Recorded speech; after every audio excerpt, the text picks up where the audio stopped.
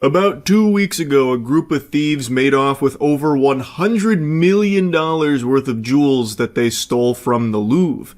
You might have heard of that place before. It's pretty well known, nearly as famous as the Florida Citrus Center.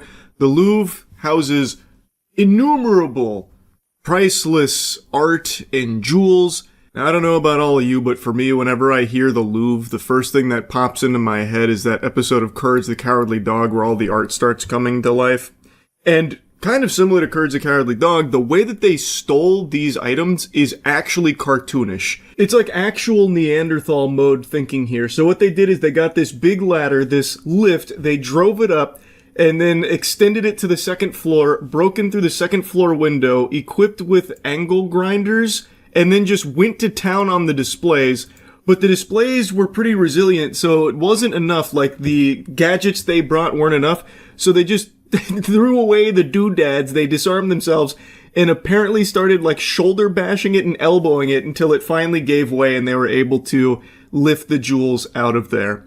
And security guards did actually arrive, which is why we have this footage here, but they were worried that the thieves could have been armed. So they did arrive at the scene, but it didn't turn into like an action movie moment or anything where they started doing like fucking martial arts on each other trying to stop the thieves. They reported to the scene, called the authorities, but the thieves were in and out in about 7 minutes. So they were able to steal over $100 million worth of jewels through this method. They then took the tools with them, as I understand it, and then they left on this lift, and we have footage of them leaving. This video filmed by security guards in the Louvre shows 2 robbers leaving the crime scene. They make their way down with a boom lift stationed outside and escape on 2 scooters just seconds before the police arrive. Plans don't get more simple than that, and most people, myself included, are very surprised at how easy that appeared to be. And according to some of the French officials, they're also pretty shocked that security was so lax and pretty outdated. So, a very simple plan, sometimes caveman brain is best brain, where you just go and you hit it with an angle grinder and a little elbow grease, and then they make their way out there with $100 million worth of jewels. Now, there have been 5 arrests, which we're going to talk about in just a moment, but they have not recovered any of the stolen jewels here. And the fear is that they are in the process or already have dismantled them so they can sell them, because you can't really sell them as is. These are extremely recognizable, easily identifiable, famous pieces. Who's going to be buying that for $100 million? Fucking Dr. Evil? Like, you're not going to find someone that's going to buy them as is, because then it would easily lead to their arrest. There's no wiggle room to weasel your way out saying, oh, I didn't know that this treasured French jewel was, stolen. Like, it's clearly never going to be sold like that. You know, it's not like a movie where you could sell the fucking Statue of Liberty and some dude will put it in his backyard, some, like, obscenely rich guy. Like, that's just not how it works. So, what they believe is currently going on is that they are dismantling the jewels carefully to keep everything intact so they can sell the jewels individually as opposed to just like an altogether piece, meaning all of these could be lost, destroyed, and that's maybe why they haven't been able to recover it right now. But they're holding on to hope that they're still all together, but I guess we'll see. They have made 5 arrests, so let's go ahead and quickly go over that. Turning our attention now to Paris, where 5 additional suspects are now in custody, arrested in connection with that daring heist at the Louvre that stunned the world earlier this month, into custody over the weekend. Despite the arrest, the stolen jewels, worth over $100 million, have yet to be recovered. So here's where things got a little messy and hard to understand for me. So CNN mentions that there have been 5 people that have been taken into custody, arrested in connection to this. I read something from the BBC that 3 of them have been released without charge. And some sources are saying that, not everyone that's been arrested was, present at the scene. They believe that they could be instrumental in getting more clues about the people that were there. What is confirmed is it was a 4-man team. There were 4 men present. There were the guy who drove the truck, another guy that stood behind, at the truck where they pretended like it was renovations, and then the 2 people that actually went in and got the jewels. So it was a 4-man team. They made 5 arrests. Of those arrests, one of them is a woman who is connected to one of the people that they arrested. They believe she is an accomplice that can be helpful in getting more breadcrumbs for them to follow. And then DNA evidence. This is where it got really, fucking muddy for me, because It seems like at least one of the people that was directly involved in stealing the jewels has been linked to this via DNA evidence. But then I also saw that they used DNA evidence to link other people to it as well, but then that got contradicted by other sources. And I saw the word DNA used so many times here, it made me think that they must have just went here fucking full of cum or something, spreading it all over the Louvre, because it sounds like they had so much DNA out the wazoo, shit must have looked like a porn shoot. Well, as you say, we do understand that one of these latest 5 arrested is one of those who was here on that day. Of course, those 2 that had been arrested over the weekend, also part of that 4-man team. These 2 had been known to police. It was DNA samples that had matched them to the scene of the crime. This latest arrest of one of those 4 also tied to the scene of the crime, we understand, by DNA. As to the other 4... Now, I think there might be some kind of like translation error sometimes, which would explain the discrepancy and why not all sources are agreeing on the amount of DNA evidence used here. But I'm still going to give you like a montage of all of the ones that have DNA evidence cited as how they were linked. The one that seems to be agreed upon across most sources here is that this 37-year-old man had his DNA found inside the basket lift that was used to get to the second floor and also escape after they stole the jewels. He is claiming that he hasn't done it. The Paris prosecutor said he's denying involvement, so he's hitting him with that classic Patrick Star, is this your wallet? No, but it has your name on it? No.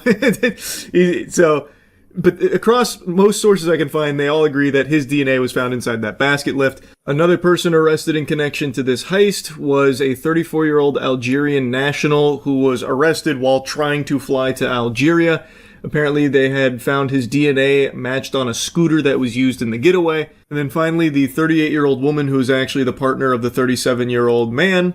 They have children together, and a small amount of her DNA was found in that basket lift, which could have been possible because, you know, maybe she had, like, left something or whatever on him, which was then transferred to the lift when he got in it. Now again, like I said, across a bunch of sources that I was reading, some of which were translated, some of them didn't mention the DNA evidence used in, like, the 38-year-old woman or the 34-year-old man. The main one that I saw that everyone seems to agree that DNA that has, like, hard linked them is that 37-year-old in the basket lift. But anyway, it sounds like they had arrested 5 suspects here. Some may have been released, but it looks like they're hot on their tail, but have yet to recover the jewelry. They continue to search for it and try to get all of the items back. I guess we'll see how it goes, but what a crazy fucking heist.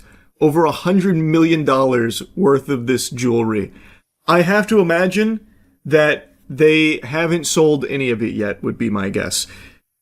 Pretty much every official is saying that this is not like a professional, ordeal. This was not carried out by, Ocean's 11 style geniuses, galaxy brain scheme or anything. These are petty criminals that just did a very simple idea that worked. And I think they're right. This does not seem like the work of some highly organized professional crime unit or anything here.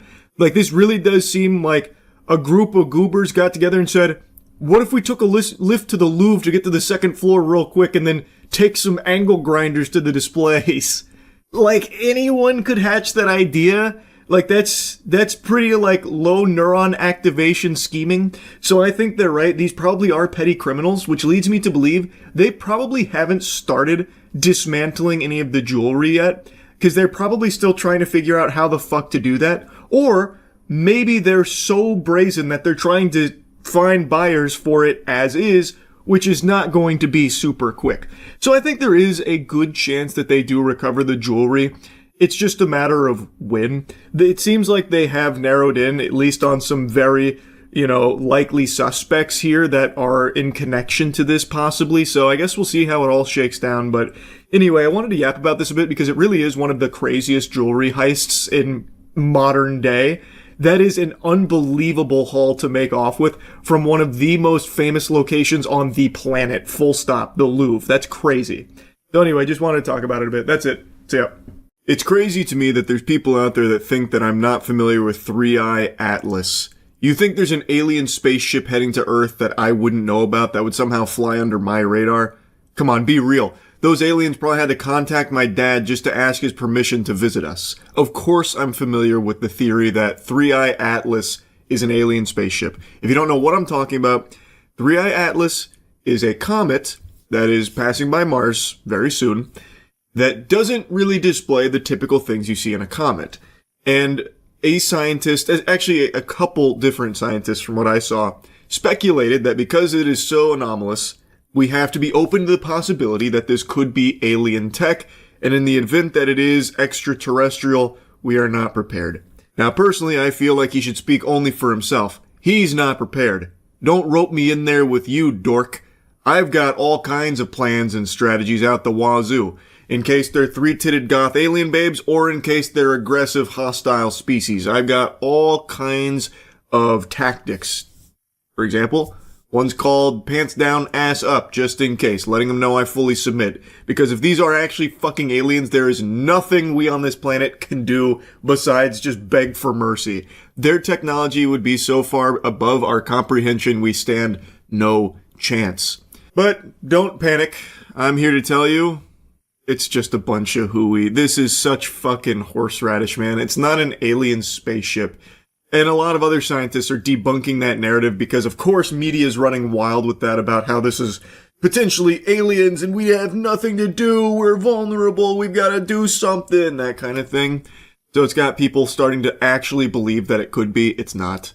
It's just not. Sorry for blasting you with the cold water of the truth here with the naysaying, farting on all your fun, but it's the truth. There's not a single shred of evidence to suggest this could be an alien spaceship.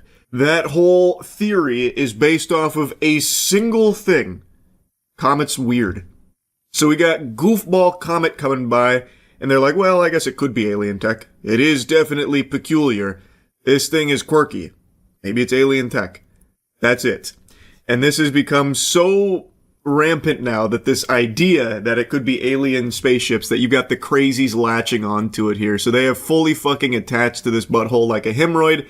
And now I'm seeing a ton of shit about like remote viewers who are talking about how this is 100% confirmed alien occupants on 3i Atlas. CERN, they've used their collider to open up a portal to communicate with extraterrestrial beings. Whoa. And one of them are the occupants from 3i Atlas. To be clear, CERN already has a room and a technology to open a portal to talk to extraterrestrials. Yes. But recently, they also used it to communicate with the beings on 3i Atlas. That's correct. Okay, go on. Well, I'm convinced it used every buzzword you could find. Throw CERN in there and immediately got people hooked. Now it's legitimate. So, remote viewing, for those that don't know, it's ESP, basically. Or if you're familiar with MKUltra, it's something they tried with MKUltra. In a nutshell, you basically have people claim that they have these powers, so they'll close their eyes and imagine things and then say it to you and you go, whoa. With the MKUltra project in particular, they tried to make it a little more scientific, spruce it up a bit, but not by much. That's also where you're seeing like the declassified CIA shit about how they had these, mutants go in there and remote view to Mars, and they found giants building doohickeys and doodads on Mars, and then one of them tapped our remote viewer on the shoulder and blasted him to the Shadow Realm back to Earth 5,000 years in the past or some shit. It's all just bogus. It is the silliest shit that people actually put real stock into. Remote viewing is not a real thing. There is never, in anything I've ever researched on it, a single piece that even makes me even loosely convinced that there could be something to it. It's just fanfic. So those beings introduce themselves as such, like we are the occupants of this object, and they did not show up physically. They show up as holograms. Now, they apparently showed up as holograms. They look tall, that's what she said, and they communicated telepathically with every single scientist in the room. Yeah, but why? When you start asking the why question, this whole fucking narrative falls apart. Why would these aliens even bother responding to a bunch of goobers here astral projecting themselves onto their spacecraft? Why? And how would you even be able to get information from them? They don't speak English unless they're out there with fucking Duolingo studying up on their trip over. Like, they're not going to speak any of our languages here on Earth. So even if it's not English, they're not going to know any of the languages here on Earth and be able to communicate it back to you. And I've seen a little bit of cope about how they, transmit feelings. Okay, How, though? You don't know their feelings. They wouldn't know our feelings. There's no way you'd be able to somehow make a bridge and figure out what feelings are being transmitted. It's just so fucking stupid, man. But so many people believe this. Like, I've seen this video kind of popping off right now. And it's just some guy saying, like, yeah, so all of us, we were remote viewing, CERN, of course, with their portals that they're able to open. We were talking to the occupants of 3i Atlas, and they introduced themselves as the occupants of 3i Atlas, by the way. They call themselves Atlassians, naturally, no doubt. And, well, we had such an insightful conversation. We even played a game of chess. One of them even gave me an OTPHJ, and I really appreciated the work that he did on my wiener. Wow. And they all got the same message, which is that they are coming in peace. And they're just trying to come over here to gather all the star seeds of his planet. So when you remote viewed, did you pick up on that intention as well? Yes and no. I believe that the direct reptilians, will be coming to Earth, but as to know what the exact intent, that I couldn't really say. They're coming to sap the juice out of our 5G towers. We're flying too close to the sun, so now... he calls them the Draco Reptilians. Now they're coming to take all of our G's. No! But apparently other remote viewers are saying that they're coming in peace to take all the star seeds. If you're on TikTok, you're familiar with that nomenclature. Star seeds are people that believe that they are aliens inhabiting a human vessel at the moment. There's a little more nuance to it than that, of course. There's different degrees of star seeds. There's even like, a totem pole, like an upper echelon of star seeds that inhabit this planet and the bodies on it. It's a whole lot. That's a big old can of worms. Anyway, though, this sounds a lot like Rapture for the star seeds. So we've got... the galactic hall monitors or whatever coming in here saying, we're just here for your star seeds and then we'll leave. So they're gonna rapture star seeds and skedaddle? But why, though? Why even bother making the whole trip out here? Well, this is an extraordinary development.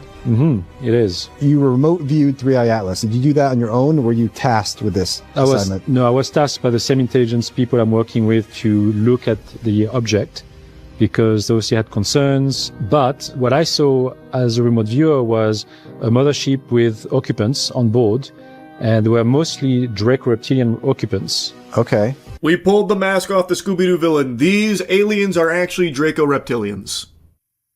I've been saying it all along. I knew from the get-go, you cannot trust the Draco reptilians. They're always up to something fishy. They're always scheming, those Draco reptilians. I also love how the guy he's talking to just takes all of it at face value. He's like, wow, this is an incredible development. I knew it. This is incredible stuff. Wow. Draco reptilians, that's amazing. Extraordinary. So you saw them? Wow. Yeah, no, I'll just take you at your word. I believe you. It's just so crazy, man. He's just spouting gobbledygook. And people just accept it. For some reason, there are people that actually put stock into this whole remote viewing nonsense. That's what I saw as a remote viewer. And that was corroborated by other remote viewers seeing the same thing. That's correct. Yes. The ship and Draco. That's correct. One of them is John Vivanco, who is also a known remote viewer. And he announced it publicly as well. And other people from the Stargate program as well. So they basically all came up with the same idea. Well, can't argue with that. That's pretty irrefutable. Other remote viewers confirming what the others are saying. We now have a group of people all saying the same thing. They closed their eyes and saw Draco reptilians. We need to take this more seriously. I think I've been clowning on it a bit too much, but that right there at the end, that sealed the deal. It's Draco reptilians and 3i Atlas heading our way, and we've got to get ready. Now, I'm not overly familiar with Draco reptilians, but I'm gonna go take a nap and remote view, see if I can learn anything in my dreams about them. If I find any of their weaknesses, I'll be sure to share it with all of you, but just start preparing the best you can for the arrival of the Draco reptilians. The remote viewers are trying to warn us. They've already touched base with them on 3i Atlas all the way out there in the cosmos. So, anyway. Pretty cool shit. That's about it. Yep. I was sleepy once. It was a long time ago. If you think I look tired, well, you better get your eyes checked, Buster. That's a certified WebMD diagnosable moment right there that something has gone awry with your peepers. Could a sleepy man do this? Checkmate. Point is, in my endless battle against insomnia, I happen to have stumbled across something interesting again this evening, and it pertains to last night's video about the $20 million reality TV show, Twitch streamer, fan, production, extravaganza, mansion, titties, beer, rock and roll, whatever else it was pitching itself as, called the $1 Million Fan Show. Well, I speculated that it was a big scam, and a lot of Twitch streamers had been publicly put on the website. Some had even made announcements about their endorsement of the $1 Million Fan Show, and nothing about it seemed legitimate. I'm not just going to regurgitate everything from last night's video. You can check that out if you want a deeper dive on everything that was wrong with it. But last night on stream, like 45 minutes after I posted the video, they took their website down. Then I was checking their other ancillary shit, and all of that is removed. It seems like they are scrubbing any existence of the $1 Million Fan Show from the internet. So like even the Reddit post that the livestream fail mods posted is taken down. I don't know if that was by order of the $1 Million Fan Illuminati, or if the mods that had signed an agreement with them had a come to Jesus moment that they may have been misled, so they decided to take it down. But apparently they also removed like their Discord and their socials, which is a huge blow, by the way, because the $1 Million Fan Show had like 5 Instagram followers, so really playing a sad song on the world's smallest violin now that 5 Instagram followers have been cast into oblivion, banished to the Shadow Realm. I feel like that's pretty strong evidence for my game theory that it was all a big load of hullabaloo, a bunch of hooey. I don't think a legitimate company that's putting together a $20 million grand prize reality show that is also a television program that is also employing some of the highest level production staff imaginable for a once-in-a-lifetime unforgettable experience for streamer fans. Also, their About Us section had all the telltale signs of just being AI generated, where literally every section ended with triplets where it was, you know, it's not this, it's this. Performance, power, mentality. Mentality, tits, mentality. Like, it's just like, it was very clearly AI generated. The fucking first thing you see on their website is an AI generated image of a mansion. The whole thing just reeked of scam. And now everything has been deleted, presumably by them. I don't think, you know, some governing body came in to, you know, wipe them out. I think this is them trying to cover their own ass, so that way there isn't some kind of legal action taken against them. Because from what I've read, there were actually some members of some streamer communities that put money into the $1 Million Fan Show. They bought emote packages. I read a report on someone that claims to have spent a couple $100 doing so. So I imagine there was a handful of people that did legitimately lose money on this. Now, of course, you have to take those claims with a grain of salt because there's no real evidence to back it up, especially now that everything is deleted. There's nothing to prove that. But I'm inclined to believe those statements from them because these streamers are, you know, to a lot of people, a trustworthy source. And if they're endorsing something and they say that there's a chance that they can win $20 million or whatever the fuck through like signing up for it, they will do so. And when you go to the website and do their free sign up, they're very heavily pushing you to do the monetized sign up for unlimited entries by giving them money. So I bet a lot of them were baited into doing that. Now, as I said in the last video, I am shocked that Mythic Talent actually even floated this to their creators like Extra Emily. She, in her statement, mentioned Mythic Talent by name, that they had pitched it to her. I was surprised it made it to a streamer because anyone that even had their eyes open and neurons firing for a second would go to that website and know full well immediately, right from the jump, that this is not real, that this is fraudulent. So I did a little digging, and I was able to get in contact with an agent, not at Mythic, but at another agency that did have this exact same thing come across their desk for their streamer clients as something to pitch to them. And according to that agent, I don't know how deep into the nitty-gritty I'm allowed to get, what they sent them, the pitch deck, was extraordinarily different from what ended up making it to that website. From what I understand, and from what I have been told, they were under the impression that this was an Amazon-backed production, at least initially. And at the time of receiving this offer, they didn't have a website or anything public outside of that pitch deck, I guess they were hawking to agencies. And it is indeed a paid promotion. The streamers that are listed there were paid for this partnership, and there was no additional information available beyond the concept of the show and the promise that Amazon was behind a historic $20 million streamer fan buttfuck hullabaloo reality TV show. Now, one of the streamers also sent me the exact offer that was presented to them, which gives further confirmation to all of this. It comes from Mythic. This is the direct offer from Mythic that this streamer received. I'm not going to show the actual thing, so that way no one gets into legal hot water here. I don't want to, step on too many Legos, but I will give you the general overview for what the pitch was, the offer. Interestingly enough, the offer came back in June of 2025 from Mythic.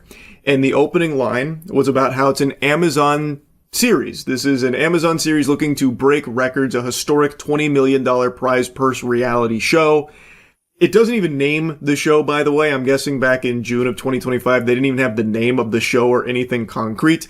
There was no website, no mention of like LSF or brand partners or anything like that. It was just a single sentence that said, Amazon reality TV show set to air on Amazon Prime, featuring the soon-to-be-broken Guinness World Record book for biggest prize pool in history, $20 million. Winning group splits money in half, $10 million to you and $10 million to the fan.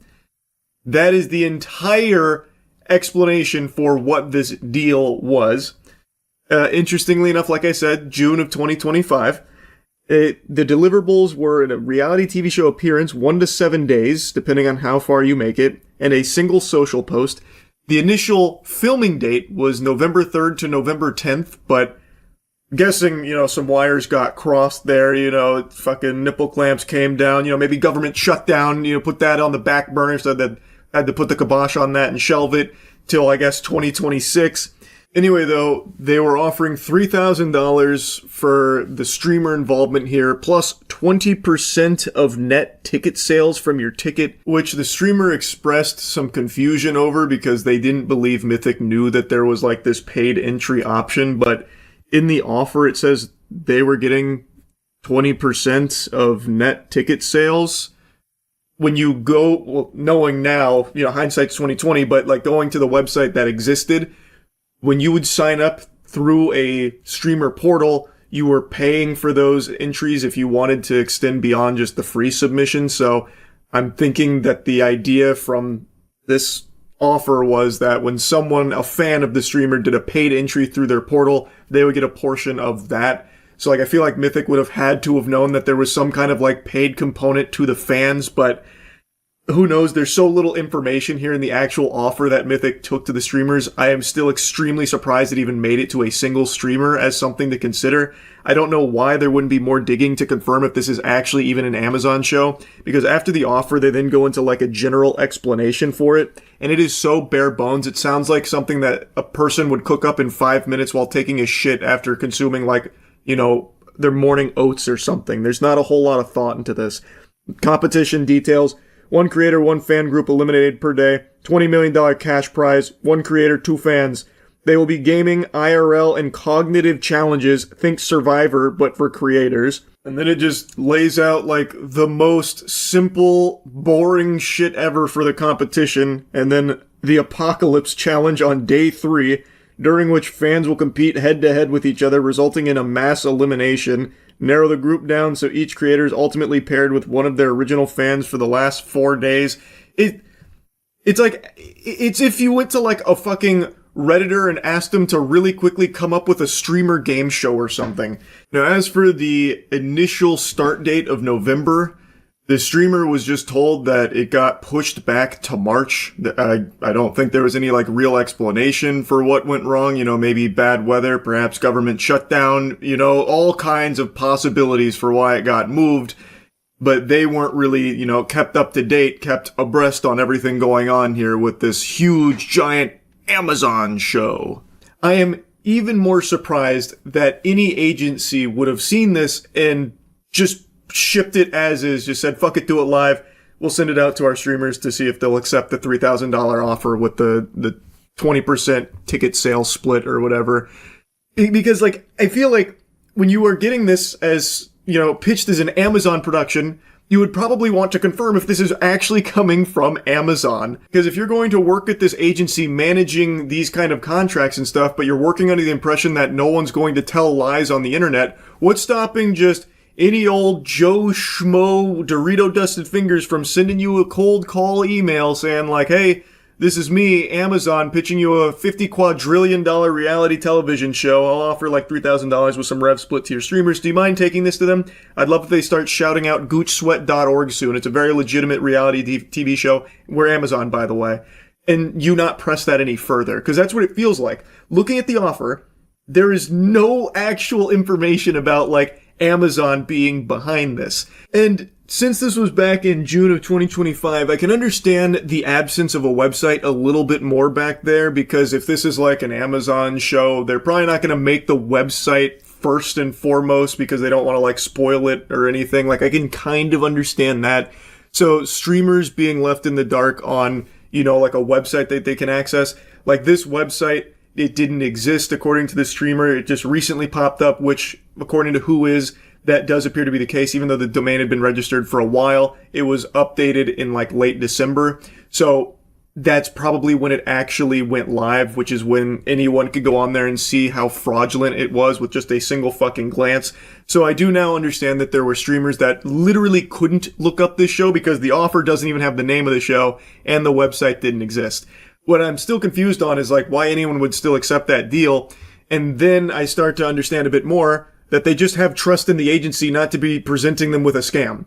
They had trust that the mythic talent, for example, like in Extra Emily's case, was bringing them something that was legitimate. So they're seeing like, oh, it's an Amazon show that wants to work with me and they're making this offer. Okay, this seems like a big deal. I'll sign up to that and, you know, do the social post or whatever.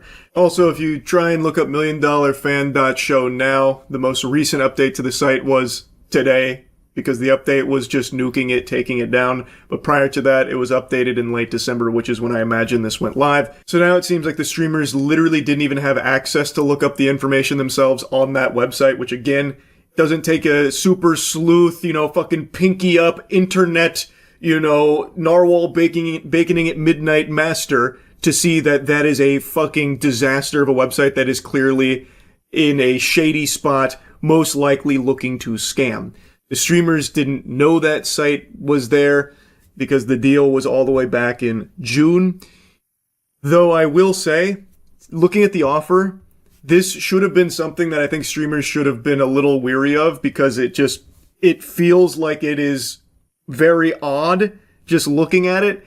But I think that does fall a bit more on the agency than it does the streamer itself, because there is a level of trust from streamers with the person that is like managing their brand deals, that what they are getting is not just fucking toilet paper that's trying to wipe their ass with their fans. And in this case, I am still just shocked that it even made it to the streamers in the first place. This should have been probably caught far earlier. I imagine they could have confirmed well beyond this, like almost a year later, that this wasn't Amazon behind it. If they had like, you know, maybe set up like calls or something, or looked for any level of proof of this being Amazon, like even just questioning, where is this money coming from? Who else are we working with? What is the actual production timeline and all that looking like? I feel like there was definitely a way like Mythic Talent could have caught this and then never even had to get to this point where there were real victims, where based on what I've read, there were people that put in like hundreds of dollars, which again, I know you have to take it with a grain of salt because there's no like evidence to support those claims that people lost a ton of money, since now everything is scrubbed, but I'm inclined to believe them because the audience has a level of trust in the streamer that what they are pitching is not just a scam that's going to just rob their fucking piggy banks. So I do think that there were real victims here, and I think it was just so easily avoidable. This shit is just fucking wild that it even happened. R.I.P. $1 Million Show. Definitely feels like it was a scam from the get-go, considering they have just vanished, poofed out of existence, and erased every trace that they were ever even here to begin with. Anyway, though, that's really about it. So, yeah. Dispatch continues to have me in a titty twister here. I am just gripped. I'm so invested in the world and its characters. And you could argue there might be a bit of bias there since I play Sonar, but I think that argument is a load of hooey. You can put that right in the toilet, because even if it wasn't me voicing Sonar in this game, I would still love the character and pretty much every character in this game. The whole thing is just so compelling. It's just so entertaining. It's well written. It's fun. It's fresh. And every Wednesday I'm looking forward to the 2 new episodes that drop. So I wanted to, of course, give you another little montage here from episodes 5 and 6 from some of my favorite moments, and mainly a lot of like Sonar moments. Sonar is special, and the experience was amazing, and I think seeing the results here, it's pretty clear that a decade from now, we're all going to look back on this moment, that character, and recognize that this was the time when video game voice acting reached its apotheosis with my portrayal of Sonar in Dispatch. And I also think the character is just so well-rounded that he's probably going to be talked about in the same way that Mario is. When you think of video games 20 years from now, you'll think of Mario, you'll think of Sonic, you'll think of Master Chief, and you'll think of Sonar. Oh, 35s. Come on, Robert.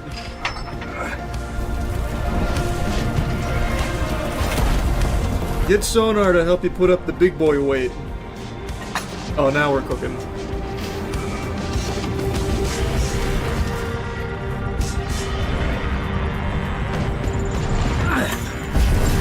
That's kilograms. I don't believe in kilograms. I only know freedom units.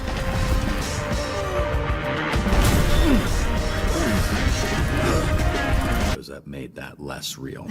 There were many contributing factors. Would that be a date with Blonde Blazer or Mandy? Oh, I don't know. Which would you prefer? Blonde Blazer. And that's not a trap. I'm both of them. That's Mandy. Loud, but you know what I mean. If I'm pressed, I think I'd prefer the girl from the other night. So yeah, Team Mandy for me. Okay. I'll let you know when I come up with something. Now she fucking hates me. Can't wait. Team Mandy, huh? Okay. Have a good shift. Fuck you, Robert. Puny dweeb. Let's do this. Time to max out Sonar. I don't know. I don't feel like this is gonna be the team to discourage bullying all that effectively.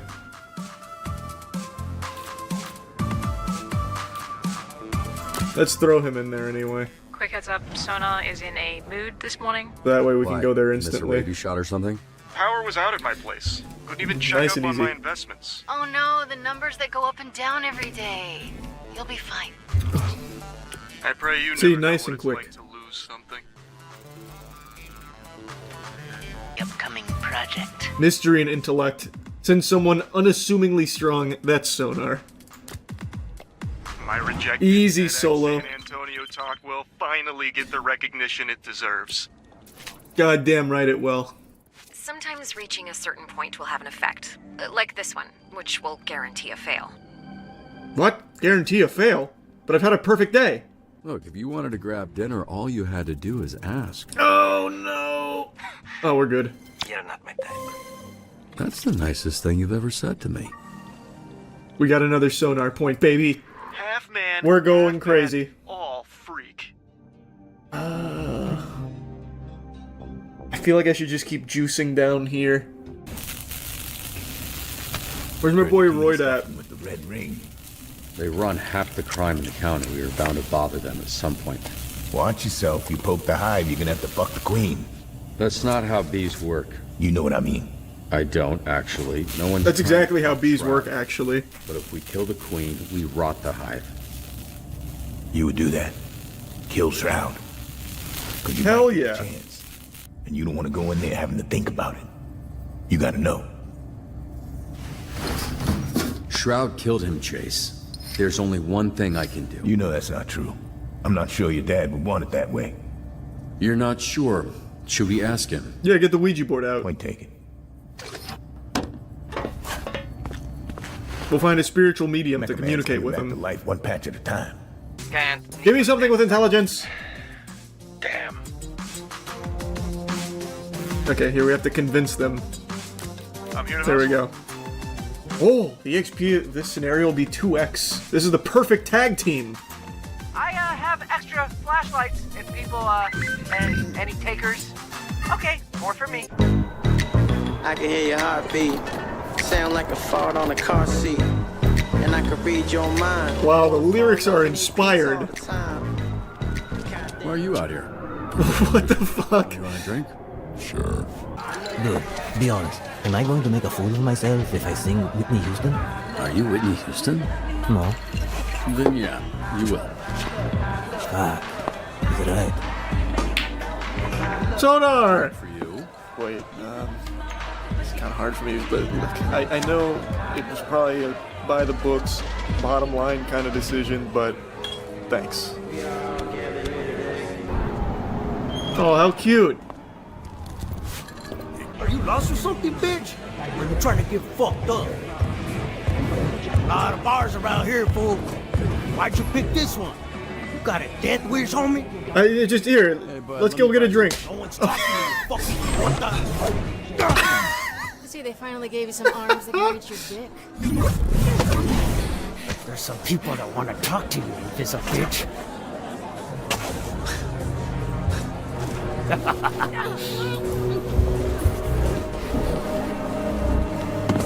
Fair fight. Oh, wow. I got cooked. Sonar, help! Oh, good.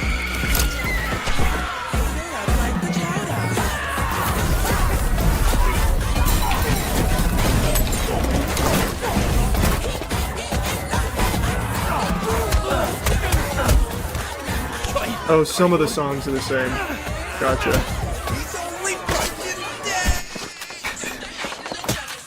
You wash your hands after touching all them filthy nutsacks? Thought he seemed salty.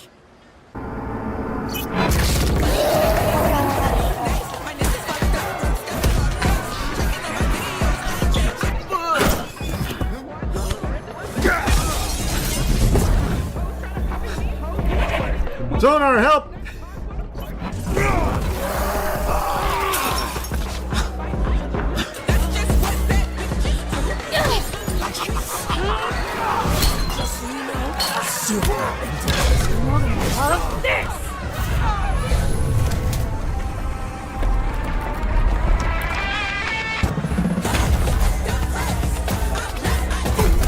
See, I knew there'd be a way to get Golem in here.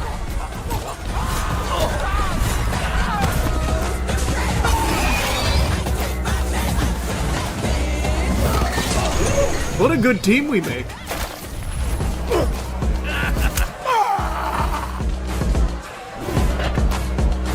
Oh, shit.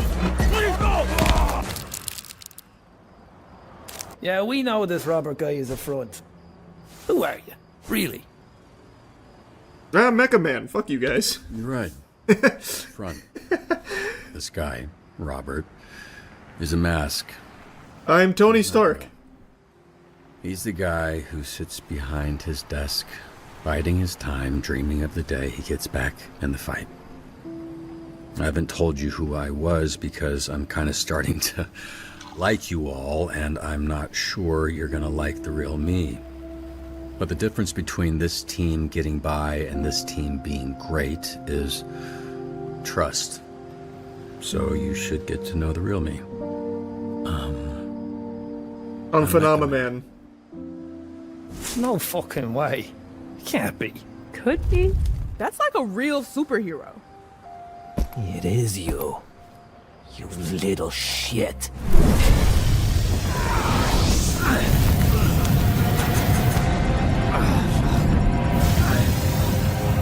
Sonar, thank you.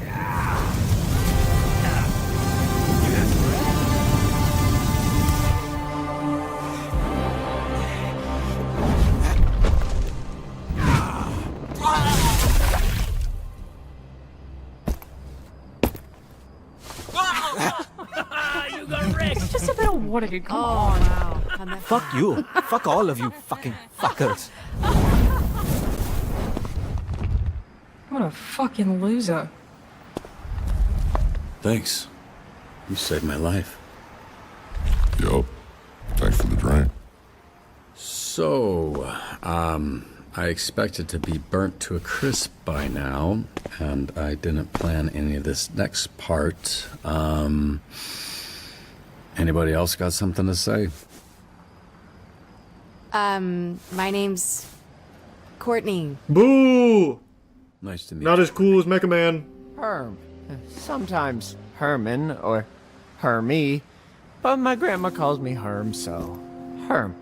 My name's Victor. Oh, I forgot that's my real name. I'm I didn't remember that at all. What smoke? Shut it down! Uh-oh. Another failed protopulse. But this one's emitting anthrax. Help it, Roy! Get him out. Shit. Sonar, do something! Lock down. Oh, fuck, I'm on it. Entertain Hobbs the cat while his owner is away. This has to be a Golem solo. So I don't have flambe.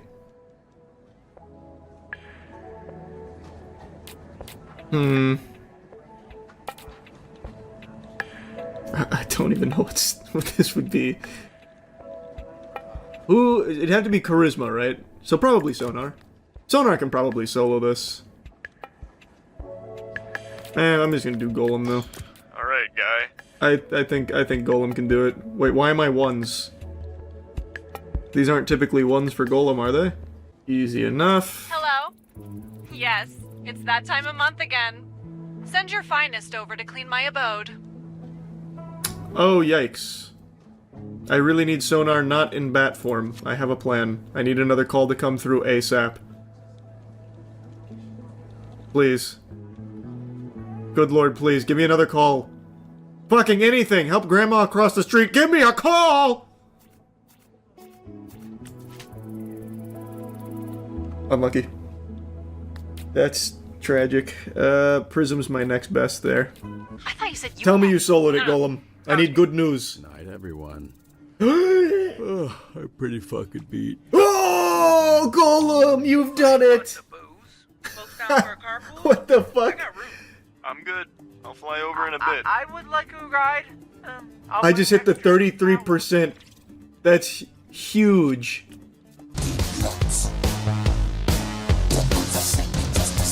Hey, Sonar!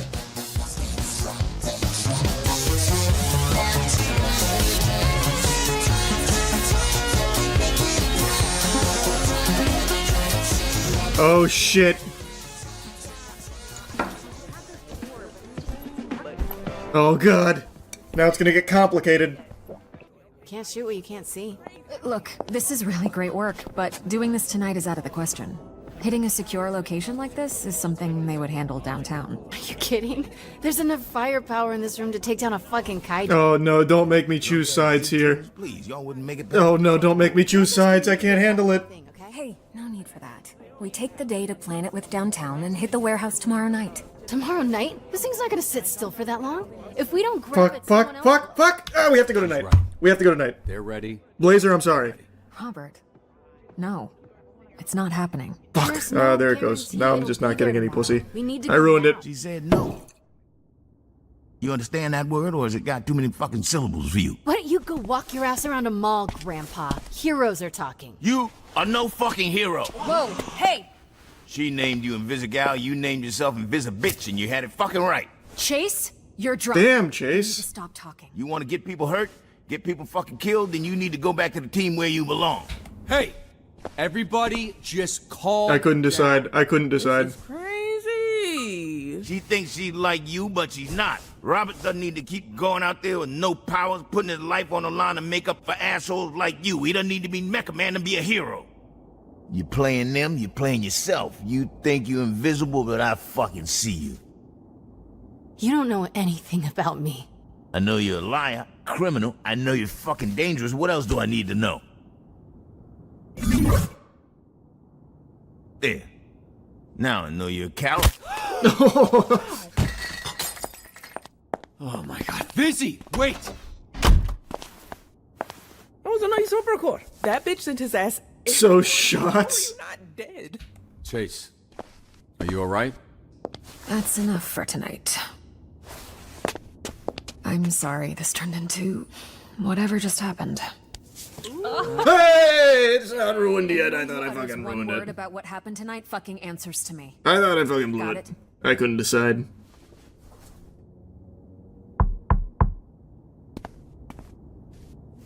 Visigal. Yeah, so I might have to do that once a month. Hey, his or eyebrows so, are back. As a release of my hatred for you. Like he was fated. So, obviously, I gave her the pep talk, you know. Like, that's all bullshit. You make up your own fate, yada yada. I don't even remember what I said, but I do remember thinking, oh, fuck. Yeah, that must have been hard. Like, if I didn't have you, you know, and my dad, where would I have ended up? Behind a desk, just not at a superhero agency. You have no fucking powers, brother. You were always good. That was always in you. It's what makes us different from a thief like her. Okay, maybe if I can hack into the system, I can trace the energy signal. Check the manifest. Something would be great. Yeah, let's start with something. Man, she's doing so much more for me than Blonde Blazer ever has. But Blonde Blazer was so nice, and she never threatened to peg me.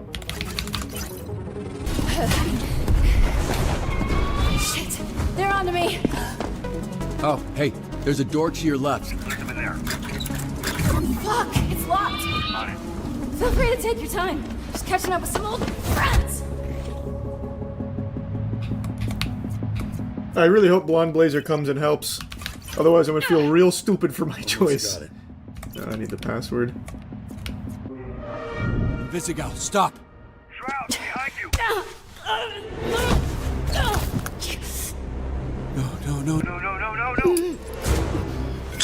No! Hey, Busy, stay calm. Your inhaler, it's... Few feet in front of you, okay? You gotta get to it.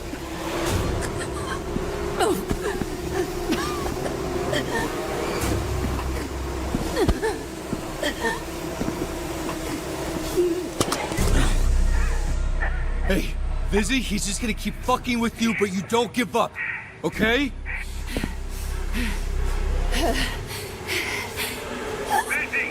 Busy, you gotta fight. Please.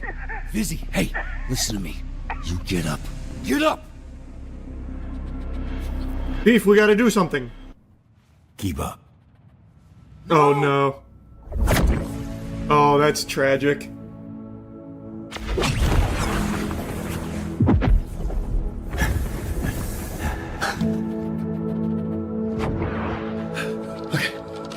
You're good. He won't die, right? He's still got plenty of years. He didn't even run that far.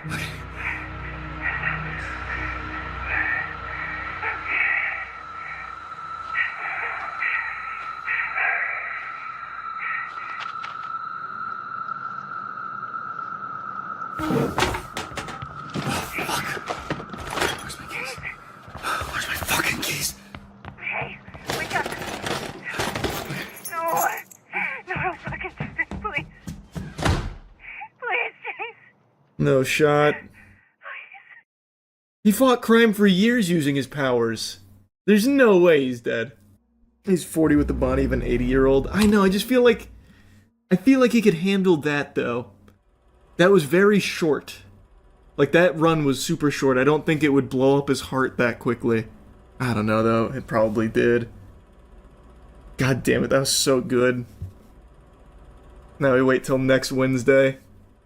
Conjuring: The Last Rites, supposedly the final Conjuring film. Mainline film, I think. I'm sure they're gonna keep the door open to spin-offs because this franchise prints money. Even the stinkiest garbage that spawns from it, like The Nun and The Nun 2. Oh, Jiminy Christmas. I saw both of those films and I couldn't tell you a single scene in them.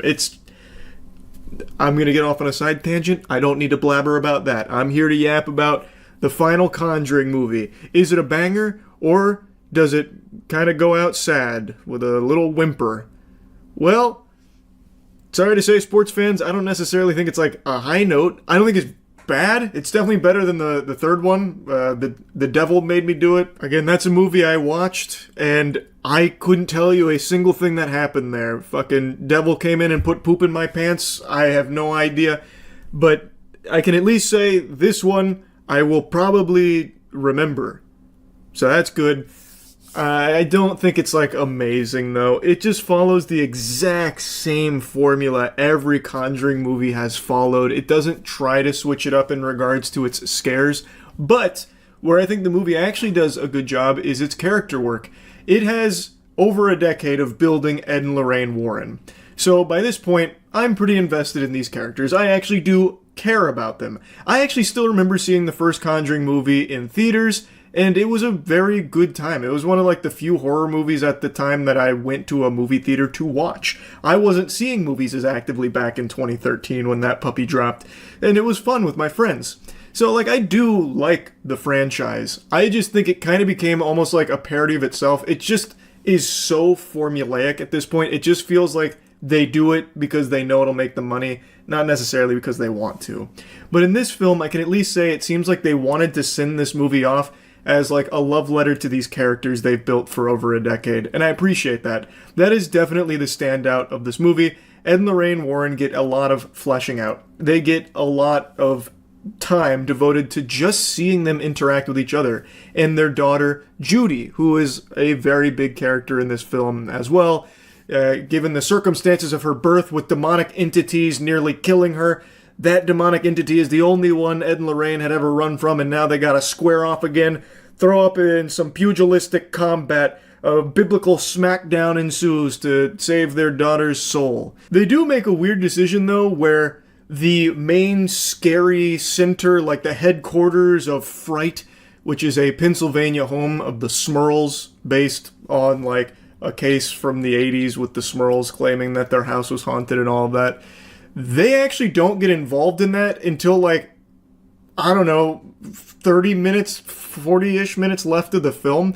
Like for the vast majority of this film, you just kind of see the Warrens hanging out, which is actually kind of okay because, like I said, I kind of care about the characters at this point, and seeing Ed come to terms with getting older and like them dealing with retirement and not being as popular as they once were and trying to figure out like, well, what's next? What's this next chapter in our life? It was actually kind of interesting. Like I found myself caring, which is good.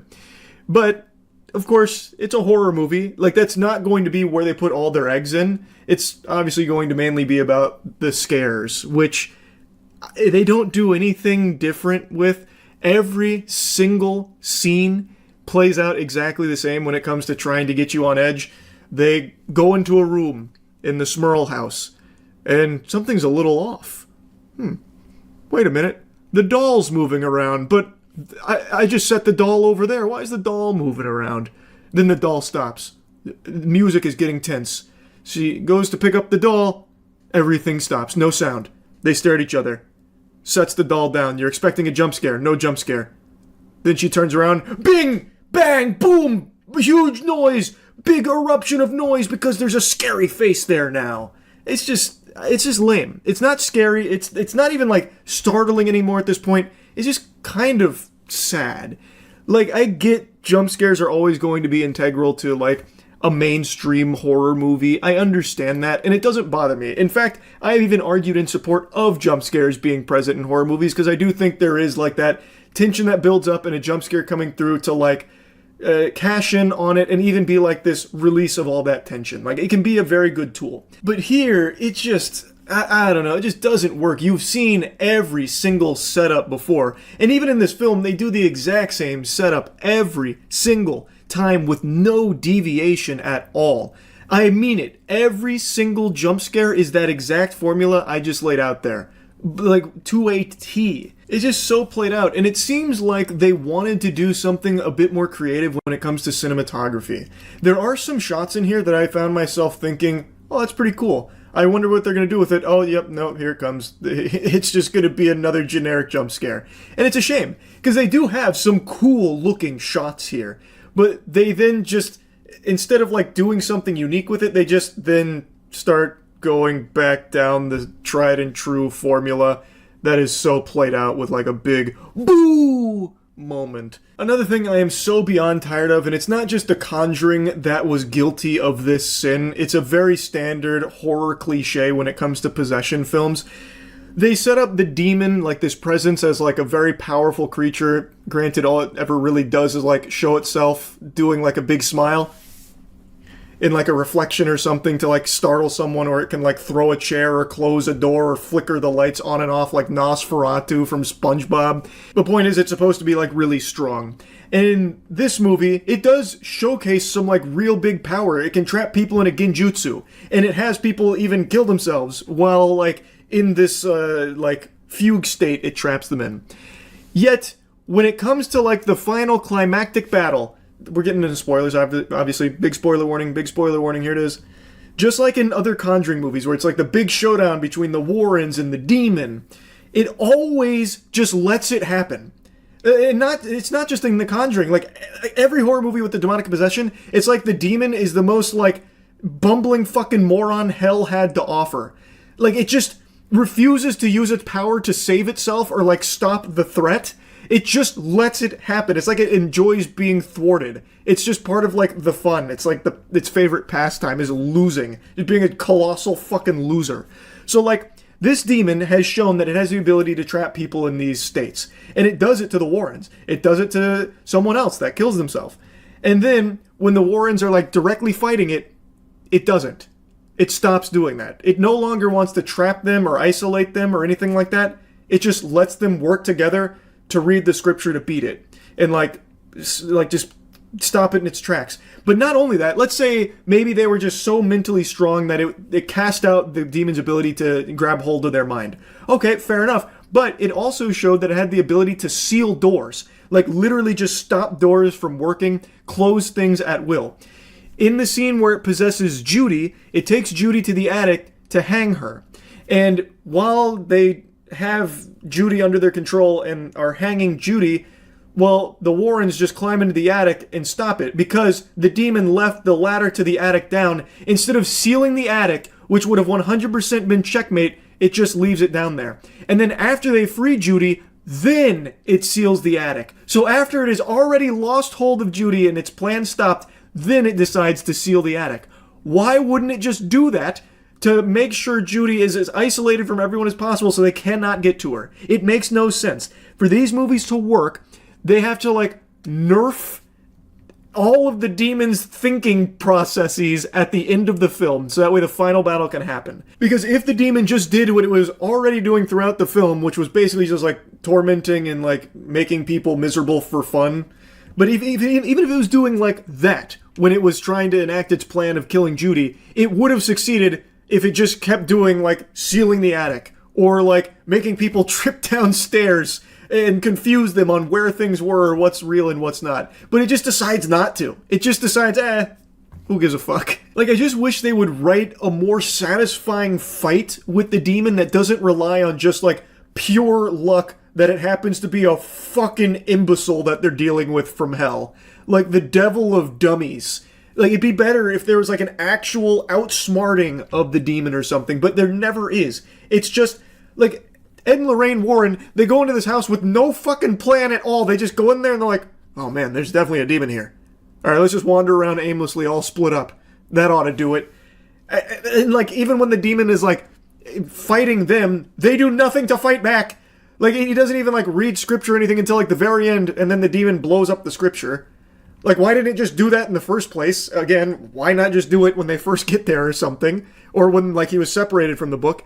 It's just, I don't know, it's so dumb. Again, you just have to fully suspend your disbelief and just stop thinking in order for, like, the final battles to be, like, palatable.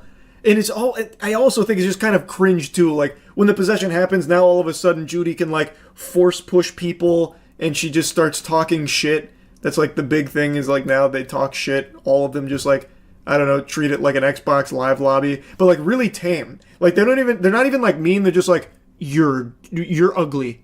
People think you stink. Like, that's the shit talk here in this movie. It's like, okay, come on. Anyway, though, I'll drop that and move on to something else I'm really tired of from The Conjuring, Annabelle. Just let it rest. Jesus Christ, I'm so tired of Annabelle always playing some kind of pivotal role in every Conjuring film. Somehow it always ties back to Annabelle. Goodness gracious. In this film, narratively, it makes sense because Judy's here. Obviously, given the history of Judy and Annabelle, I get it. but you didn't need Annabelle this front and center here again. It's just stopped being scary at this point. It's become almost like a glup shitto from Star Wars, where like Conjuring fans are supposed to point at the screen, "Oh, Annabelle's here!" I guess it's not really like glup shitto because Annabelle's like the fucking Darth Vader of the Conjuring franchise, but like it's there just so people will point and be like, "Oh, Annabelle, yeah!" And to me, I'm just tired of it. I'm so fucking tired of it. But now that you've heard a lot of negativity from me about this film, overall, I don't think it's like a bad movie. Like, I was entertained. I don't regret seeing it. And it did feel like, you know, somewhat emotional to know that the franchise, at least the mainline franchise, is done with this film here. Supposedly. I guess we'll see if they actually commit to it. Hollywood says that shit all the time, only to dust it off like two or 3 years later. But even still, it doesn't change that I actually did care about these characters. And I do think the movie tackled them in a very good way. I really liked seeing them try and, you know, work together to figure out, well, what's next in life, you know? Getting older. You know, this kind of thing. I thought they did a good job character-wise.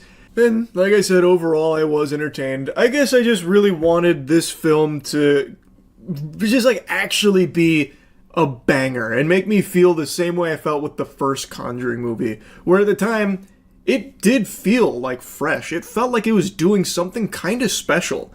This one just feels like it's walking the same path, and it's more than content to just do the same things again and again and again and again. When it comes to like the horror of it, I just would have liked to see it try and spread its wings and do something a little different, especially in regards to its ending. I'm really tired of like the anime battle with the demon, but it's like the worst possible anime battle. Like I would have much rather they thought of a little different spin to do there for the conclusion. Anyway though, overall, it was a fine movie. I enjoyed it. I think most people are probably going to be satisfied with it, would be my guess. Like, if you already like the Conjuring movies, you'll probably like this one. It is better than the last one, for sure. That's really about it. So, yeah. I'm pretty sure this is the first video I've ever made with Taylor Swift as the focus for it, and that's because I just don't really have any strong feelings on her or her music. I don't know a whole lot about her, like, in her personal life or anything other than, like, all the breakups and stuff, but that's just not something I tune into super deeply. All I know is she's got some songs in her catalog I like to wiggle my finger to occasionally. Like, I don't dislike her music. I don't hate the songs that she's put out. There are a few boner jams in there. But the reason I'm talking about her today is because she has a new album that just came out, which I didn't even know was around the corner. But something is a bit awry. There's a disturbance out there because for the first time ever, I'm pretty sure, people are saying it's not good. Even her most loyal of fans are criticizing it. A feat I didn't even think was possible. It defies our very fundamental understanding of science. The Swifties vocally expressing disappointment, and not only in the album, but in the way in which Taylor Swift has gone about it. There is a lot of greed at play here that I would have never even imagined as like a money-making strategy. It's so fucking scummy. But Swifties have been well known to support any and everything Taylor Swift does at basically any price point imaginable. You could ask the moon, and they would happily fork over every single doubloon in their piggy bank for it. They would pay $5,000 to be in the same room that Taylor Swift farted in 5 years ago, and they would pay that with a big smile on their face, and go online to rave about the incredible experience being near like a smidgen of ass molecule that Taylor Swift shared the same air as this one room one time. Like, and yet, they are talking about how disappointing this is from Taylor. That's crazy to me. That has to be like an indicator for an impending apocalypse. Like, I bet if you correlate this with the Mayan calendar, we're going to find evidence to the end times right around the corner. It is shocking, to say the least. And since I brought up the end times, I want to tell you that the end of bad hygiene is here thanks to our soap Cheeky. We've got a new scent available now. It's the Sunday Scaries. It's our vanilla scent, which is a scent that has been requested highly for like the last year, and it's finally here. So you can go to usecheeky.com and get yourself the best soap ever created. So naturally, before getting into like the greedy monetization model for this album, Life of a Showgirl, I'll go ahead and give you my opinion on the album because I decided to take a little listen. I didn't hate it. Like, I'm gonna be honest, I don't know what all the hoopla is about. Like, it seems like just a very normal Taylor Swift album. Admittedly, there's nothing on there that jumped out at me as a classic that's going to be talked about as one of her finest pieces, you know, one of her top tracks or anything. But it wasn't nails on a chalkboard or anything. It didn't feel like it was just lazy throwaway garbage. Like, I didn't feel like I was listening to "You'll Cowards Don't Even Smoke Crack" or something. Like, it was just very simple. Not to throw shade at "You'll Cowards Don't Even Smoke Crack," of course, but the point is, it just felt like a really normal Taylor Swift album. It wasn't extraordinary, but I don't think it was nearly as bad as I'm hearing a lot of people say. The only track on here that actually did raise my eyebrow was "Wood," which is a song about Travis Kelce's wiener. It's about a little more than that, but that's kind of like the focus, is Travis Kelce's meat. Kind of lyrics that just make you go, ooh, instead of have you snapping your fingers. Forgive me, it sounds cocky, he amatized me. I actually had to look up what that was. It's apparently dickmatized instead of hypnotized, where you get fucked so good that you get hypnotized, apparently. At least according to fan interpretations of that line. There's a lot of layers to this onion, of course. It's very deep songwriting. And opened my eyes, redwood tree, it ain't hard to see, his love was the key that opened my thighs. Girls, I don't need to catch the bouquet to know a hard rock is on the way. Oh. Like, when I heard that for the first time, it brought out the same feeling as the first time I heard Riley Reid freestyle rap. It was just, it was visceral. These lyrics really do feel like something I myself would write as a joke for one of our songs, The Gentle Men. And who knows, maybe Taylor Swift is a fan of The Gentle Men and was inspired by our songwriting styles. Cause like, I could see myself writing some shit like that for a goofy track. You know, penis appointment, you know I'm on time. He's dunking his balls like MJ in his prime. Like, it really does sound like something I would have cooked up for sillies. But, I don't know, the rest of the song, it kind of plays it pretty straight, like pretty serious. And it's just, I don't know. Out of all the songs on the album, that's the only one where I was like, oh. But anyway, enough about the album itself. I think it is just like a very normal, generic Taylor Swift album. Do I think it's anything special? No. Do I think it's anything abhorrent and as awful as everyone else seems to think it is? Also no.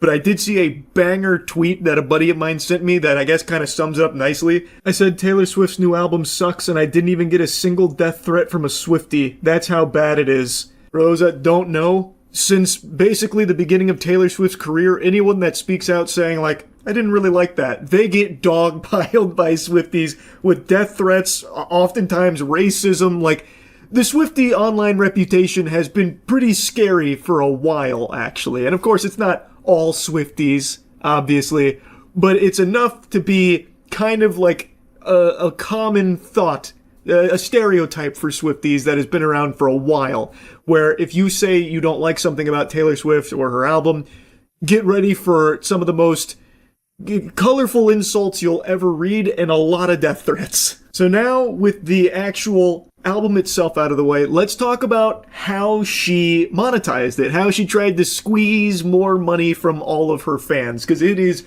egregious. I think this is probably why there are so few people coming to her defense here, because this is kind of indefensible. This is an article from a site called Defector that kind of broke it all down and gave like their review of it, and talking about the monetization here and how greedy it is. So, upon announcing the album, Swift put up a vinyl for pre-order on her site, and then another, and then another. Before the album was even released, she had promoted and sold on her site 8 exclusive vinyl variants in different colors with different names, and 8 CDs and 1 sweater which comes with a CD.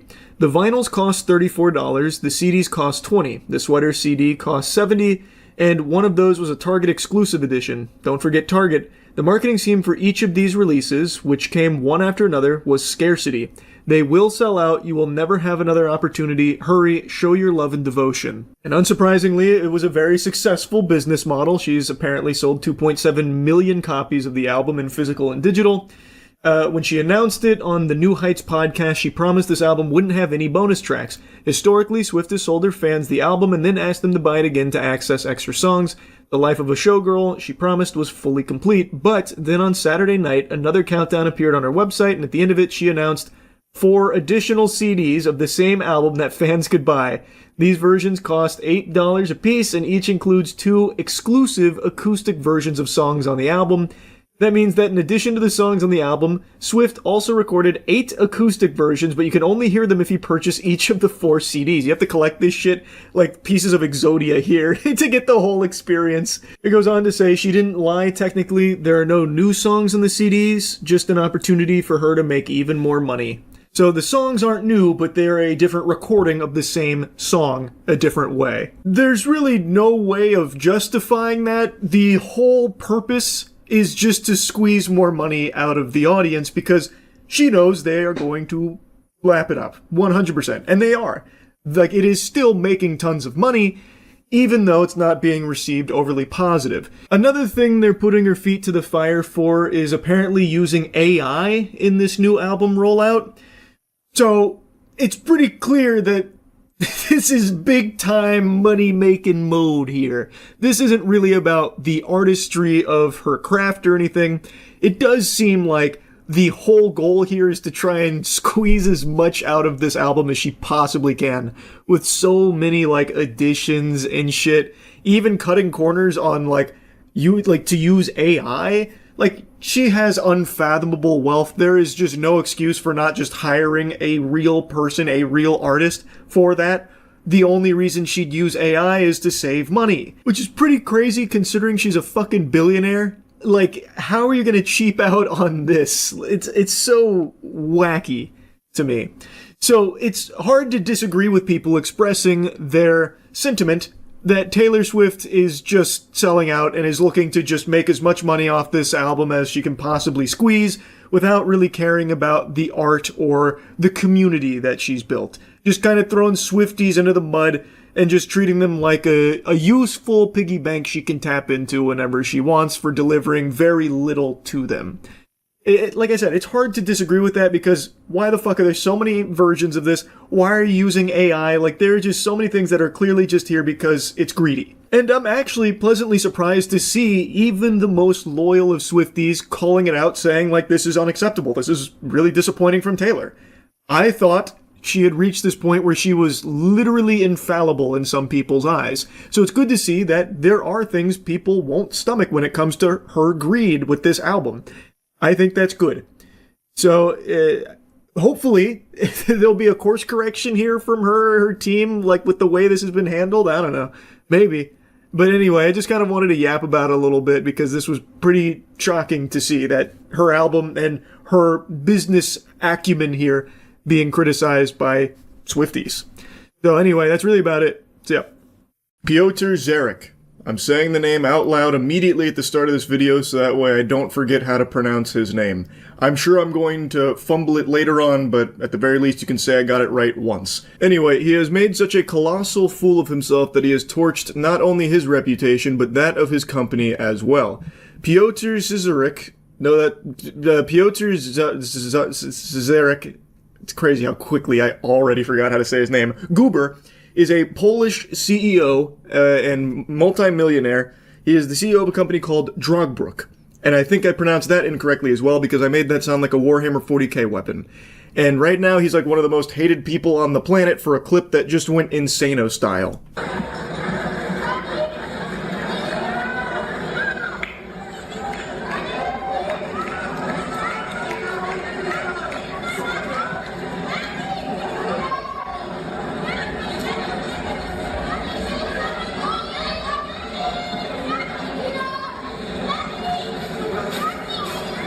This is far from the first time something like this has happened, but I've mainly seen it in baseball, where some oily dude who looks like he sweats grease and is anamorphing into a hot dog ends up like catching a baseball that was intended for a kid next to him.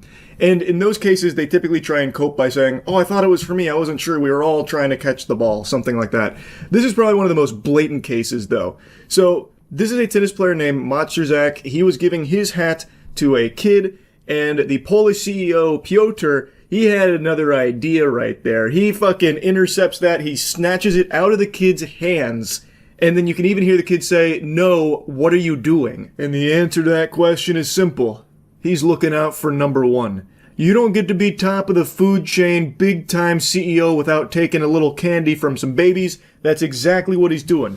He's giving this kid a life lesson. You thought you were getting a gift? Nope. Sometimes it's not Santa Claus that pays you a visit, it's Krampus. And right now he's coming in the form of a scrawny douchebag CEO named Piotr. And the story has a much worse ending for him than it does for the kid, because this blew up to such an incredible degree that Matrzak was able to actually learn about it and then meet up with that kid later to give him another hat as well as an autograph. So the kid got to meet him and everything. Meanwhile, Piotr receives the ire and all of the tomatoes thrown by the entire world, and his company is now going up in flames because of his behavior here.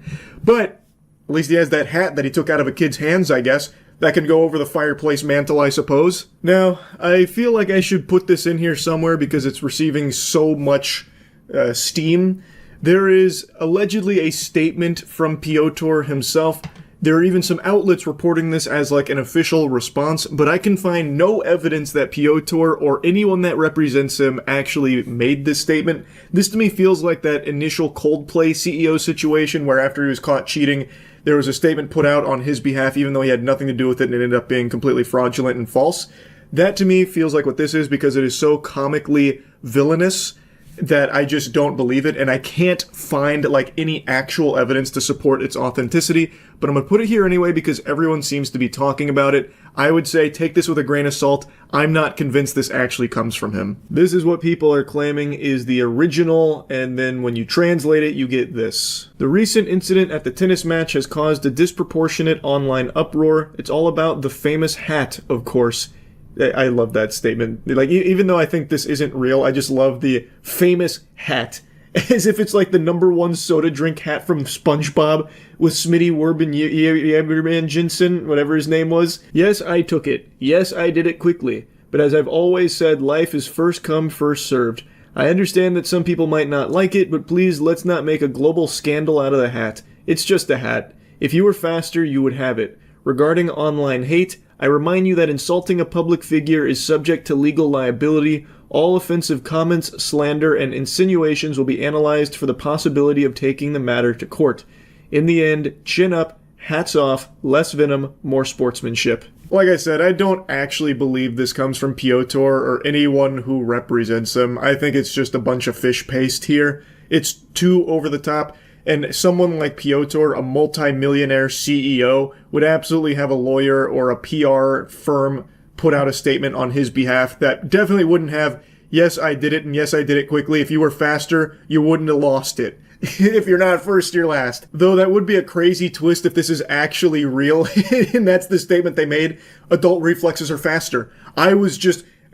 evolution chose me to be the recipient of that hat. If that kid was meant to have it, well then he should have acted quicker. Grow up, nerd. Could have been your hat if you were half the man as me. Like, I would be very shocked to learn that this is real. I really think it's just way too over the top. And it seems like it is meant to be in your face and like eye-catching and incendiary. I imagine another, like, motivator for something like this isn't just to, like, take the piss. It's probably to further, like, ruin the reputation of the person. So people will make, like, really inflammatory pieces like this, like with the Coldplay CEO. So that way people get even more upset. And a surefire way of doing that is threatening legal action against people that speak out against him. That is, like, the #1 sign that it's probably fake. While legal action is something a lot of these, like, rich fucking out-of-touch zombies in suits do, I can't imagine, and I certainly haven't seen many cases of them coming out and being like, if you say anything mean about me, you're being sued. That, so far, has been mainly reserved for fake statements like this. That definitely wouldn't be in there, and it also wouldn't have, like, a sign-off with, like, like, fucking poetry. Chin up, less venom, hats off, that kind of thing.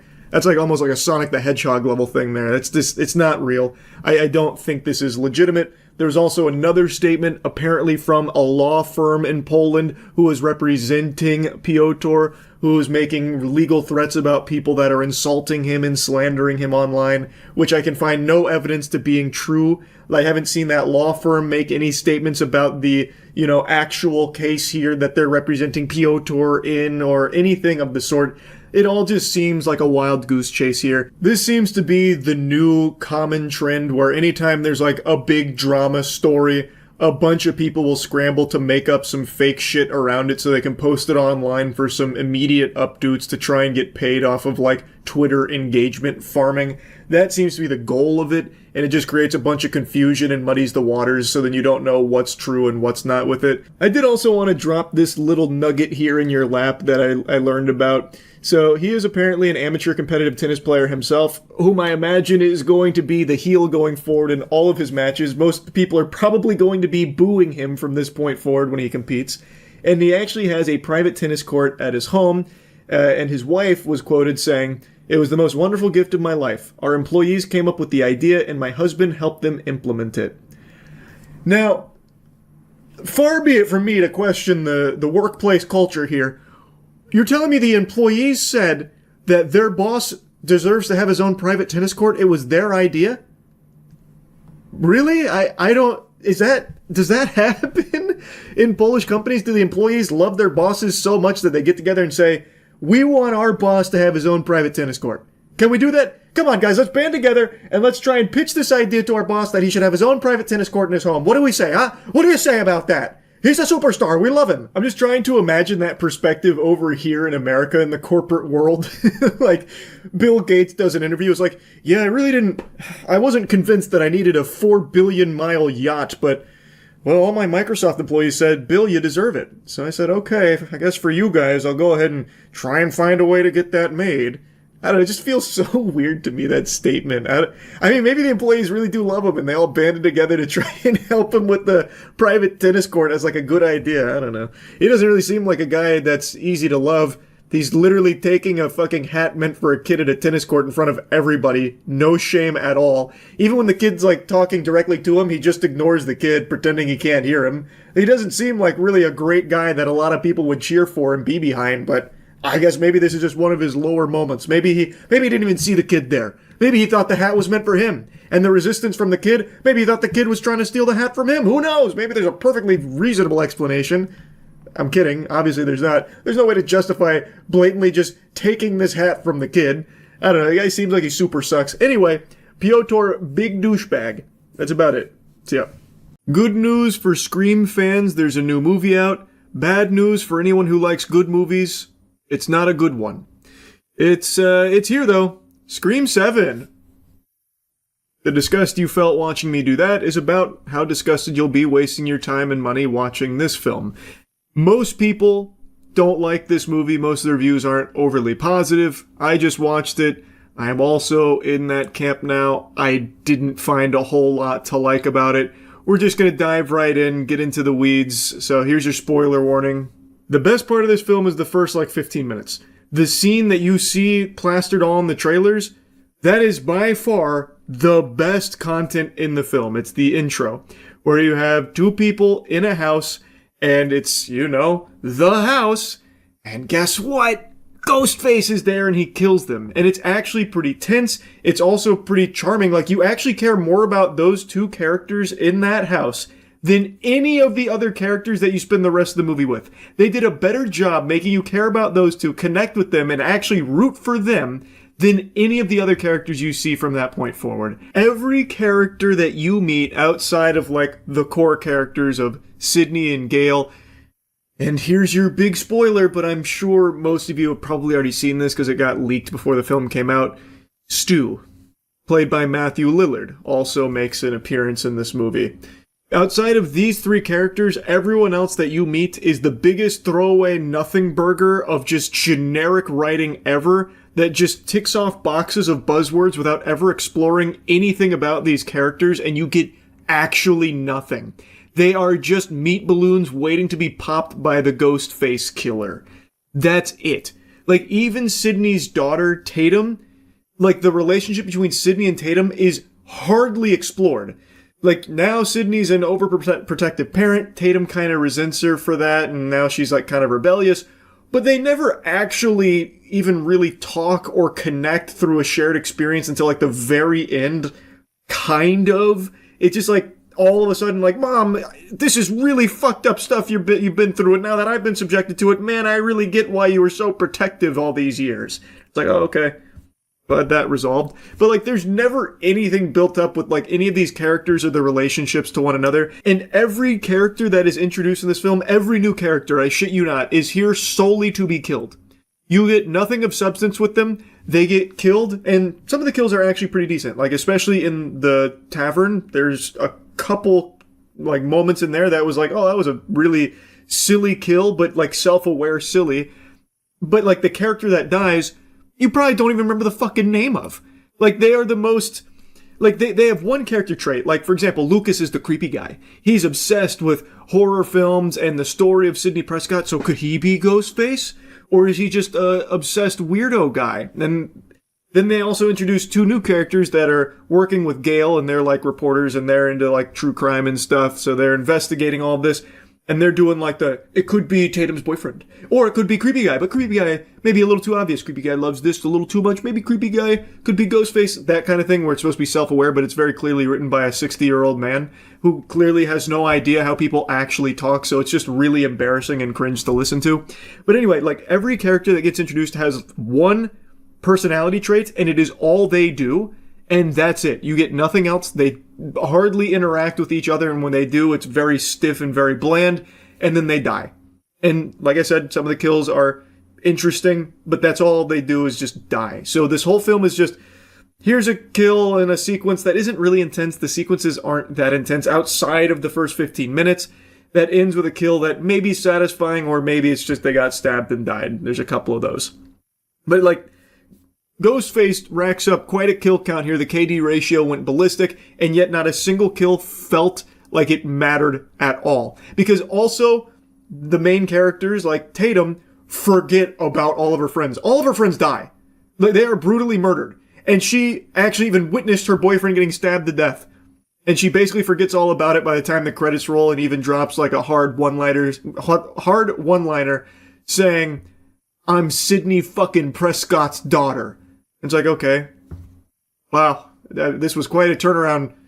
What about all your friends and your boyfriend that has all been murdered? Like, I guess, whatever, we'll wipe her ass with that, I guess. It's just crazy how little they actually tried with any character in this movie at all. And I think it's important to have characters that you actually want to see survive. Otherwise, you're just watching a montage of kills and sequences that aren't exactly amazing most of the time, and nothing else. There's really just nothing of substance here. Anyway, though, I mentioned Matthew Lillard makes a return to this film. Kind of. This movie has some baffling decisions. Like, actually, shockingly dogshit ones. So one of the things is AI. And the way Matthew Lillard reprises his role as Stu is, you know, in the trailer where it says, "Oh, I'm not hiding, Sidney, not this time." Well, in the film, he then follows it up with a FaceTime call, and it's Stu. It's Matthew Lillard as Stu talking to her. So then the question becomes, is someone deepfaking this? Or is Stu really alive? So then her and Gale start investigating, and they're starting to piece the puzzle together. They go to an insane asylum because one of the Ghostface killers that they actually were able to kill, Gale hit him with a car, like literally a joke moment where Gale just flattens this fucking guy. They get out and they're like, oh, vehicular manslaughter. Didn't expect that today. They just murdered a guy. It was Ghostface, obviously, but they kill this guy, they unmask him, and everyone just goes, who the fuck is that? And it's just some escaped psychotic guy from the loony bin who, I guess, just out of nowhere decided he wanted to kill Sidney Prescott and her family, kill the daughter, kill the husband, kill everyone as Ghostface. So they tie it back to the insane asylum, the ward, and that's when they talk to one of the guys there who's like, oh yeah, no, that guy, he was a bad guy, but he was also friends with that guy on your phone you just showed me a picture of. That's John. So now they're like, oh my god, Stu's really alive, it's John. But they're also still not entirely convinced. So Tatum, her boyfriend, forgot his name, Ben? It might be Ben. I don't know, it's either Ben or fucking Jerichomo or something, I have no idea. It shows what a good job this movie did of making you actually pay attention to these characters or care about them. But they've said multiple times that this guy, her boyfriend, is really good with technology, so it could be him deep-faking Stu, because it's really unlikely Stu's still alive. And then Tatum even discovers that he was deep-faking himself as Stu, and he's like, wait, no, I can explain, babe. I was just seeing if the technology can do that, if it's even possible, and she beats him with a laptop. Turns out, wasn't him. He really was just seeing if it was AI. He dies in the next scene. Completely worthless. Again, completely worthless. And every single time these characters are together, it's a battle of who can make the dumbest decisions fastest. So all these characters, all of her friends, and even like the investigative reporters that work with Gail, when they are interacting with the group of friends, they all just make the worst decisions and even call out how stupid their decisions are while making them right before dying. And it's like, okay, that doesn't make it better. It's still just annoying to watch. It's so tropey, and at this point, it's just lazy. Like, you know it's lazy, but you don't care. You're just fucking sending it. Like, you're insulting the intelligence of the audience. It doesn't make up for trash. It's crazy how dumb the decisions are. For example, like, Tatum, when she's getting ganked by Ghostface and her mom's on the phone, it's like, you gotta shoot him through the wall, shoot him now. And she shoots him a bunch and he goes down. Well, she then, like, unblockades the door and goes out to try and finish the job, and then that's when she gets captured. But it's like, why did you bother doing that? You just saw shooting him through the wall worked. If you want to finish him off, just keep shooting him through the wall, I guess. Just dump the mag. You don't have to go out there and put yourself in danger again. And in the theater, the entire auditorium just sighed collectively when she started moving like the furniture away from the door to go out there, because it was just very obvious what was going to happen next. And like decisions like that happen constantly in this movie. Constantly. Now anyway, by far the worst moment of this film is the ending. The entire ending, like the last 10-ish minutes or so. Actually, it's closer to 20 because the villain gives an extremely long-winded monologue, because it turns out it was 3 Ghostface killers, and you don't know fucking anything about any of them. They are random people. So, one of them is the guy from the asylum that got hit by the car, and it turns out he was friends with 2 other people in that asylum. A woman and a man. The guy I don't remember the name of, but he was like an employee there, and they befriended each other, and then loved Stab, which plays a crucial role in here, because half of this film is dedicated to just regurgitating everything that happened in previous Scream films, just lore dropping everything that happened. So even if you've never seen a Scream film, you probably know scene for scene, bar for bar, what happened in Scream 1, because they do not shut the fuck up about it and just dropping all this nostalgia bait and everything, and even making a mention of, yeah, you know, if I was making a new slasher film, I would be doing a lot of nostalgia baiting. And it's like, yeah, that's exactly what this whole film has been. That doesn't make it better. There's still nothing here. Like, they even call it out and still do it. It's so annoying. It's not meta. It's just lazy. Anyway, though, this guy's going through, like, how much they love the, you know, Stab, everything that happened with the Prescott story. And then the other friend is Jessica, who's actually Sydney's neighbor, a family friend. And it turns out she had an abusive husband and became obsessed with the story of Sidney Prescott through, like, her book and everything. And eventually worked up the courage to kill her husband, and then resented Sidney because she didn't go to New York and thought she was, like, you know, weak for it. And then she became just crazy and checked herself into an asylum where she met the other 2. And they cooked up this plan to basically make Sydney 2.0, or, you know, kill Sydney, that kind of thing. It's a stupid fucking conclusion where they reveal the killers. It was very, very awful. And I also think most people are going to guess that the guy at the insane asylum that they meet, who was like a weirdo briefly, where he talked about John, I think most people will be like, yeah, that guy's probably in on it in some way, because they made that pretty fucking obvious. But I don't think anyone will expect how stupid it is. And it turns out, prior to working at that asylum, he was like a Google engineer or something with AI, which is how he was deep-faking Stu's face onto his videos and Jessica's videos that they were interacting with Sydney on. It sucks, man. And also, there's a big point about you have to shoot them in the head. That's what Sydney keeps telling the Tatum, her daughter. Shoot them in the head. Because if you don't, they're like zombies. They always survive. And that happens actually 3 times, I think, of them getting shot everywhere but the head, and then they just disappear and they're still alive. So they they are literally zombies. Movie sucks. The movie's just not very good. Like I said, the first 15 minutes I actually was very surprised that anyone was like shitting on this film, because like, this is a very solid 15 minutes. I'm really enjoying this so far. And then after that, it became very clear the big problem with this movie. All the problems became very clear. And I'm just shocked that this is the film they released, to be honest, because Scream's always been pretty solid. I haven't really watched the Scream movie and been like, damn, that was terrible. Until this one. This one really had me go, damn, that just wasn't very good. So yeah, anyway, that's really about it. See ya.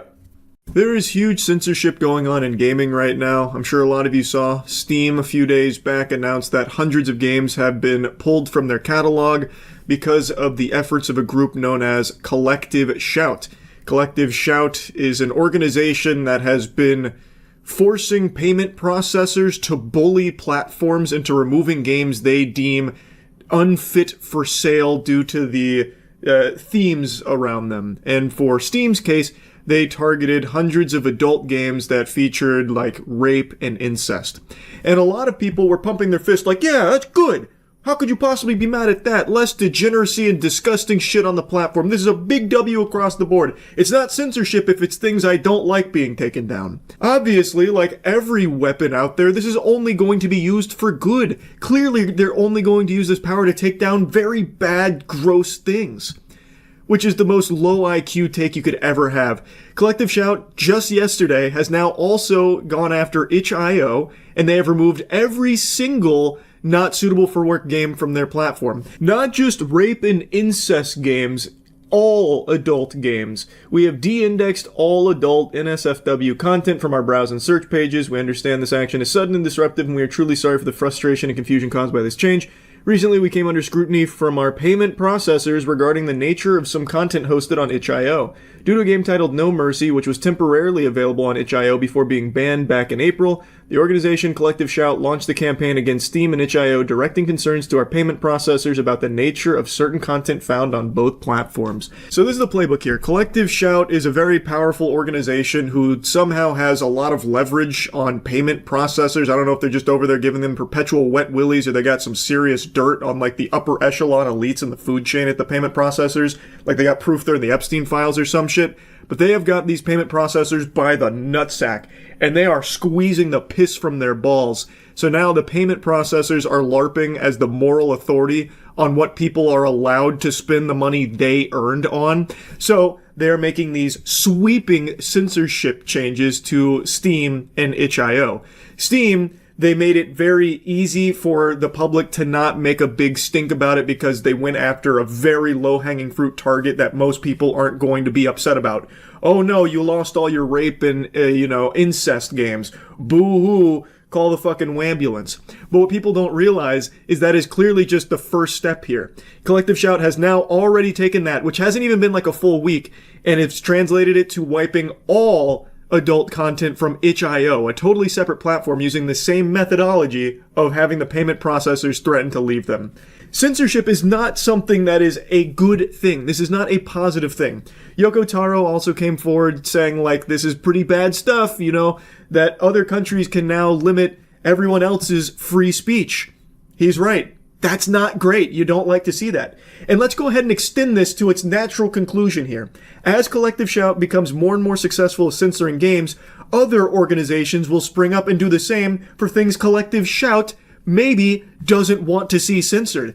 Like, who's to say, with this censorship, now that it's proven that it can be done by having the payment processors threaten to pull out of these services, if you can bully them through the payment processors, you win. That's checkmate. Who's to say an organization doesn't pop up that wants to take away all kinds of LGBTQ representation in games? And now that they have a proven formula to follow, they could easily spring up and be probably very successful.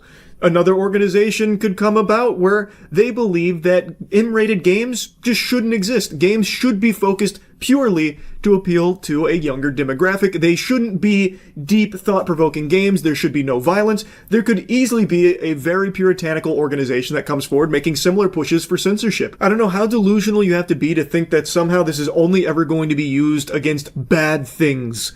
It's not. And it's already extending way beyond what it started with for Collective Shout. They started with a very easy win on a genre of games that most people aren't really going to miss. And they have already extended that to just broad adult content from another platform, itch.io.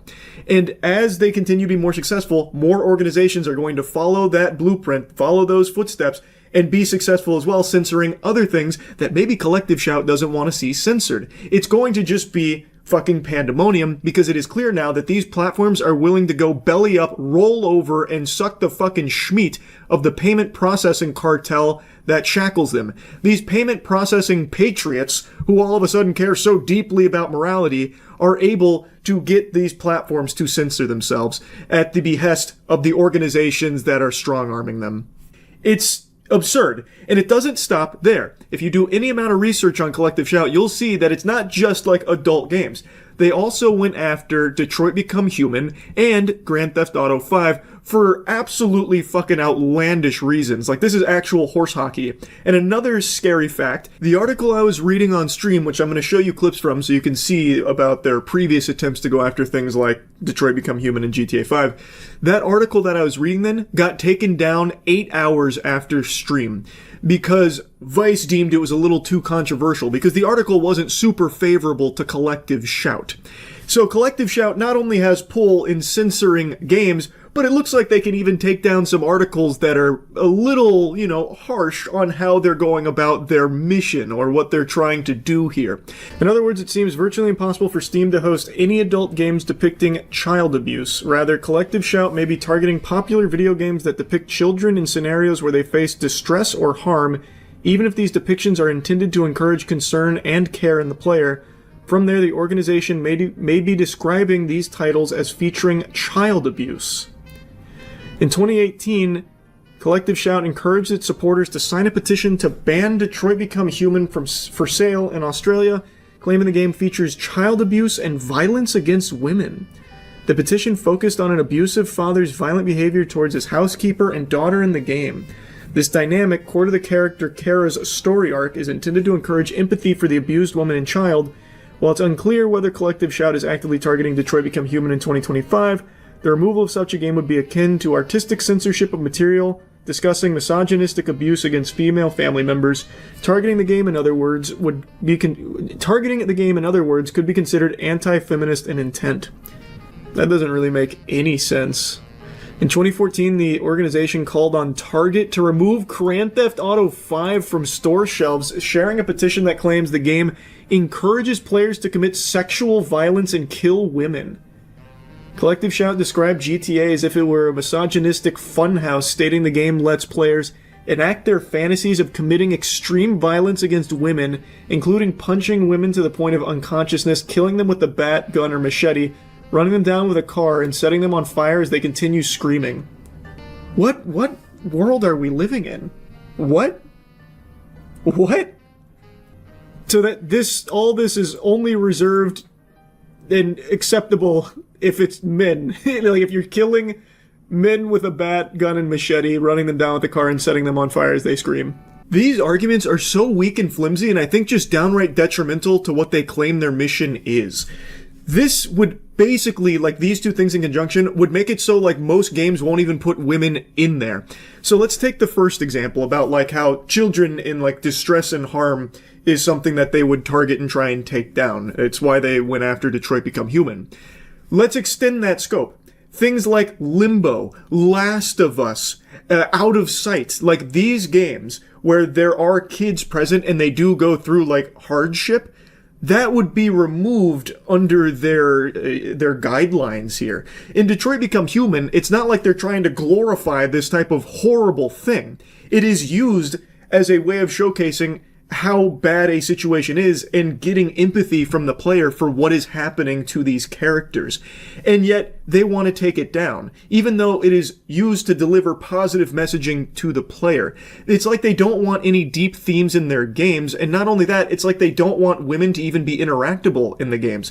So also something that wouldn't fly under their protocol here would be things like Tomb Raider. Any game where a female is leading it wouldn't really be possible because the women in the game are going to go through distress. Like Lara Croft goes through a lot worse than what they listed for GTA 5 being a misogynistic funhouse. Lara Croft gets killed in so many different ways potentially if you fail certain things. She's constantly being hunted, hurt, It's all, like, pretty much no game with a female character in it could be made if Collective Shout continues to gain this much power. It's a fucking absurd notion here. God of War, the new God of War, those games couldn't be made because Kratos' son obviously goes through a lot there. That would be a child in a harmful and distressing situation. It would be poo-pooed by Collective Shout. They would banish that shit to the Shadow Realm. Like, their rules on what is and is not acceptable are just unhinged. Again, this would fundamentally, like, scrub women from video games. Like, I don't know why they're not grasping that concept. They call GTA 5 a misogynistic funhouse because you can hurt women in it and that kind of thing, which you can also do to men. But the issue is exclusively because women can also be hurt and killed in GTA 5, just like the men can. It's not like GTA 5 is telling the player, you have to go commit these sexual violent acts against women right now. We need you as the player to score 100 sexual violent crimes against our women in the city right now. Go out there. That's the quest. Go fucking just slap 1,000 women for maximum turbo gamer points. Like, it's pretty fucking crazy. So basically, if you are going to have women in the games, the only way I see that even be possible with Collective Shout's, groundwork they're laying here, the way I understand it, is if every female in the game is immortal, God mode activated, and uninteractable outside of dialogue and cutscenes, but the female character also cannot go through anything distressing or deep, basically has to just be like a completely flat nothing burger of a character. Otherwise, it could be like too much harm that they faced or something in the game. It just seems completely antithetical to what the mission they claim to have is. Again, with how they have targeted games in the past and what they're currently doing, it feels like most game companies, in order to play ball with these demands, will probably just elect to not have female-facing games, like with a lead female protagonist, and they will probably ensure that the female characters that might appear in the game don't play a big role in it because they never know what Collective Shout might have an issue with. And since these games' budgets are so bloated these days, I don't think they'll be willing to take any kind of chances, any type of risk of their game being just like wiped off of like the biggest fucking gaming platforms like Steam. So they'll probably just elect to play it safe and have any female characters just in the background with a really insignificant role. Because, again, there's no way of knowing what Collective Shout's going to try and spin when it comes to these games and these characters. Like, again, Detroit Become Human. All of that they listed there as an issue that was literally in the game to deliver messaging on how unacceptable that shit is. It was used for empathy, not a glorification or anything at all. It was actually delivering a message that really feels very in line with what Collective Shout claims to fight for. It is completely out of control. And let's go ahead and just continue to play a little here, a little theater of the mind. If you can successfully bully payment processors, and it's reported that Collective Shout is doing this by constantly phoning them up with like 1,000 employees or so. I don't know if that's all confirmed or not. But if you can get 1,000 people together and successfully have these payment processors threaten to leave some of the biggest platforms for gaming, think about what kind of power you can control with these payment processors. If you can just have them like puppets on your strings, that is so dangerous. There is no amount of mental gymnastics you can possibly do to conjure up a justification for why a payment processor has a say in what you can spend your money on, what they will permit you to spend your doubloons on. That is a bad direction for the future, which obviously extends far beyond just video games. This is a much bigger topic, a bigger issue than just gaming. If payment processors now going to step in and basically be like the fucking, lacrosse house party guy who's like, who do you know here? No, you're not allowed in. When you're trying to spend your money on a product, we've got a huge problem. Just play with that possibility here for a second. Like, let's say you want to buy a dildo or something, right? You want an adult sex toy. Well, what if the payment processors deem those to be obscene? We will not support any businesses that are selling these adult toys. Consumers shouldn't be able to buy these. Okay, all of a sudden you can't buy those? That's been fucking wiped out. And let's take it to something that's not even sexual. Let's say a katana or something. I want a katana for my room. I really liked some of the blades from One Piece. It'd be really nice to have a replica blade. Well, turns out the payment processors deem those to be a little too dangerous and threaten to pull out of any websites that are offering katanas for sale because those are some very scary, lethal weapons. So, can't buy those anymore. It's a big issue. Payment processors should have no say in what you spend your fucking money on. Of course, that doesn't apply when it's like you trying to buy something highly illegal, I get that. But things like this is absurd. Like, this is completely preposterous and out of control. Anyway, I just had to yap about this a bit. That's really it. See ya. There are few things in life as pathetic as being a proud Reddit moderator. It's a position that attracts the most insufferable hoity-toity dweebs like moths to a flame, and it bestows upon them the tiniest sliver of power, just barely above like a middle school hall monitor, and somehow that immediately goes to their heads and corrupts their already ugly soul, leading to the most embarrassing meltdowns and just outrageous power trips over nothing. And this is a stereotype that's existed for a while, and it seems like it's just the truth of being a Reddit mod. Like, this is just the sad reality of the people that take up that mantle. They think of themselves as fucking Batman, but what they actually are is the goddamn box ghost from Danny Phantom. Anyway, though, I'm blasting that ass with some new hotness here. A brand new mod meltdown courtesy of r/art. It is a pretty fascinating one, and also not its first rodeo. The r/art subreddit's got some hostile mods. So I'm going to go over the most recent one from, I think it was yesterday. And then I also want to give you a little, blast from the past from a previous instance where one of these mods went nuts. But this one I think is quite special. So what happened is there's an artist named Hayden Clay who posted his art on the subreddit. It got very popular, and in the comments he was replying to somebody asking for more information about his work, and he mentioned that, you can find my work here, and there's also some prints available too. Just a very quick reply to a nice comment. And one of the rules of the subreddit is you can't be like self-promoting your work, so you can't be like advertising prints or anything. So because he used the word prints, it got the whole post removed. Just blasted to the shadow realm. They smited it. So Hayden Clay was pretty upset, so he messaged the mod about it, trying to get further clarity, and maybe he could try and find a way out of this pickle here because he felt it was unjust. There you can see the comment that got him banned. I have a whole mini-series called Clear Boundaries with Prints Available. Just a very offhanded remark about having prints available, and it was removed because of that. So he said, "Are you seriously banning me for giving more information on my work? No, I banned you for breaking our rules. But I can also remove all your old posts as well if you'd like." Oh man. This guy's no nonsense, tough as nails. You don't tussle with the muscle. r/art mod. Oh, brother, watch out. He's coming down with the iron fist.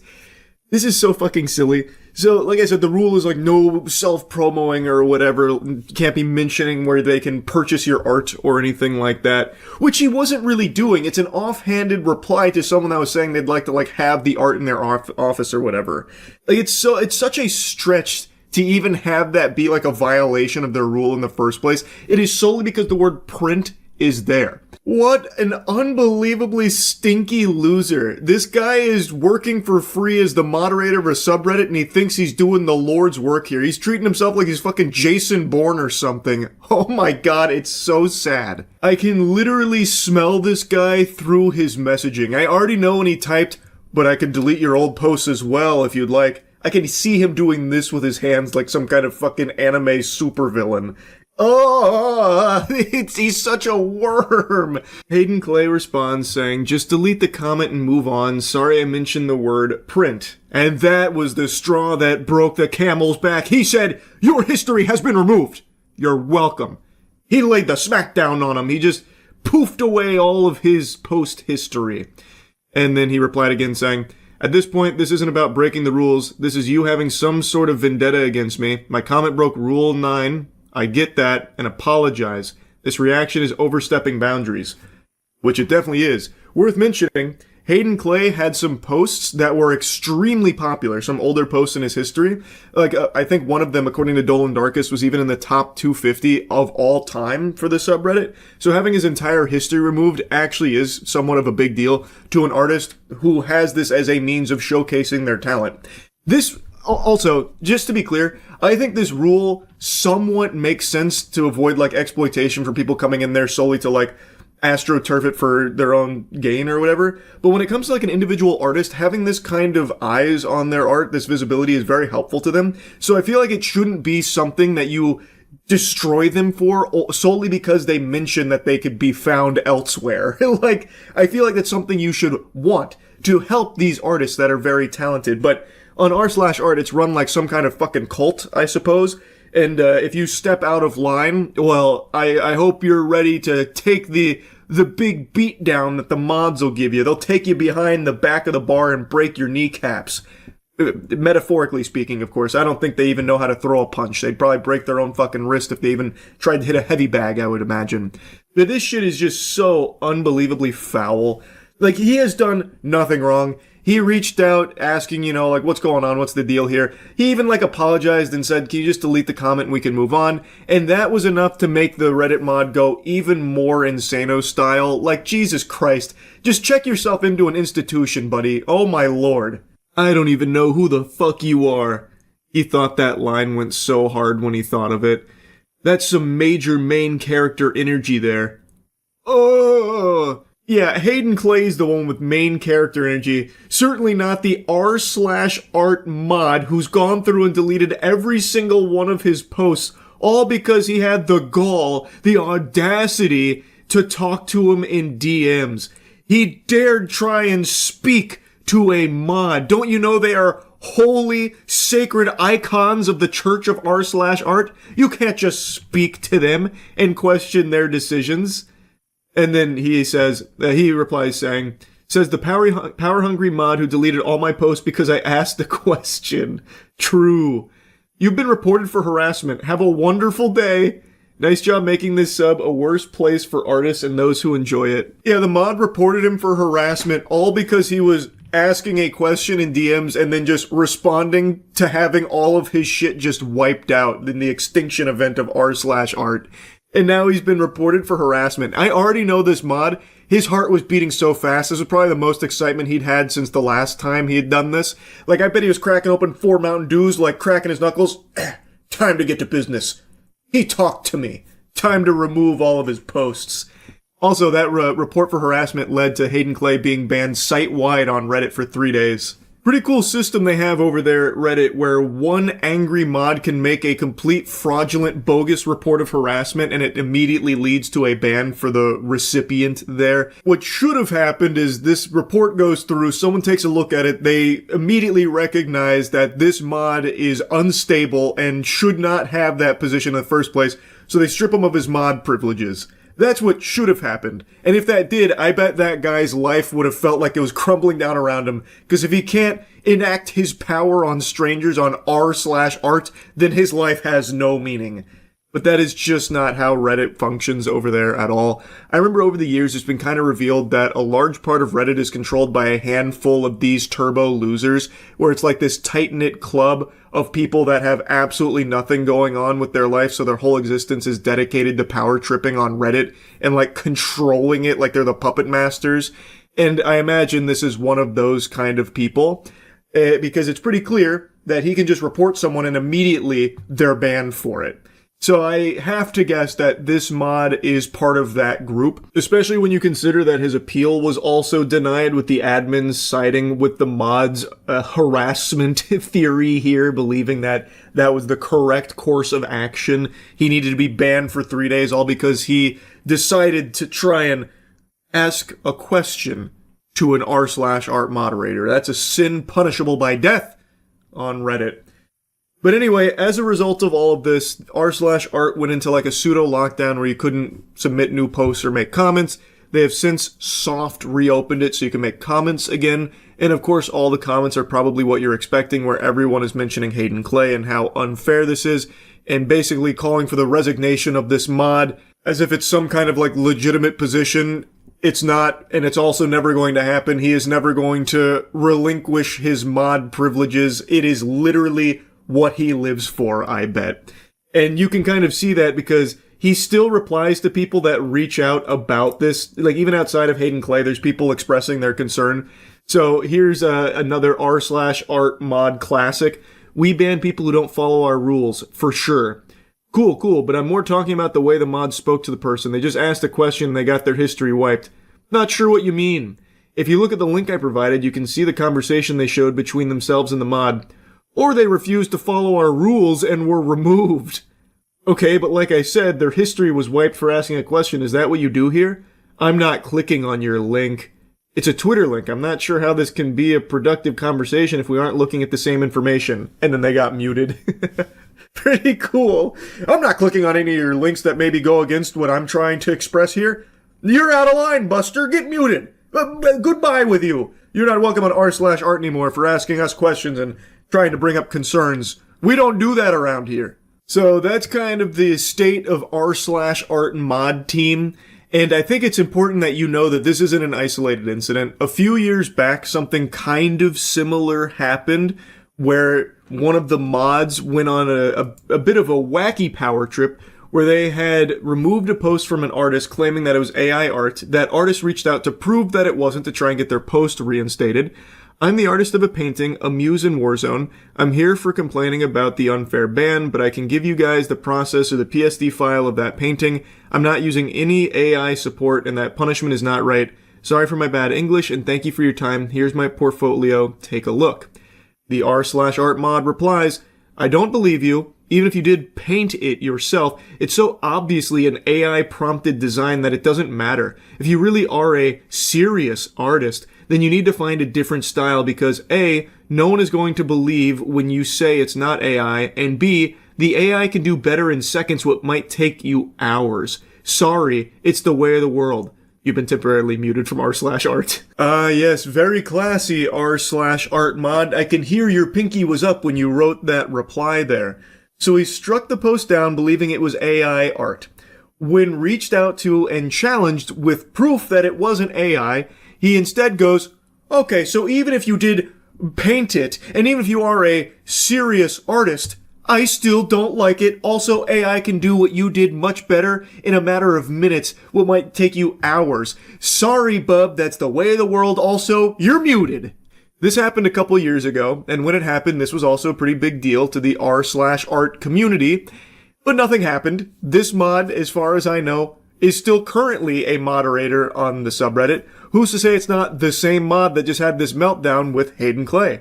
I think there's a very real possibility, especially judging by the cringe way that they communicate with other people. So, I think it's very possible it's the same culprit. Regardless, though, it is so pathetic. Whoever is responsible for this shit here. It is unbelievable to me how often this seems to happen with Reddit mods. Like, this stereotype has existed for a long time about being like this sad, lonely loser who power trips as a Reddit mod, and yet it keeps happening over and over and over again. There is no self-awareness and no fucking shame from some of these Reddit mods. It's tragic. It's just so stupid, man. Unreal. Anyway, that's about it. See ya.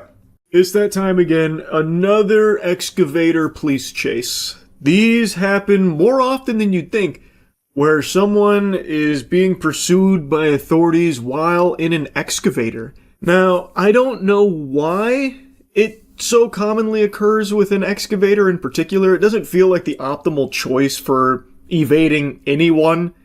Genuinely anybody. Fucking geriatric grandpa with his walker could catch up to an excavator. Like, the best you could do is start, blasting shit with the big bucket. But outside of that, it's really just not ideal for a chase. Yet somehow, it continues to be the subject of these low-speed pursuits. There is always a lot of heavy equipment police chases now. I feel like this happens pretty often. Real quick to set the record straight, the title of that Midwest safety video is incorrect. It is not a bulldozer. That is 100% an excavator.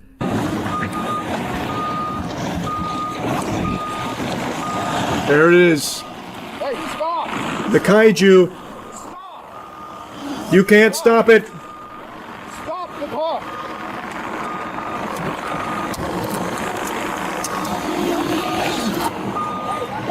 Oh, he's gonna hit him with the bucket. Hey!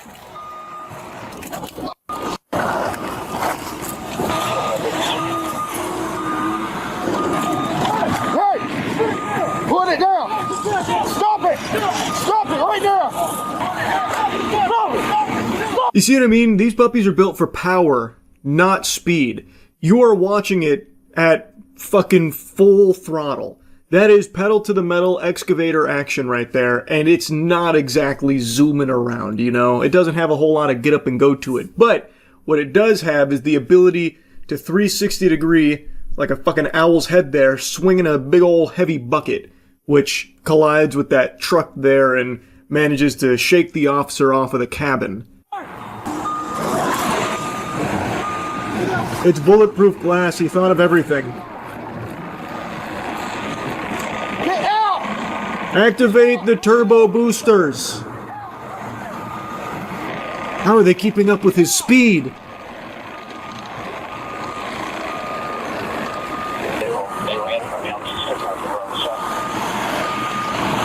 Officers, may I remind you that impeding in a construction site is indeed a crime? Clear the way, he's got a job to do.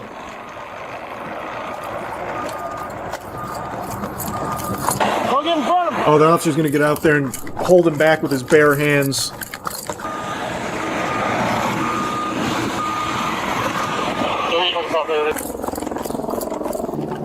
Man, how far away did the officer park?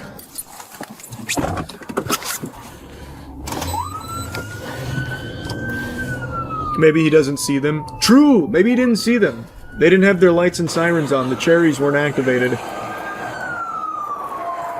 Now he probably sees them.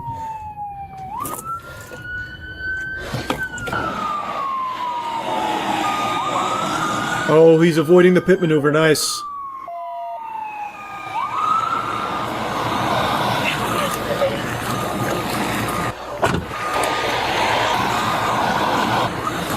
Get the spike strips out. We'll try and bust the tracks.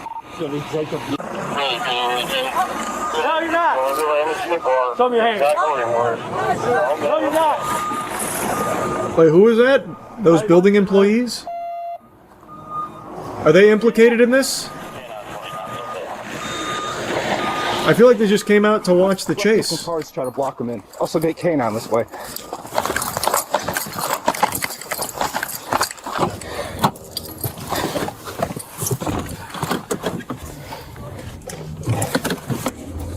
Trying to block this in. What a terrible strategy. He's gonna go right through you like a knife through butter. Look at that speed. You can't stop that. This is the one thing the officers could never plan for. They have no countermeasure.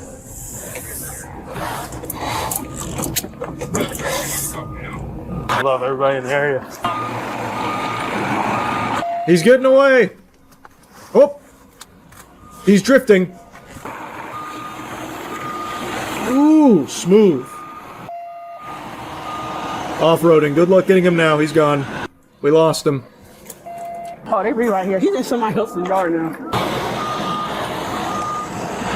Far be it for me to give advice to the guy in the heavy machinery, but maybe turn off the lights. He's gonna ram you. Kill the lights. You'll disappear into the night. Nope. Is there a way to open that back hatch and disable it while it's driving it? Go deeper into the wilderness. Backhoe whenever we try to get near it. And start spinning it in a circle like Garen's E. Then they can't get close.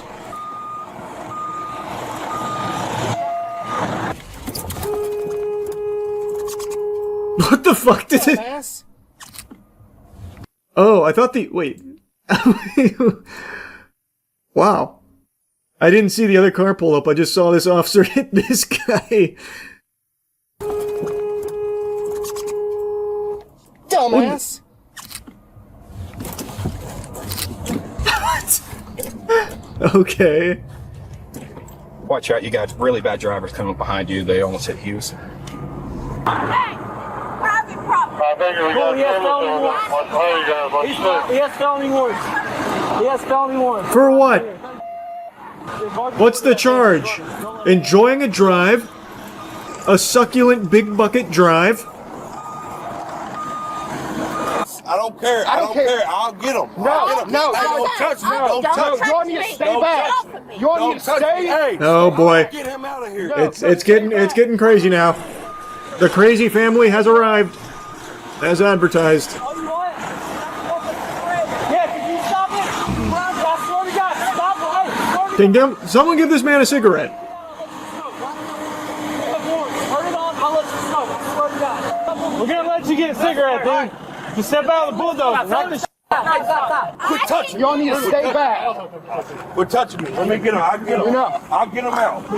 I promise you I'll get him out, man. Man, these two really, like, these were the actual bulldozers. These two just went right through the cops.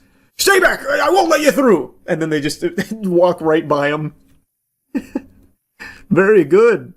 I'll get him out. Hey, get back. Hey, get back.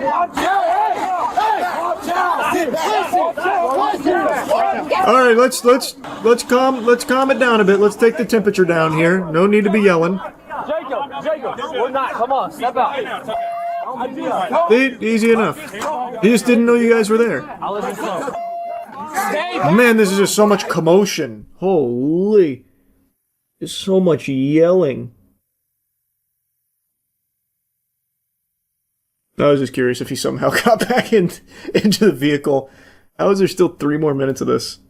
Let's go. The cigarette strat not patched yet. Yeah, it still works. Ultimately, he did get a cigarette. That wasn't a lie or anything. He was allowed to smoke his cigarette there. And the second that happened, the tensions just evaporated from everyone. The officers, the family, the guy, everyone just immediately calmed down and entered Zen mode. Like, it was just all, much more calm. Just the second that cigarette gets into the equation, everyone's like, well, I do say, chap, look at us. What a mess we find ourselves in, huh? It was remarkable how quickly things settled down there. Now, he did still end up getting arrested for, everything there, like the fleeing, and the officer says that the bucket did actually hit him, like he got hit by the arm when he swung it around, and took a picture of like an injury or something that he had there and showed it to the others. Of course, I don't know the extent of that. It didn't really look like the bucket hit him, but it was also extremely fucking dark, so can't say for sure. But things did settle down there, and as far as excavator chases go, this one was on the more tame side. Anyway, though, I watched just about every excavator or heavy machinery chase that unfolds. It's always so fascinating to me. Anyway, that's really about it. Yep. I saw a pretty remarkable meltdown today. A gentle sir was let go from his job at the UPS store, and he didn't take it on the chin like a champ. He self-destructed like a Voltorb here. Now, I understand getting fired is brutal, emotions are high, but for the life of me, I can't understand why they would let someone like this go in the first place. Getting fired from the UPS store by this cuck loser, fucking coward, cuck loser, won't even fire me at the beginning of my shift, waits till the end of my shift. Here he is! He literally just hit a textbook soy jack. This guy is the epitome of soy jacking. He goes through every single possible soy jack in the span of 51 seconds. It's unbelievable. It's beyond impressive, actually. And the way that he brings, like, the camera close to his face reminds me of The Dark Knight with the Joker. And the way he keeps calling this guy a cuck coward loser is a beautiful piece of pathetic artistry. He's speaking like it's League of Legends and he's whining about his top lane feeding. Now, I have no doubt that in the moment this probably felt very cathartic for him, just having this full-blown, expulsion of the demons inside. He's really upset and he's just letting it all hang loose. He's going hog wild with everything, and I bet it felt like a great relief. But man, you shouldn't have filmed this. You absolutely should not have been the one behind the camera publishing this, because it gets really bad. Darren, the cuck fucking loser from 1892, who's a fucking loser, who doesn't know shit about running a business. The way he introduces Darren here is some Full House shit. Darren comes in, I was half expecting like a clap track to come in there because he takes off his glasses like he's posing for the camera. He's smoldering right now. Darren, I don't know how he was able to keep a straight face without just laughing, because this shit is unbelievable. So he calls him, the cuck coward loser from 1892. I guess he's insulting him because he's old, which is interesting because I feel like the guy filming is actually older than Darren. The guy filming looks like an anorexic Karl Marx. I just can't imagine he's much younger than Darren here, and yet he's really going in on the, him being ancient thing. I feel like he was just really upset, fuming, the steam out of the ears. He's actually foaming at the mouth. He is rabid. It just seems as though his brain was scrambling in this frenzy to try and cobble together any insult it could muster, even if it didn't make sense. Here's Darren, Dickie Darren, aka Cuck McShartpants from 1892, back before aviation, the Wright brothers, more like the wrong brothers, because, brother, you're wrong for firing me, Darren, cuck loser. And he's gonna let an alcoholic fat fuck named Joe fire somebody with 10 years of experience because he complained that Joe won't train my fucking coworkers, and Joe puts nigger on the fucking radio, and Joe drinks next door and won't tell shit to my coworkers. That was the most unexpected hard R I'd seen in quite some time. The Game of Thrones Season 8 writers couldn't have subverted expectations that effectively. Obviously, I had to censor it to the best of my ability, but wow. So we've gone from Darren now he's brought up this new character in the lore named Joe, who he is clearly not the biggest fan of, saying that he's fat and didn't train his coworkers, so he complained about that, which has led to him getting fired. That's his game theory on all of it. That's his hypothesis. I don't understand at all where the hard R even comes from or what he's referring to here. He's saying Joe puts hard R on the radio? Like, what the fuck does that even mean? It's fucking craziness here. He is so angry. Like, he is angrier than Broly at Kakarot, like, before he becomes the legendary Super Saiyan. Because he's a cuck fucking loser coward, just like Darren, the cuck fucking loser coward. Coward loser fucking cunt. That ending is absolute cinema. The way he goes from like this heightened emotional state to the point he's about to pass out. He actually, I'm not kidding, has foam around his mouth. He is spitting so much. And then he goes from that to like this like almost post-nut clarity moment. Like he starts to simmer down. He takes a deep breath. And then he walks away calmly. And he just leaves and then turns the camera off.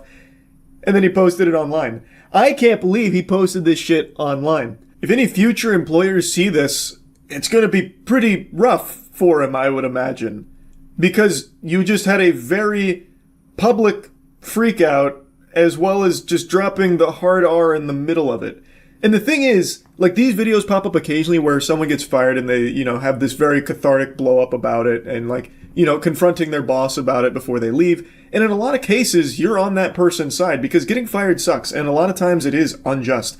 And maybe in this case, maybe there wasn't a good reason for him to be fired. I don't really know. And he starts by saying that he waited till the end of the day to fire him, which I'm a little split on because on one hand, you at least get another full day's pay, but on the other hand, you just wasted a fucking full day. But regardless, it was very easy to get people on his side here for this, yelling at the boss about this. And again, maybe there wasn't a good reason for him to be fired, but this confirmed that they made the right call firing him if he is just like this ball of rage ready to bust.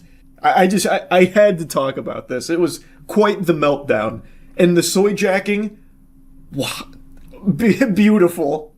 That's about it. See ya. I might be 31 years old, but I game like I'm 20. I've still got it.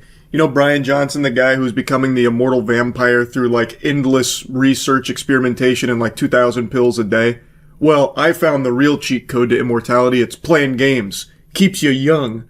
And man, do I still have the ability to do that really well. I got reflexes like a cat and aim like a geriatric octogenarian trying to get piss into a toilet bowl. Point is though, I've been playing a lot of games and something very special happened.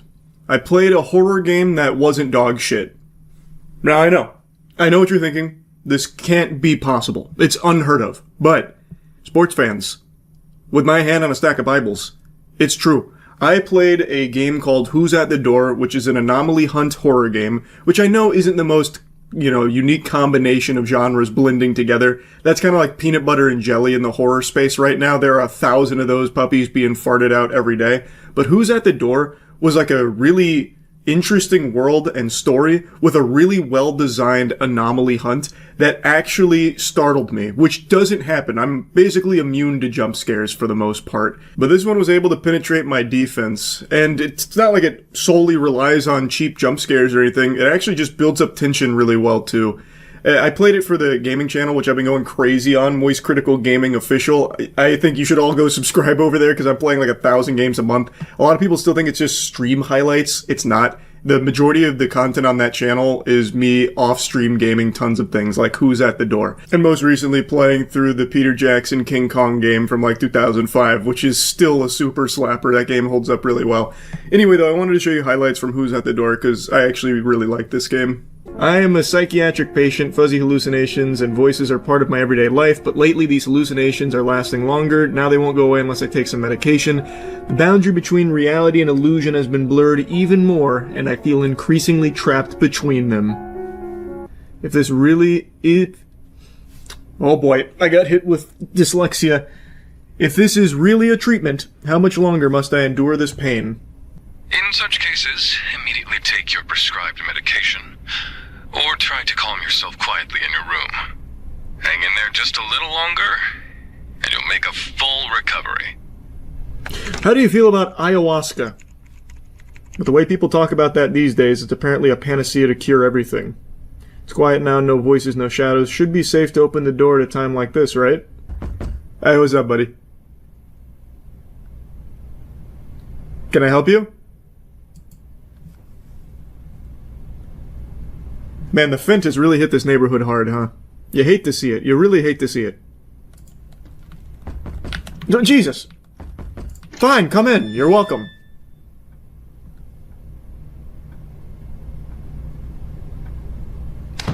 Thank you. Ooh, a bar of soap that's not cheeky? Oh! I see why this is a horror game now. Oh my god. Couldn't even imagine.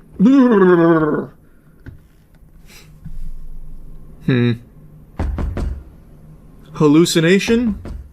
Or is he choking on like a giant hairball? He could need assistance.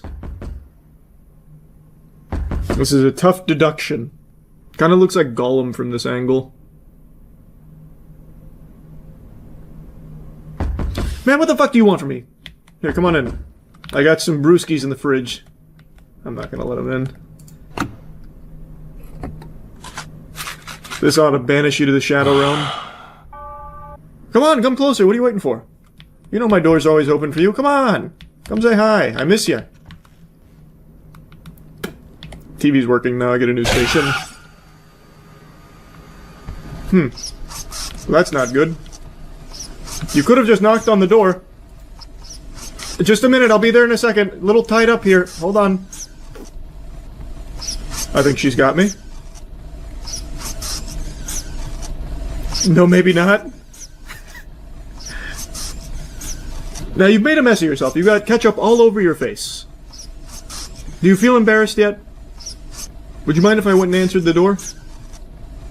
I don't mean to be like a rude host or anything, but there was someone trying to get my attention. Just give me a second here. Come on in, join the party. I don't even need to see you.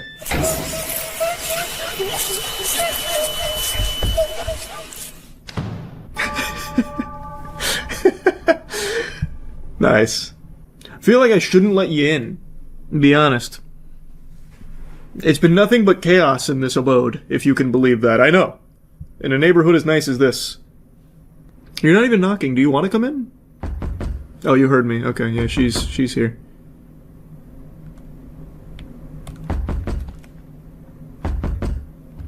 I mean, last time you gave me medicine, so I think you're safe. You didn't hurt me.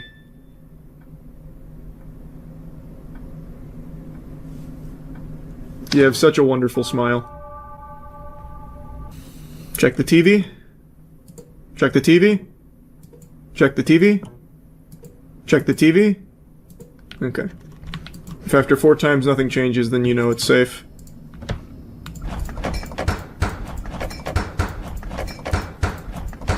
Imagine I just unlocked a super secret ending with that. I input a cheat code. And now I see myself in the game. Who are you? Dr. Manhattan? What are you doing in here, man? Some Donnie Darko shit. Pardon me. Oh! He can touch me. I assumed... since when can Ghost fucking tweak on my nipples like that in the fucking physical world? Now, does every day start the same? With my friend? Yeah, it seems like it. Okay. Nope. Okay. I guess not. Okay.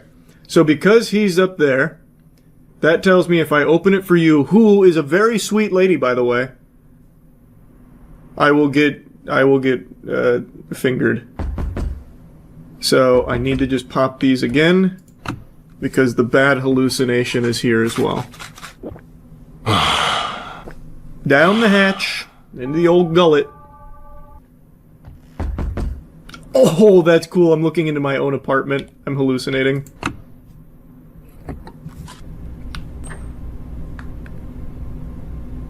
Dropping Labubu from the ceiling, guys, really? No ghost chef cooking in my kitchen. No ghost freeloader using my tub. You again?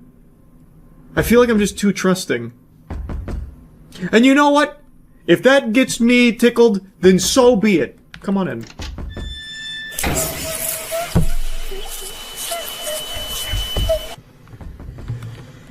My furniture is attacking! I can't let it touch me.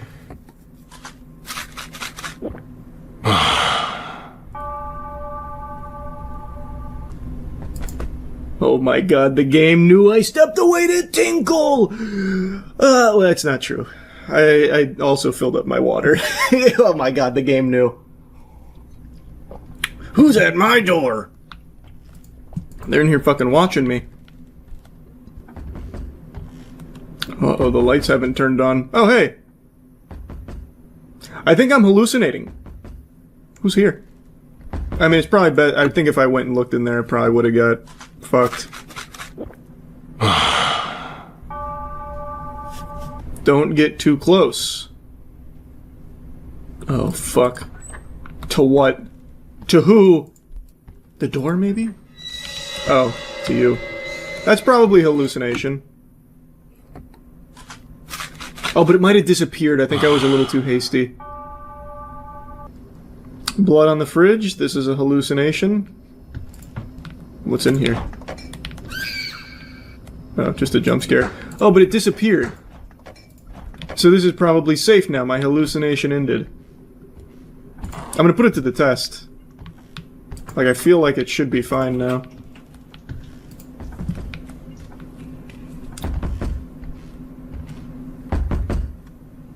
It disappeared, so I think we're okay.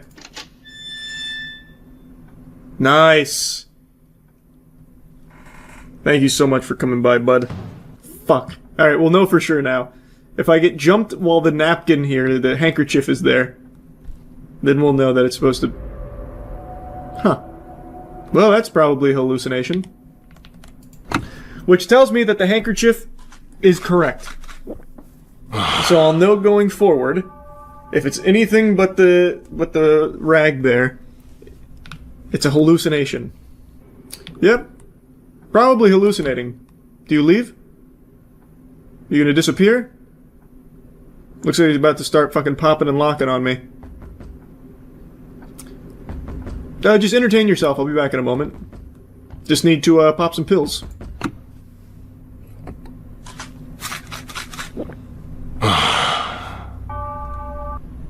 I see you invited yourself in.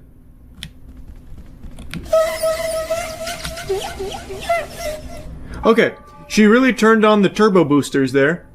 I think I probably wasn't supposed to look at her. I thought it was going to be like Weeping Angels. It was not. Alright. God damn it! That just reset me from the beginning. Alright. I was cruising too. Oh boy. Oh boy, okay. This is a big one. That's a big doll head. Go, go, go, go, go, quick, quick, quick. Take my pills. That can't be! I immediately turned and sprinted. And he still caught me. Now I lose that doll head? What? What kind of baloney? Holy shit. That was loud.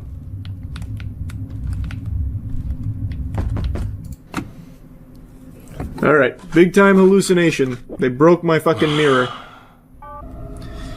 I've been roofied! It was that damn creep with the hair in his mouth, wasn't it?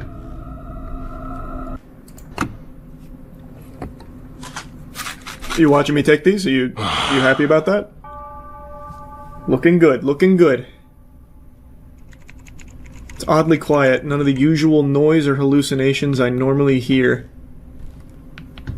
It's awfully bright in here now, too. Really bringing this place to life. That sun's doing a number for us. This is all real.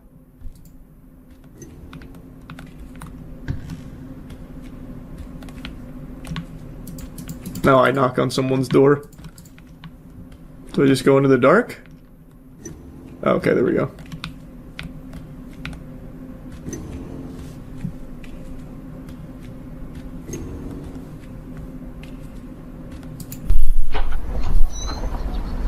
Oh, it's beautiful outside!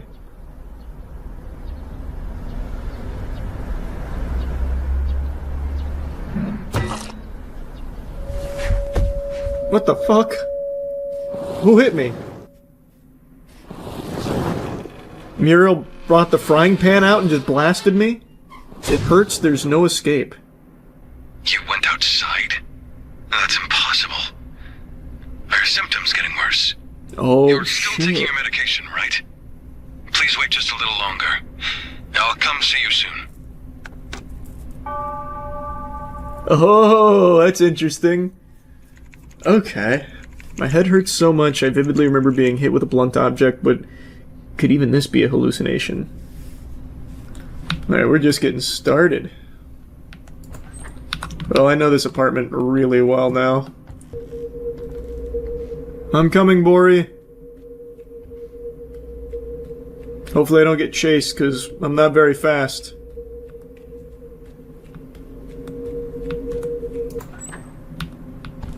Where am I?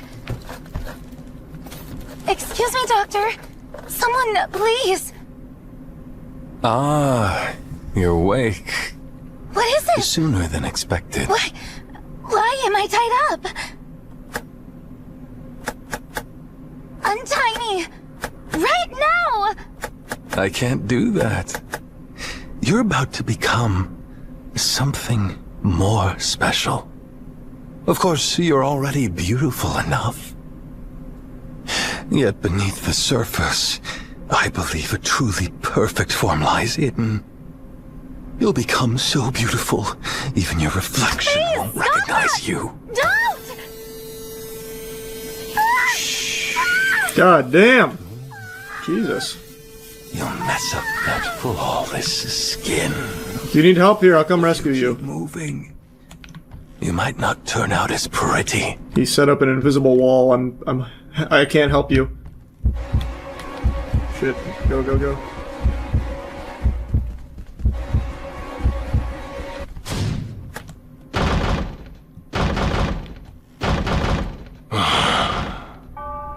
Wow.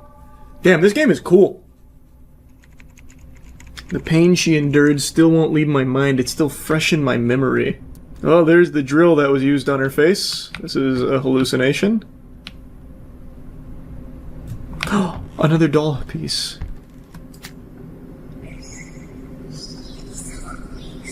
This was the guy sitting on my couch. I think so far it's all good. No. Oh, another piece. I caught the man who was following Bori. He quickly tried to leave, saying, "I'm sorry, I must have mistaken you for someone else. His name is Taku. He said his young daughter was kidnapped and went missing long ago. He must have mistaken Bori for his daughter." Okay. Did Bori know about this, or was she just afraid? Now, here's a question that I don't know the answer to. Since there was a doll piece here, does that mean this is automatically a hallucination? Because there's nothing else out of whack. I don't know if that counts. I can't remember. Oh, I really don't want to blow it. Okay, full disclosure, I'm gonna go take a piss and just look real quick. I have to pee so bad, I might as well just look. Okay, I peed, and I did look it up. The doll pieces do not count as anomalies. So... well, I guess it didn't matter in the end anyway. Wait, it went away, though. I think it's fine, because it went away. Yeah, I think we're good.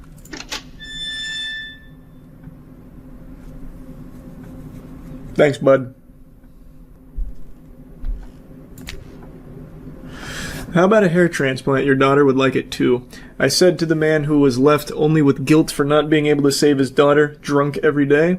Taku hung his head in drunkenness, his hair swaying in the wind as if accepting my words. I couldn't stop myself from laughing. I don't know why I care so much about this story. Taku, Bori, and this house, everything seems connected. Yeah, I mean, I think that phone call made it pretty clear why we should care, right? Unless I misunderstood. Oh. I mean, I think that's pretty clearly a hallucination. It's not going away, but I think if I open it, I might die. So let's just take the pills now.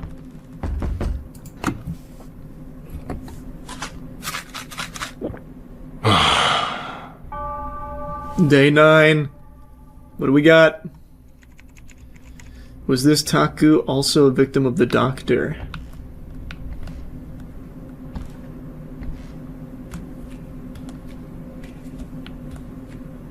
No lights coming on this time.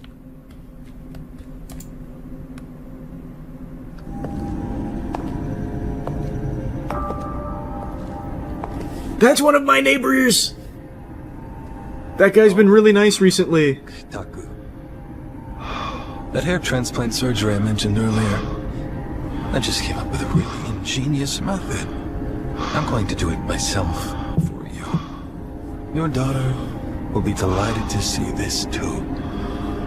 Soon, you'll be completely transformed.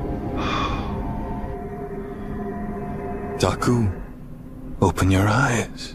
The surgery went absolutely perfectly. As one of your neighbors, I can vouch for that. Now, you look extraordinary, how about Taku. you take a look in the mirror. Even you won't recognize yourself.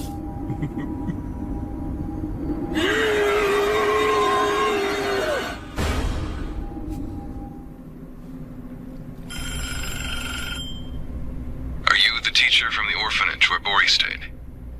She's very sick right now. Your number was the only one written in her notebook. Oh yes, that's right. How is Bori? Bori has been asking for you a lot. She must have relied on you quite a bit. If you don't mind. Yes, I'll head there right away. This is so good! Why did that doctor perform such cruel procedures? What was the purpose? A good question. I was wrong, see? It's a good thing I checked. We're hallucinating. Did I just see a light turn on? Oh, it was this light. Okay, I think this one's safe. Nope.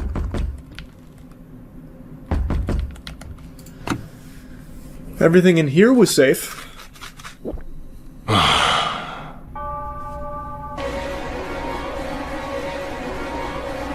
Is this gonna go away, or... Doesn't seem like it. This seems like immediately take my medicine.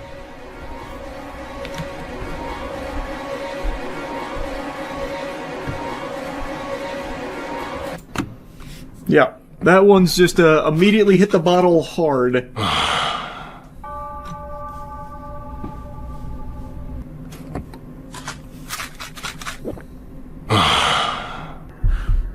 Oh, something's happening. Ahead of schedule.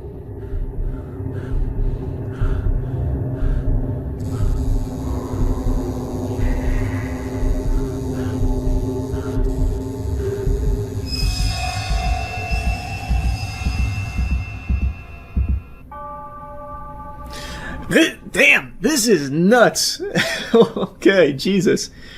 Alright, we're only missing one piece, or one doll piece. And it's the one that was in the hallway earlier. Okay, I don't know how to handle this one. Because I can't just fucking run by her. Oh, she left. Wait, but does that now count as a hallucination? I mean, it disappeared, so... But she chases. Oh, fuck. That just made it really hard for me to know, because... Wait, the knocking stopped. Let's just go to basics. Let's just go to basics. That hallucination disappeared. It didn't chase me or anything. Which tells me we're safe to open this door if everything out here is okay.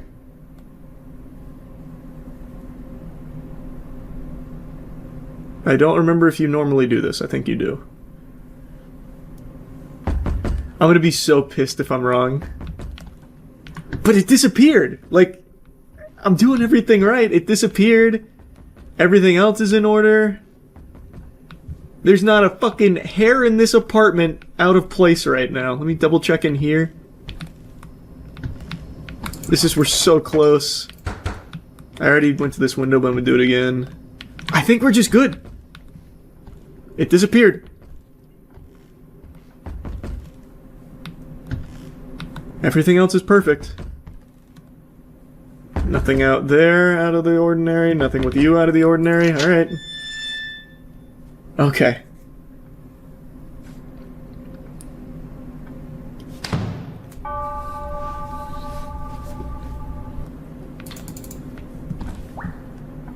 Door closed.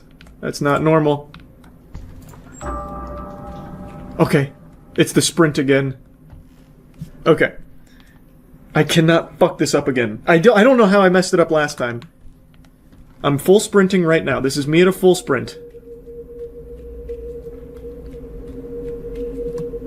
Let's grab it from the max distance.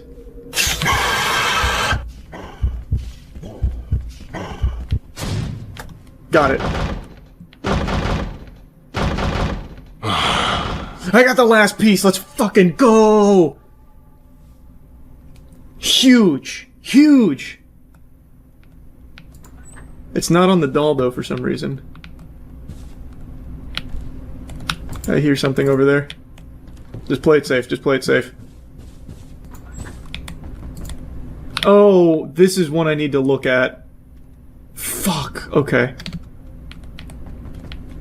I can't get close to it. Oh, no, no, no. This is bad. How do I squeeze out of here? I need to get him even more in this corner.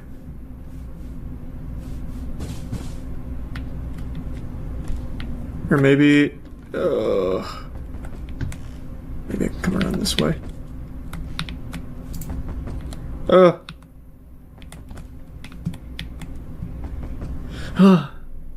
Fuck. I cannot believe how clutch I am. Actually built different.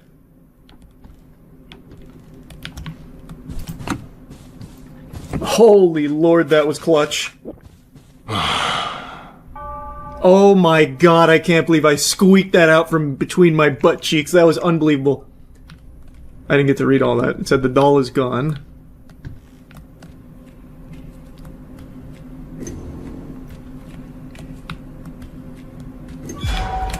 No, I tried to dodge. Fuck, they're all in cahoots.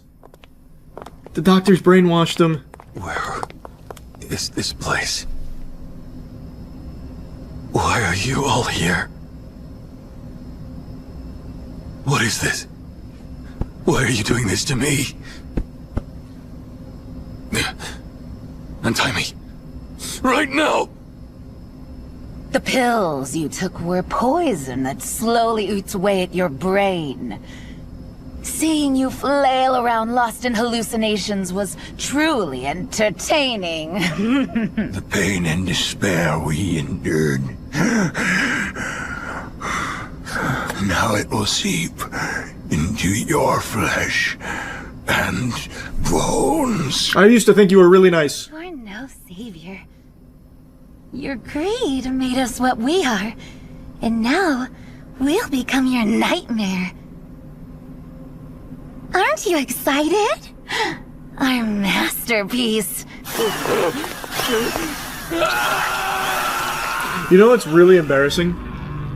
I thought there was going to be another character for that doll I picked up. Not just those three. That was so good, though. I really, really enjoyed that. I guess it's not embarrassing. I guess I just overthought it. The perpetrator of those horrific human experiments has gone missing. Yes, Mr. Kim, who had received a life sentence, was controversially released on parole 10 years ago and has since vanished without a trace. Yes, there are also suspicions of medical record trading with higher-ups behind the parole decision, right?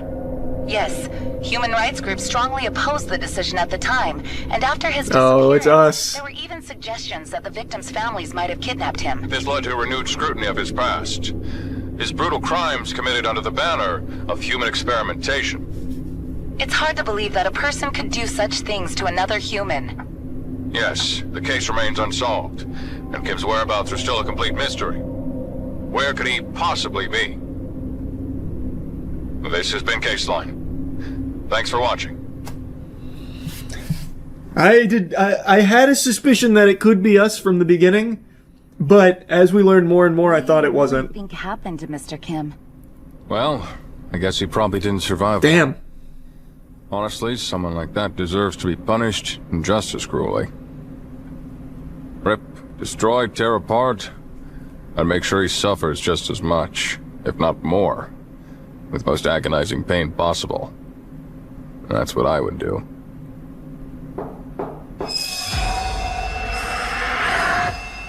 This was such a banger, holy. Man, I really, in the beginning I was like, oh, I guess it could be us, the bad guy. Like when we got hit in the head when we were trying to get outside, I had a suspicion. But then I was like, no. We're probably just another one of the victims. I just couldn't figure out where we fit into it. That was so good. I really liked that.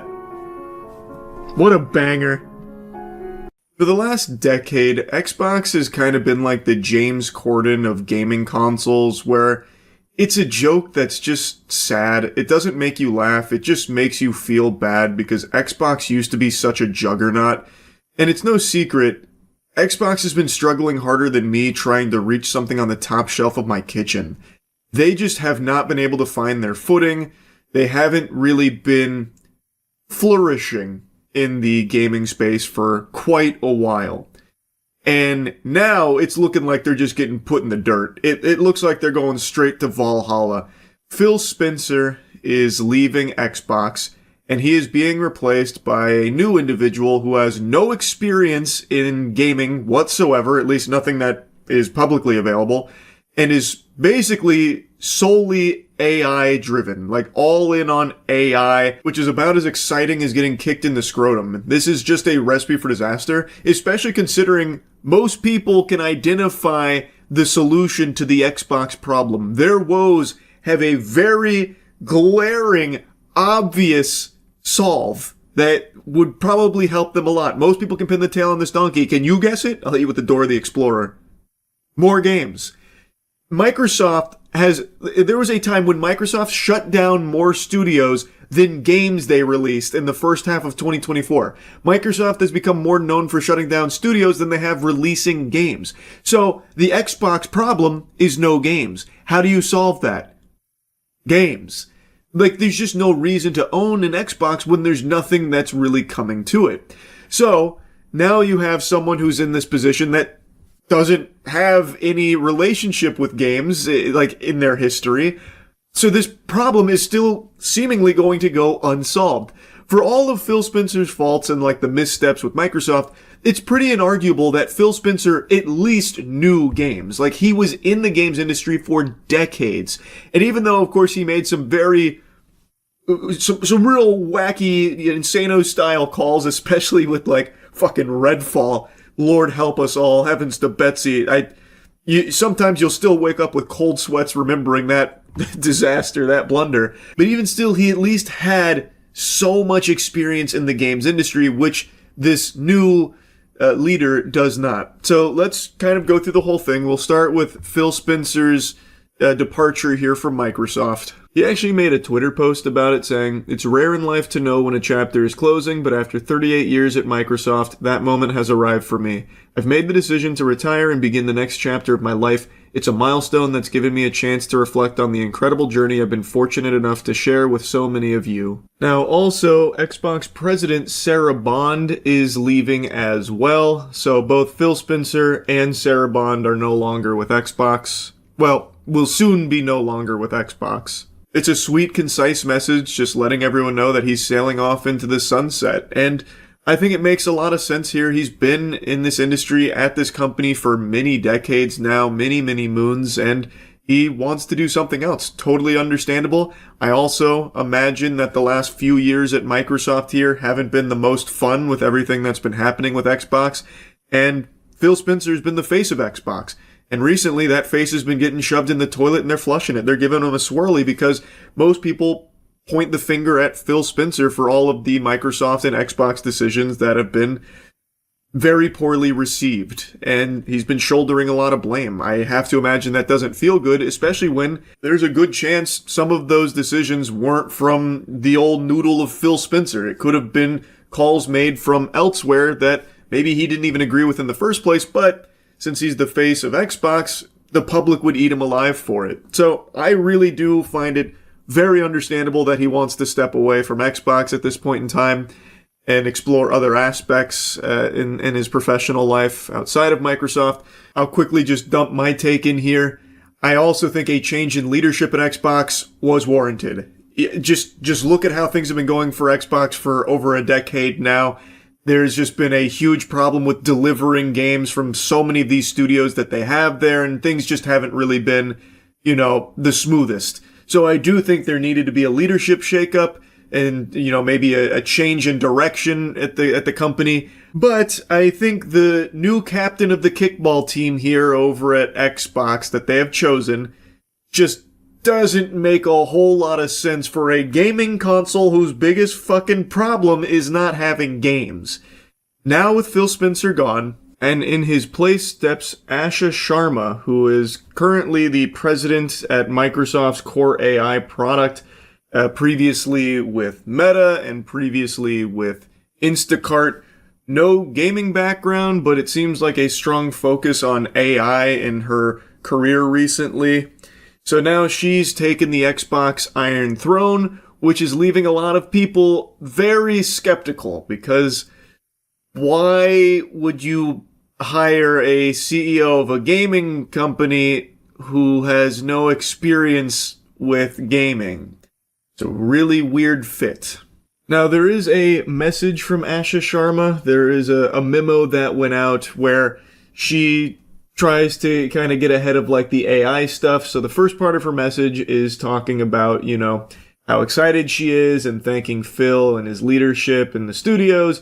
And then she goes on to say, "My first job is simple. Understand what makes this work and protect it."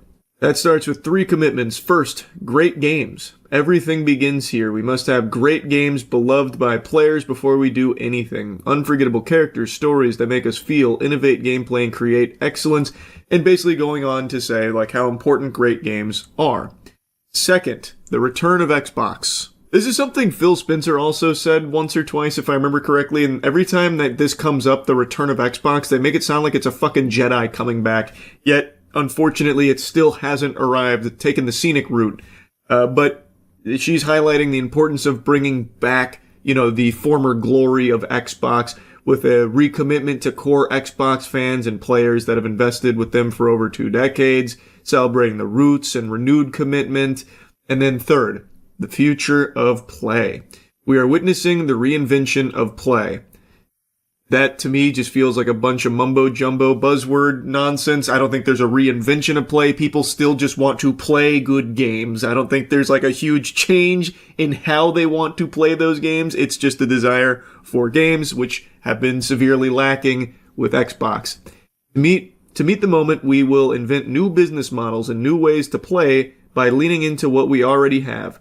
Iconic teams, characters, and worlds that people love, but we will not treat these works as static IP to milk and monetize. We will build a shared platform and tools that empower developers and players to create and share their own stories. So, there's some good and bad in there. That's great that they don't want to just take beloved IP and characters and milk them till the tits fall off. That's good news.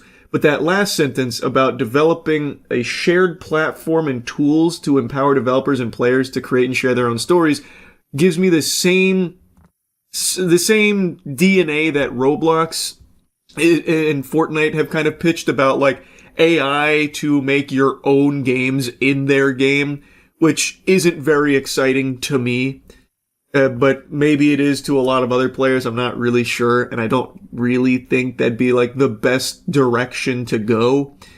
As monetization and AI evolve and influence this future, we will not chase short-term efficiency or flood our ecosystem with soulless AI slop. Okay, I mean, that sounds good, but I take it with a huge grain of salt considering it's coming from an executive who is extremely intertwined with AI. So I would be shocked if she actually does have this view of soulless AI slop being the enemy, considering her professional career for the last few years is all about AI in general. So I guess we'll wait and see there, but it'd be wonderful if the focus isn't on just farting out AI slop at Microsoft. That'd be great. Games are and always will be art crafted by humans and created with the most innovative technology provided by us. The next 25 years belong to the teams who dare to build something surprising, something no one else is willing to try, and have the patience to see it through. We've done this before, and I am here to help us do it again. I want to return to the renegade spirit that built Xbox in the first place. It will require us to relentlessly question everything, revisit processes, protect what works, and be brave enough to change what does not. Thank you for welcoming me into this journey, Asha. Now, to me, a lot of that statement feels like hollow PR speak, where it's just standard PR drivel. You know, we've got to return to the roots. It's all about the players. We can't be succumbing to the dark side of AI slop or anything like that. Which, you know, it's hard to really be super enthusiastic considering this is a leader who, for the last few years, has been all about AI and profits and, you know, profits by any means necessary. Like, it's not an amazing, like, exciting fit for a gaming company to have a leader who has no experience in their professional career with gaming. That makes it feel like this is a decision that is solely about trying to find ways to squeeze profits out of the Xbox, as opposed to trying to find ways to actually return the Xbox to its former glory. Because I imagine if you were looking for a leader to slot into Xbox for a new era of amazing games to make it a powerful console player again, you would probably look for someone that actually has a passion for games itself. I don't know, but that's just my 2 cents, and perhaps I'm on fence for thinking that. Overall, it is just kind of hard to be excited about the future of Xbox, and I guess we'll see how it goes under this new leadership here. Anyway, that's really about it. So yeah. For 2 months, many of you have been trying desperately to convince me that I would like something that I was pretty confident I wouldn't. And like a stubborn child refusing to even try a head of broccoli, I stuck to my guns, crossed my arms, and said, "No, thank you. I do not like green eggs and ham." And for 2 months, I'd been adamant that I will not watch the movie that blew up this summer, K-pop Demon Hunters. I think it was 2 of the trailers, or maybe it was 1, and I saw it twice, I can't remember. But I saw the trailer, the animation looked great, but it is just not my kind of movie. It is a musical, and I've been very public about how much I do not like musicals. So it simply was not for me. But when this Netflix film exploded with popularity, I said, I'm happy that you're all happy. I'm glad. And for 2 months they said, no, Charles, listen, you old Scrooge. This is fucking incredible stuff. You might not like musicals. You might not be the biggest K-pop fan, but this movie's gonna blow you away. Trust me. The amount of times I heard that. If I only had a nickel. And I was firmly planting my feet and lat spreading, saying, I'm not doing it. You won't get me to watch it. I already know I won't like it that much. What's the point? But then tonight, at 5 a.m., after another sleepless evening, no rest. Gotta tell you, sports fans, I wish the K-pop stars could start targeting insomnia. Fucking banish that to the Shadow Realm, please. If you finish with the demons, please go after insomnia. I'm really fucking tired of it. But I said, to hell with it. I'll take a peek, I'll take a gander, see what all the fuss is about. Nothing to lose. I either watch something and I'm moderately entertained, I watch it and I end up loving it, or I fall asleep. All of these are fine outcomes at 5 a.m. when I just can't sleep in the first place. So I just finished it. It is now 6:30 a.m. And I bet you're expecting me to have this big eureka come to Jesus moment. No, you were all right. It actually was my favorite animated movie ever. Sorry to say that's not the case. I feel exactly how I expected to feel after finishing this film. I didn't hate it or anything. I didn't dislike the movie, but I didn't love it or anything. It was a fine time. It was a beautiful animated movie. The animation was stunning. I love the style of the film, which I also knew I would going into it, because the trailers, they do a really good job of setting you up for exactly what you're going to get. But like I said, I just don't like musicals. And I don't dislike K-pop, but it's not my favorite musical genre. So it's a musical in a genre of music that I don't typically download and snap my fingers to.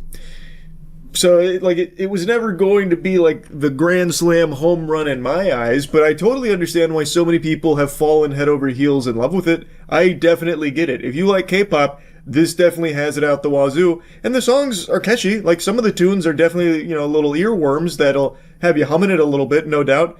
My favorite song was actually the second to last one, the Your Idol one, from the Saja Boys. That was a good song. I enjoyed that boner jam. And I'd confidently say that there's no bad songs in here. There was none of them where I was plugging my ears, begging for the agony to stop or anything. Overall, it was fine. It's exactly what I expected to happen for me. I watched it. I was entertained, but it wasn't something that I'll be singing or really thinking about in a day or two from now.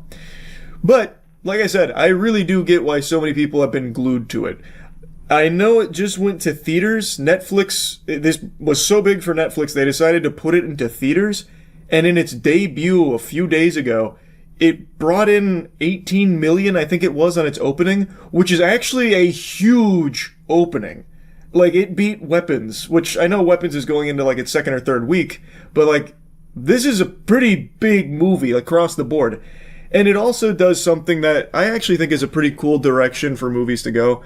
I've heard they've offered sing-along performances, theaters are doing sing-along showings where people go in with the full notion that there will be people in the audience singing along to the music in the movie. I would never want to be in one of those auditoriums. They did that same shit with Minecraft with the Block Party edition where you're supposed to yell memes at the screen or whatever. I would never want to be in one of these auditoriums, but I appreciate that they're doing it, because I think any effort to make things more social and get people to interact with other people of similar interest is a great step in the right direction, whereas all of society and all of big business is right now focused on trying to keep you indoors and isolated from other human beings, even going as far as to try and fill your romantic void with AI companions. So anything that kind of kicks that trend is getting 2 big thumbs up from me. So I really like that K-pop Demon Hunters is having these sing-alongs, which apparently are doing really well with a bunch of people going around others with similar interest and being social and singing to a movie that they really like. I think that's great. I will never go, but I'm happy that it's there, and I'm glad so many people are going. I guess I'll give you a little pseudo review here. The story is, throughout time, there have been these chosen singers who use their voice to seal demons away to keep humanity safe from them. They use their voice as a means of keeping them at bay and the ultimate demon lord from consuming souls. And now in the modern era, it is a K-pop group that takes on this responsibility, and they're getting very close to the golden seal that will once and for all end this battle where the demons will no longer be able to access the human world at all. Whereas in the past, there's always been like little tears where they can kind of trickle in here and there, but now they're very close to stopping it entirely. So we follow their journey to accomplishing that. Spoiler alert, we're going to get into spoilers even for K-pop demon hunters, baby. The main singer, Rumi, she is actually part demon. And she wants to seal this so that way her demon patterns can go away. She's been hiding them her whole life, and her mother figure, who's not her actual mother, but someone who promised to take care of her, has been trying to keep that secret from the rest of the group and the rest of the world because she believes it is a problem that needs to be fixed. In pursuit of the golden sealing of the demons throw one last Hail Mary. They're about to face defeat, but then they call upon their own boy band, who then goes to the human world and directly challenges them on the charts. They can't beat them in a fight because the K-pop demon hunters are very adept at combat, and the fights I think are very cool. I think the fighting is very flashy and it's very stylistic, and I think it goes hard.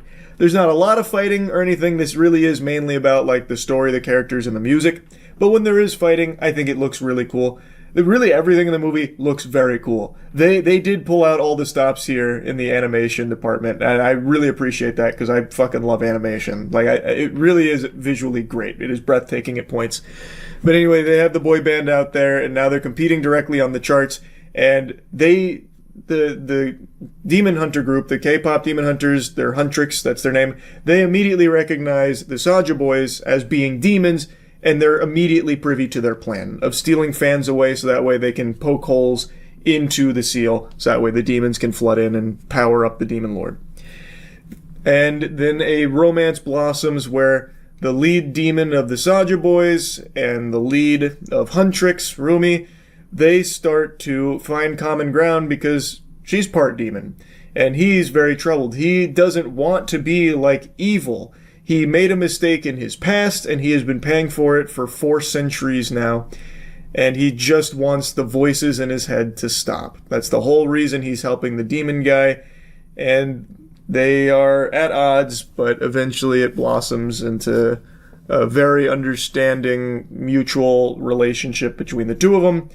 And it's a decent story. Like, it's not anything new. It's nothing you haven't seen before, but it's executed well enough that I think a lot of people will find it to be very fresh.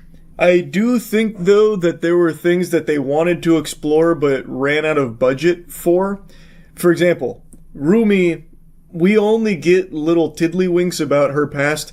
She is the only person of her kind that we know of in this world that is half demon, half human. And we only know the bare bones that her mother and a demon got together and she was born and was viewed as a big mistake, but the mother asked for a promise from her most trusted companion to keep her daughter safe. But we don't know anything about the mother or the demon father or anything like that, and I thought for sure that would be something we'd learn a little bit about, but it never came. Unless there was a post-credit scene that I might have missed. I didn't go through the entire credits. Maybe it's possible, I'm not sure. But I'm just surprised that that wasn't explored. It also felt like Rumi was the only character that got real depth. The other 2 members of Huntrix, they kind of just played on the sidelines. Like they gave you bits and pieces, like they gave you the general character personalities and like a bit of the background, but never really too much. You never really got to know them very well past their desire to seal the demons away and their complete hatred of demons. I really thought this movie was going to go in a different direction towards the end too, because we know Genu, that's the demon guy's name, the lead of the Saja Boys. We know about his past a lot, and it seems like he's not the only one of his kind that is just reluctantly serving the Demon King. Like, no one seems to want to do that. They just have the voice in their head that is compelling them to do so. And he explains to Rumi that all demons do is feel all of their shame and all of that anguish that they've experienced when they are humans. They just live it perpetually. Like, they are not happy with where they are and what the Demon King does to them. So I thought that there would be like this turning point where there was like an understanding with Huntrix, like, oh, these demons, like, they were once people, and that's still somewhere in there. And a lot of them just want to live without that voice in their head reminding them of their biggest mistakes, that kind of thing. But that never comes. I thought that was where the plot was going, at least to a certain extent, but it's not. I guess it's just Genu. He is the only one in the entire demon world. Him and his pets. They also are an exception. But it's not a complaint or anything, by the way. Like, they don't have to go in that direction. It's totally fine they didn't. I'm just saying I was just kind of surprised because they kind of put the breadcrumbs there that I thought that was where they were going. Anyway, though, I don't have any, like, big complaints about the movie or anything. I really don't. Even though it's not my cup of tea, it's not my taste, it's not like there was anything in here that I think was wrong or bad. It's, again, just not my genre of movie. So it doesn't really appeal to me in a big way. But I didn't have a bad time watching it. I was entertained. And yeah, that's really about it. So yeah. I've been on YouTube for almost 19 years, and I'm not kidding. I have never seen nor heard of something like this before. Yesterday I made that video about all, like, the Taylor Swift hoopla, and the video got copyright claimed because I showed a snippet of lyrics from her song Wood, which is an ode to Travis Kelce's cock, and I said a couple of the lines, and it got claimed because apparently that counted as me using the melody of Wood, the Wiener Ballad. That is unbelievable. Keep in mind, I didn't sing it. It's not like I gave an a cappella version. I just said a couple of the lyrics because they were so silly, and it's the one track on there that I thought was, like, actually just kind of revolting. Like, it just wasn't good. Overall, I thought the album was just, like, very generic and mid, but not nearly as bad as people were saying. But I used this one as an example for a track that I just didn't like. And somehow that was enough to flag the copyright system internally. Now, it's not like a strike or anything. It's not the biggest deal in the world, but I just found this so fascinating that now we split revenue on that video because I said some of the lines. Again, I didn't even sing it.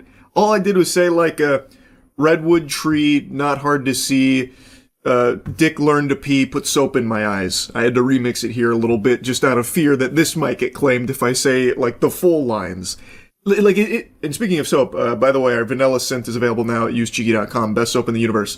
But the point is, like, I cannot believe that just saying the words without even a single hint of melody was enough to get flagged because Taylor Swift, I guess, owns all of those words in that combination. That's wild to me.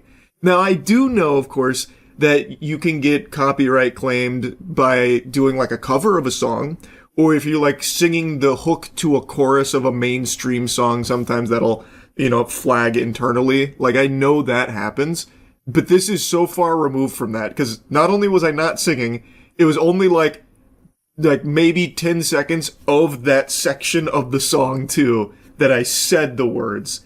It is crazy. Like, there's no music or anything there. I didn't have, like, the instrumental going or anything. I'm really just stunned. So I saw this last night.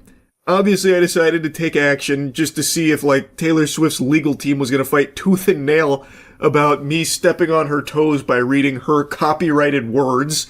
I guess she owns these words now. But I took action, and it has been overturned, which is nice. But I do wonder, for a channel that doesn't have the, ability to fight back against a claim like this, would it have stuck? Like, would a smaller channel, maybe like a Swifties fan account, still have this claim? I don't know. I'm just surprised that it was even allowed in the first place. Since when are words forbidden to use because an artist used them in their songs? Or maybe I guess it was me showing a snippet of the lyrics on screen, but even then, showing some words being copyrightable is pretty crazy to me. It is, I am not kidding, I've never seen something like this before. And since we're on the topic, I did learn that my assessment on her level of greed yesterday was underselling it. Apparently, and I've looked into this and it seems accurate, there are 28 variants of the same album that she is selling her fans. 28! And this album is less than a week old. That is crazy. And the differences between each variant are so trivial. Like, it's usually like a different cover or a different name, such as my personal favorite, The Crowd Is Your King Edition, parentheses, Summertime Spritz Pink Shimmer Vinyl Target Exclusive. That seems a little excessive to me, but I've seen a lot of defensiveness from Swifties that have purchased every single one of them, saying, nobody was forced to buy these, we wanted to support her. I mean, she's a fucking billionaire, she doesn't need you to buy 28 copies of the same thing, but again, it is your money, you spend it however you want. You could wipe your ass with it bother me. You can waste your money in whatever ways make you happy. But come on, there is no justification for why Taylor Swift is selling 28 and ongoing, it seems like she's planning to introduce more variants, copies of the exact same album to her fans, other than just to make a lot of money off of them. It inflates the fuck out of her numbers too. I think each variant should count as its own separate album as opposed to all roped together as Life of a Showgirl sales, because that shit is just foul. That is so absurd. It's like if I was going to show you my Skechers collection, and it's just the same pair of Skechers Go Walk 28 times, but with like dirt placed in different places. Like that'd be the only difference. Or like maybe the stitching was a little different on this one versus that one. But I have 28 copies of the same pair of Skechers. It's absurd. Like it is the only reason to have this many variants is to squeeze your community for all the money that they have. And again, if they want to like, you know, spend hundreds of dollars to own every variant of this album, all power to them. But it is greedy. Like you can't explain that away or justify it. It is greedy.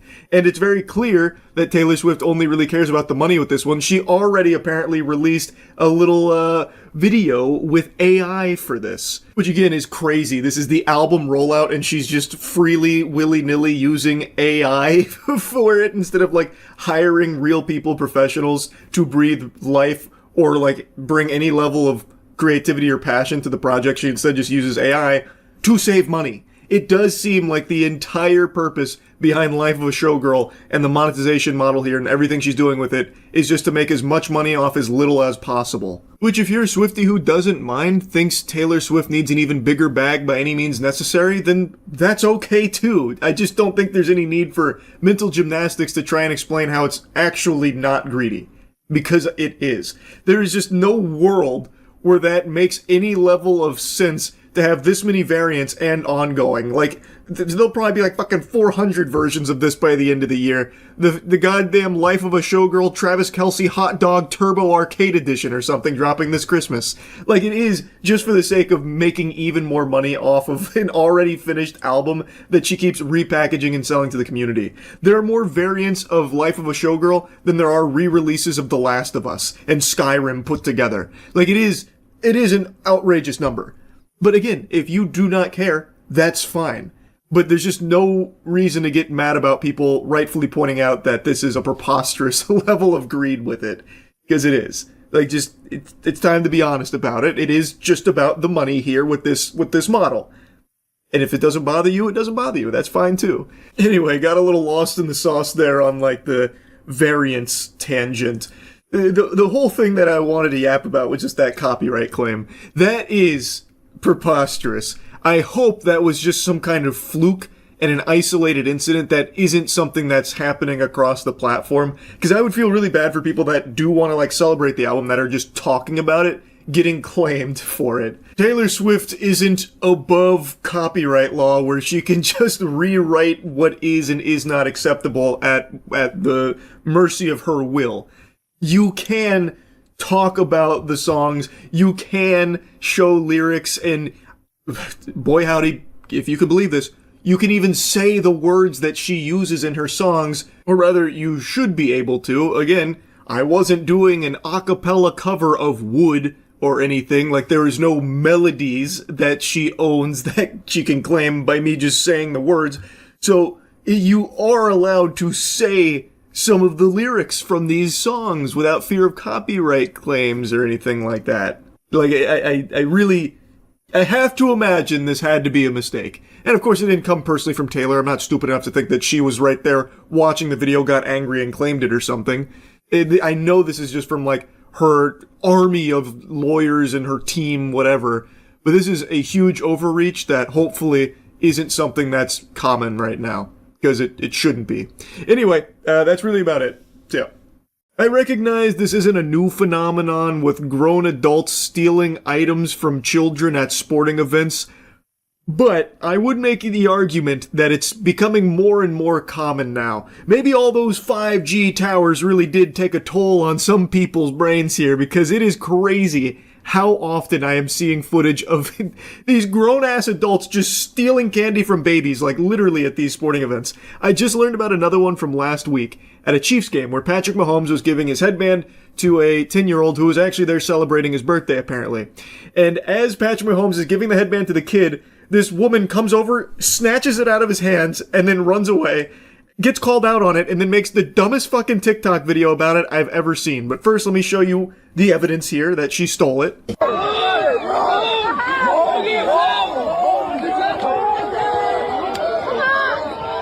she just stole that from me! I think that's pretty obvious. There's other angles that show it even more clearly. I don't think it's necessary. I think that's pretty cut and dry there. But she then made a TikTok video after people were giving her shit for it. To make something straight, I did not steal a headband from a little kid. Yes, an excellent job cropping this photo to try and prove your innocence here. This would fool even the most seasoned of forensic experts, I would say. Irrefutable proof that she was the intended target, which you can tell because she's nowhere to be seen. In her own evidence here, you can see that she is reaching out in front of the child to take it from him. Like, come on, this is unreal. Also, she was dressed in Giants accoutrements. She was a Giants fan. I don't think Patrick Mahomes was intending to give you the headband. He didn't even register your presence there. This is so ridiculous. Oh my god, my voice is cracking. It's so absurd. I just need to explain myself because everyone's having heart failure over this. You just need to understand, I'm at a football game. Last 2 minutes of the game, I allowed many people to come and sit down next to me or stand up or whatever you want to say. But I paid for my damn tickets. I paid. Well, Michael paid. All the same money. We paid for our tickets. It was 2 rows back. I went all the way in the front. People were coming from all over, probably the nosebleeds. This is a masterclass in how to become even more unlikable in a situation I thought it was impossible to be more hated. People already don't like her because she clearly steals from a child, and now in her response she gives people even more things to dislike her for. She's talking about how she allowed people into her area after she paid for those tickets to be there. Well, Michael paid, but it's her money too, obviously. In fact, it's mostly her money, really, I would argue. Lady, the game is over. That is now moot. You can go wherever you want in that area. You don't own it. But she's talking about it as if it's her fucking stadium. And being the benevolent saint she is, the angel, she allowed them with her grace to be in this vicinity with her. That's crazy. That is actually crazy, the delusion. And she even says she was 2 rows back, so she also went up. But then she's like, talking about how, like, these people came from everywhere, probably the fucking nosebleeds or something. Those plebeians, these heathens, invaded my space. I don't know if that kid was from the nosebleeds. I don't know if those were his seats or whatever. But people were saying, could we come and sit over there, stand over there? I was saying, yeah, sure, whatever. Last 2 minutes of the game, they were all KC fans because the Giants lost, so all the Giants fans left. But I wanted to stay there and see if anyone's going to come down. Michael stood 2 rows behind me. Couldn't have even seen me because so many people were around standing up. Who gives a fuck? It doesn't matter here in what happened. The game was over. You can now move around freely. If you were letting people in around you, that's so nice. What a superstar you are. Oh my goodness, that's the sweetest thing I've ever heard. But it also has nothing to do with you stealing the headband intended for a 10-year-old. At the ending of the game, the KC players was coming. Not gonna lie, what's his face? McDuff, I think his name is, came right to me to give me his gloves. But I was looking behind him and was looking at Mahomes, and I was screaming, Mahomes, Mahomes. He got mad, he like sort of got upset. Looked at me and said, I'm not Mahomes. So he gave the gloves to the next door little girl next to me. She started crying. I felt bad for her and I was rubbing her back. I said, are you okay? Don't worry about it, baby girl. They're just people. Don't cry. I don't even know what that means. What kind of yappuccino are you serving up here? What the fuck? Jiminy Christmas? What? What the hell is even that? What are you even... Huh? What are you blabbering about? So, there are pieces to this puzzle I don't think are going to fit together. Like, following the breadcrumbs that she's sprinkling out here. She's farting out a poop that I just don't understand. So she's saying she was screaming, Mahomes, Mahomes. Turns out it wasn't Mahomes, it was McDuff. I think she means McDuffie, would be my guess. She can't even bother to get the player's name right. Also, side note, she's a Giants fan. Why does she even want Chiefs gear? I imagine she just wants to resell it. That'd be my hunch. But anyway, so apparently McDuffie got upset, like, I'm not Mahomes, and then gave his gloves to a little girl next to her who started crying. So then she started to console the little girl, reassuring her that it's okay. They're just people. Yes, of course. Now it's all starting to make sense. A confounding mystery, but it's becoming more and more clear. It's coming into focus now that I say it out loud. This must be how it feels to, like, do whippets. Like, listening to her speak actually makes me stupider. I am not a thief. That little boy, when Mahomes came, if you look at the video, both of our hands was on it. He was right to the left of me. I didn't look in Mahomes' eyes to see where is he looking. I just seen he's handing out something. I put my hand, both of our hands was on it. I took it. Yeah, but you definitely knew. The kid even said the lady just stole that from me. Like, you definitely did know you reached out to put your hand on it. He didn't just, like, set it in both of your hands and say, like, good luck. It wasn't like the Dark Knight with the Joker doing an initiation. Like, he was clearly giving it to the kid. You reached out to grab it and put your hands on it and then take it from the kid. Like, that is clear in the video that you keep urging people to watch.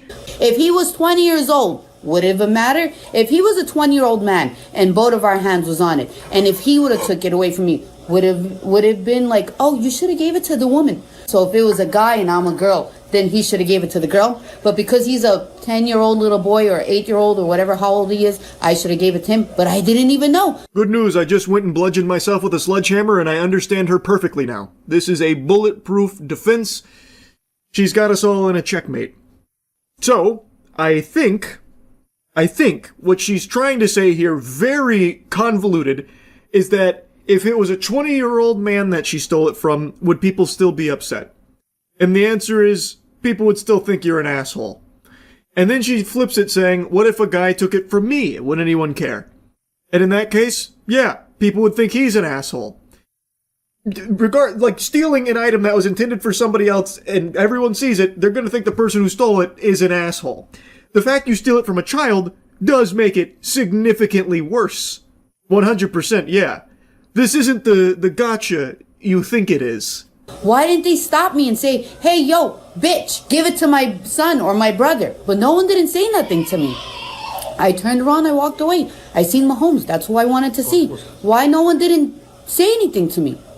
But now you are posting it 1 week later? It's your fault. I stole it and nobody stopped me. Thus, you have only yourself to blame. She's now trying this angle. Also, people did mention it, by the way. The kid even called it out that she stole it from him. And I'm pretty sure in one of the other videos I saw, someone else also mentioned it. She just ignored it and walked away. So, like, they did.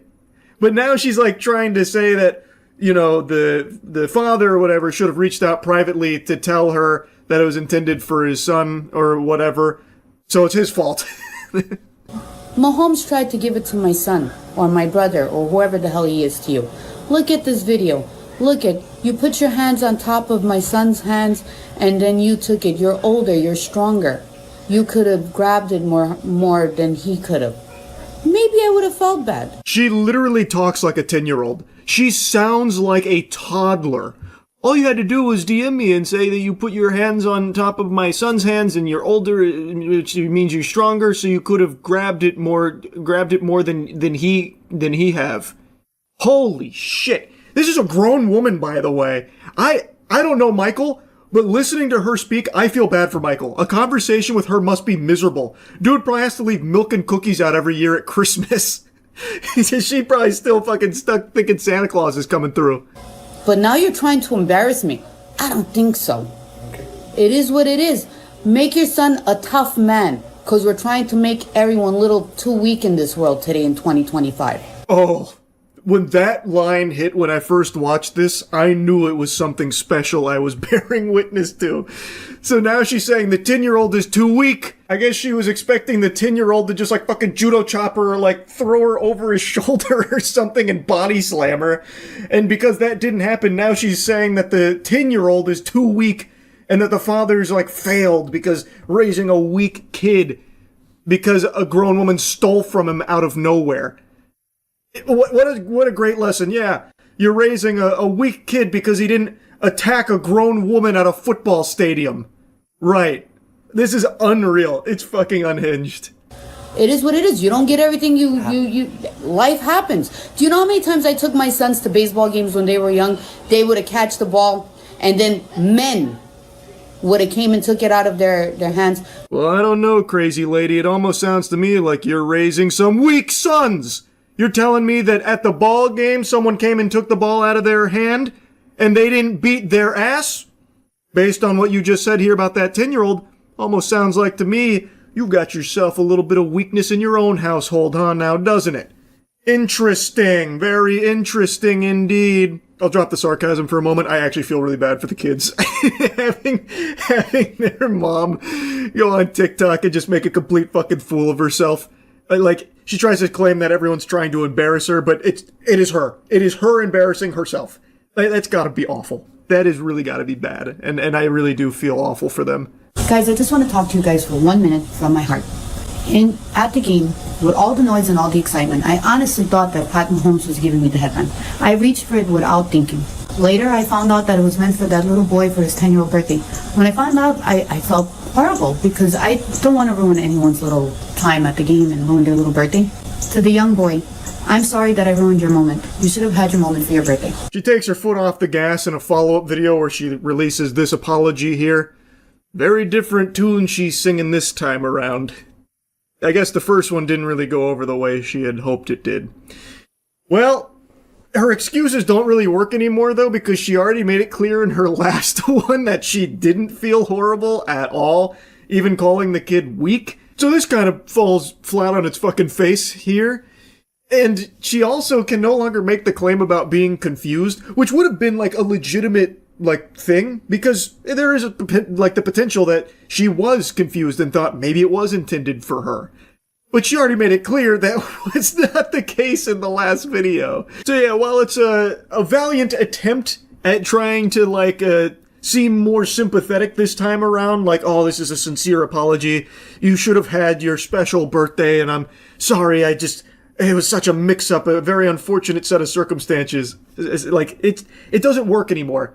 Got an update on Joey. I want you guys to watch this. They signed it. We signed it. No, we didn't. They signed it. Oh my God. What's in there? Oh. The real deal. I just wanted to tell you that I meant no harm done, but it all worked out in the best, and you got so much more. You got an autographed jersey. And this is her latest video on it. So the Chiefs sent Joey a lot of gear that is signed, a lot of autographed gear, and she's talking about how happy she is that he got all of that. Yep. And that's that. Anyway, I just wanted to yap about this a bit. It had me laughing really hard watching her first response video. That's really about it. So yeah. What are some of the most dangerous combinations on the planet? Dynamite and a lighter, opioids and alcohol, Charles White and a basketball. But what about obsession and a weirdo. That is a recipe for disaster. A deranged individual becoming obsessed with someone or something, that is boogeyman shit. And I'm not talking obsessed about like, oh, I'm obsessed with working out or something like that. I'm talking about the obsession where it becomes like a full-blown fixation and genuinely a full-blown red alert mental disorder that spirals out of control and has oftentimes in the past led to some fatal outcomes, like with stalkers. Most notably, the one everyone always goes to is the Bjork stalker, Ricardo Lopez. He was the one that filmed himself blowing his brains out after forming this obsession with Bjork and trying to assassinate her with a letter bomb, trying to murder her. It's frightening. It is genuinely scary. And last night on stream, I learned about a new, potentially dangerous, obsessed weirdo where someone became fixated on a child from Fairly Odd Parents, a character named Hazel. And this obsession has become so strong that now they are sending threatening emails to the voice actress that plays this character on the show. And I've seen a handful of people saying that it's not that big of a deal, just point and laugh at this weirdo and move on. He's probably harmless. Just pop some popcorn and clown on him.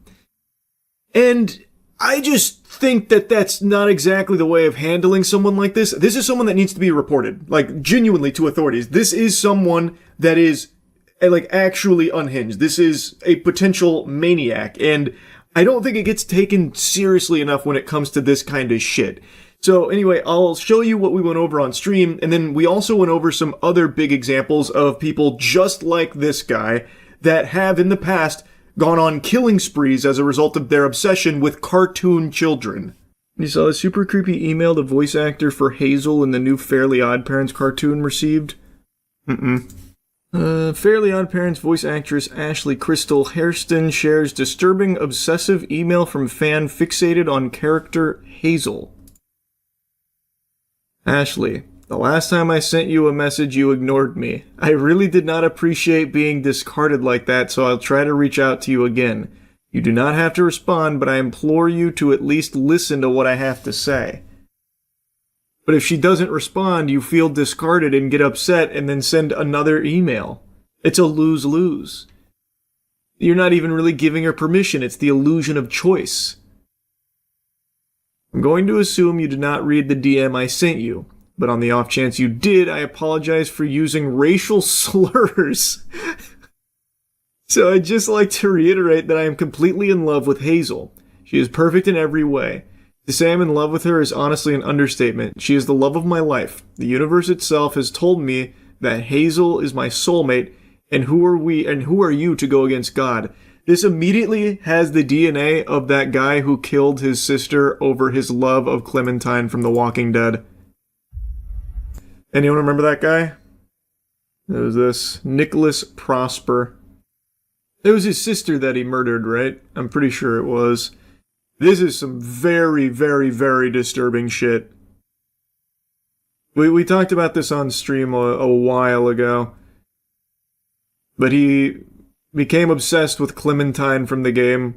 A child, by the way. And I think it was he let his sister play the game and he was watching and then didn't like a decision that she had made. Why did you kill Larry in front of Clementine? That kind of thing. And then killed her. It was actually his whole family. He killed all of them. What? Oh my god, what? It's been a while since we went over it, but I thought it was only one person that he killed. It was his whole family? Yeah, you're right. The Prosper family murders. 18-year-old Nicholas Prosper murdered his mother, Juliana, his sister, and brother. And yep, all three had been killed by a double-barrel shotgun. He also intended to commit a school shooting. And so his father survived. On September 16, 2024, his father, Ray Prosper, shouted, "I still love you, son. It's not your fault, okay?" That's just heartbreaking to hear, man. I couldn't even imagine being a parent and having something like that, where your son is a fucking evil monster. It must be the most difficult thing in the world to come to terms with. And now your whole life, everyone that you've loved, your wife, your kids are dead because of your son. That's just an entire brain breaker. Prosper shared a pre-recorded video where he referred to The Walking Dead online at 6:22 a.m. and disposed of 2 mobile phones, believing this would protect a group of pedophiles he talked to on Twitter.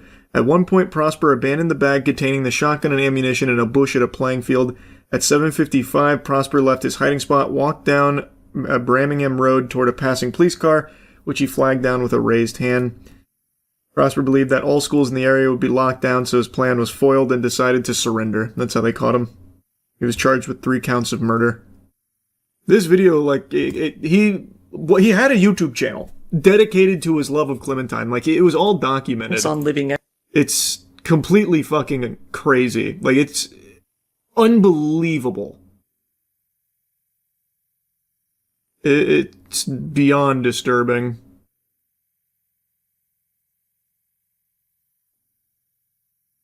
Here's one of the videos. He went home with it, and there he set up a webcam, put on his best bucket hat, and began to film a video. Right away in the video, he clearly states that, due to the decisions Giselle made in the game, he was planning on mutilating her face beyond recognition. On June 30th, my sister decided to make the only correct choices in episode 1 of season 1 of The Walking Dead games, and for that her face will be mutilated further than necessary.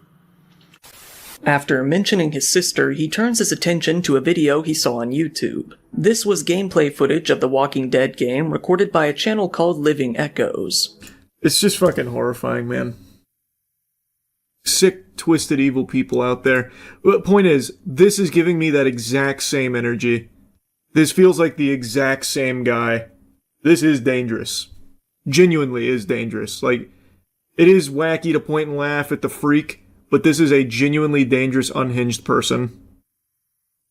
What I'm trying to say is that to see you, Hazel's voice actress and co-creator, ship Devzel, broke my heart. She's my wife and I love her more than anything. God hates you for getting in the way of Hazel's and my love. Soon you will feel the universe's wrath. Hazel is mine and mine alone. I love her, and she loves me. I will never forgive you for the hurt you have caused. I suggest you take down all the Devzel posts you made, the interviews mentioning it, and stop shipping them if you want a peaceful life. Hazel is canonically 10 years old, by the way. Well, yeah, that's pretty clear. It's Fairly Odd Parents. That Danny Phantom dude had a YouTube channel too, right? Yep, oh god, what was it called? Something Blaze? Was it Andrew Blaze or something? All about his obsession over the Amber. Yeah, it was Andrew Blaze. Thought so. Scary stuff, man. Scary stuff. He also did a shooting, such a weird phenomenon. Yeah, he went and killed coworkers. His real name's Randy Stair. But he went by Andrew Blaze online and was obsessed with her from Danny Phantom.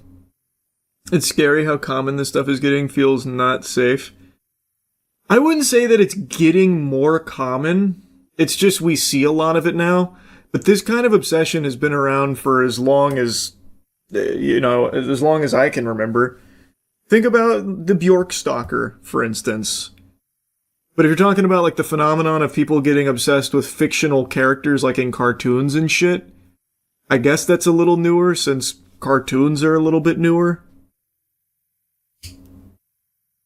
But those kind of people have always existed. It's fucking scary. And they seem to always get obsessed with children characters in the cartoon. Clementine, Hazel. If you heard some weird noises outside of your home earlier today that sounded like some kind of haunting, like a ghost saying boo, well, rest assured it wasn't a ghost, it was probably just some people that saw the new Silent Hill movie. It has a 9% on Rotten Tomatoes right now, which I imagine will probably be one of the lowest of the year, if I had to guess. I just got home from seeing it, and I want to give you my thoughts on it. I was someone who just recently watched the first Silent Hill movie from 2006, and then the abhorrent abomination that was Silent Hill 2012, whenever that came out, where it was like all about 3D, and it was actual trash, but in an entertainingly bad sense. Every conceivable thing that could go wrong with a movie went wrong with the second Silent Hill film. I think it was called Revelation or something.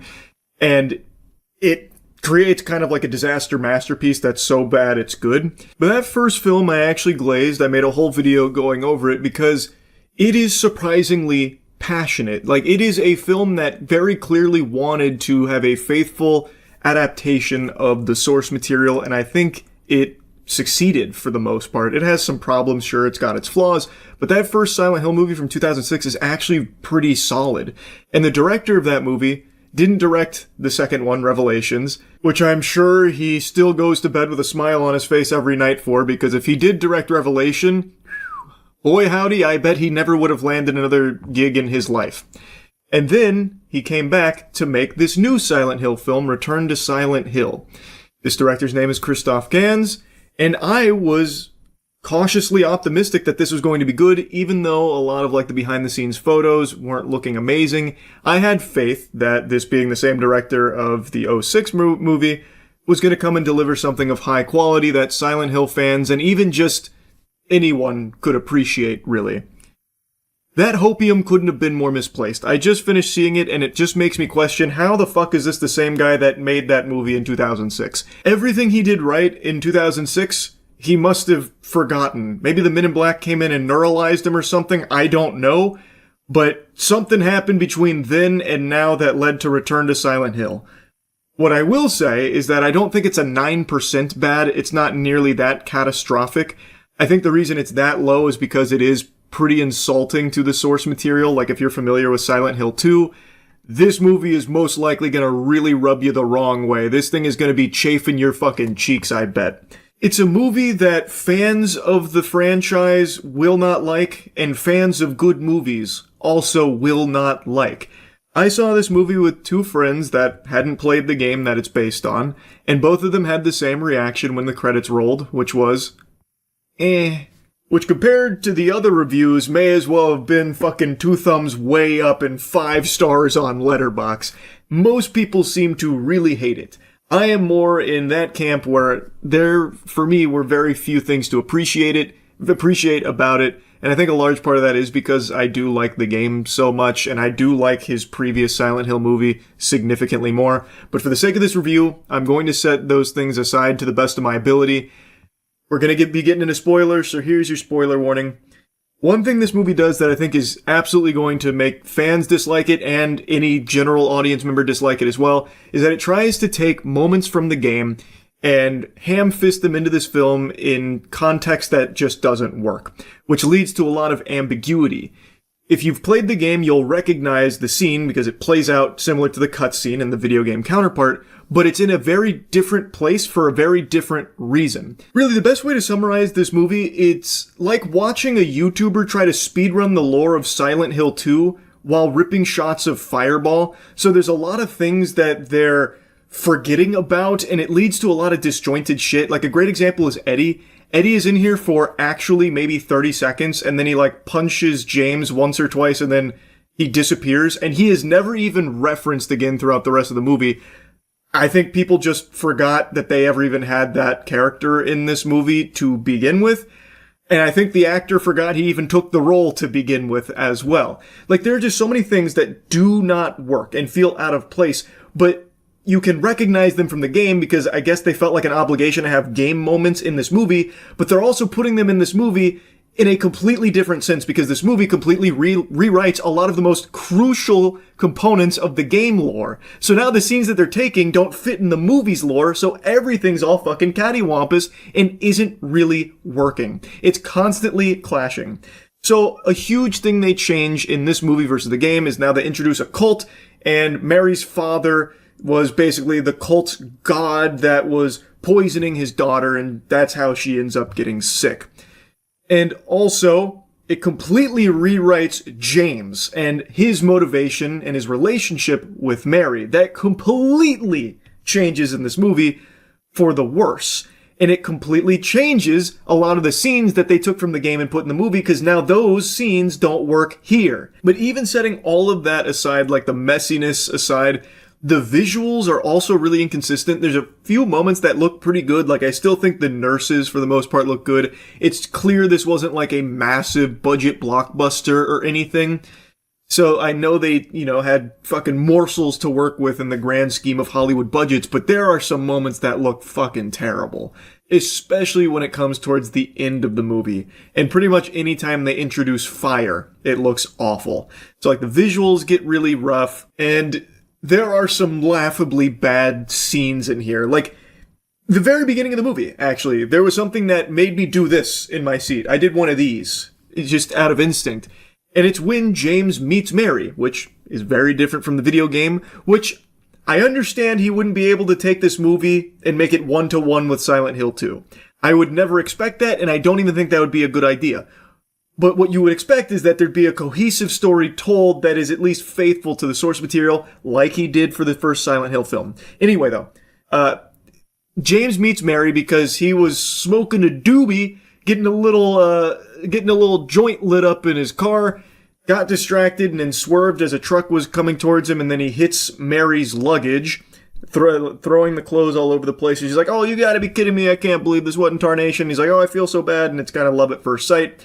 She has all of her bags packed, waiting for a bus. The bus shows up, Mary flags down the bus. Wait, bus driver, let me on. But because her luggage got hit with the car, one of the latches doesn't work. So once James puts the clothes back in and he's helping her carry it to the bus, it opens up and her clothes spill out again. And she goes, never mind, go on. And then shoos the bus away. Why would she do that? All she had to do was just carry that piece of luggage in without the latches. She would just put it under her arm, which is exactly what James did eventually too. So why would she then just completely uproot her entire plan, which she has presumably spent a long time cooking up and had to have a lot of motivation to even tempt this idea of getting on the bus, which you'll learn about later in the film. And all of a sudden she just decides, oh, fuck it, since the latch on my suitcase here is broken, I'll just forsake all of that and go back to my fucking existence in Silent Hill. Why? What reasonable person would do that after you've already steeled your resolve to make this decision in the first place, all because the latch on the suitcase no longer works? But anyway, that's how they meet, they fall in love, it eventually leads to them going to Silent Hill, and James witnesses some really peculiar cult activity in Silent Hill, all with these interesting characters doing weird stuff with Mary. And by interesting characters, I mean just your most generic, formulaic cult members doing weird occult shit. It's just really disappointingly lame. Like, I could go on and on, but I don't think there's a real reason to. Like I said, it's not a 9% bad. Like, there are some things to like about it. The music in particular, I thought they did a good job with. Like, the music is very Silent Hill, which is good. They didn't butcher that. And there's a couple of scenes that I think were pretty okay because, like, for the nurses, they once again used dancers, which worked really well in the first Silent Hill film. And there are a couple of moments where I do think, like, the practical effects they used looked good. And I also think that the actor who played James did a pretty decent job with the character, actually. I don't know if that's a hot take or not, but I actually thought he did fine as James. It's just, he was given quite a bit of poop to work with here, unfortunately. But his actual portrayal of the character, I thought, was pretty decent in comparison to, like, the video game counterpart. I thought he did, like, a very solid attempt at it. I just wish that the rest of the movie around it was of higher quality, is all. Oh, there's one other big thing I want to mention. I recently learned through that, like, Matt Damon interview segment or whatever it was about how, like, Netflix wants him to repeat the movie's plot multiple times for people that aren't paying attention, like, on their phones. That way they can always know what's going on. So a big thing that they preach is, like, you need to reiterate everything happening multiple times. This movie gave me that vibe because, like I said, there's a lot of ambiguity in this film about, like, what's in James' head, what's a hallucination, what's real, what's, like, actually happening and all of that, which you would expect means the audience would have to start paying attention and starting to think. But then the movie will always tell you exactly what's real and what's fake.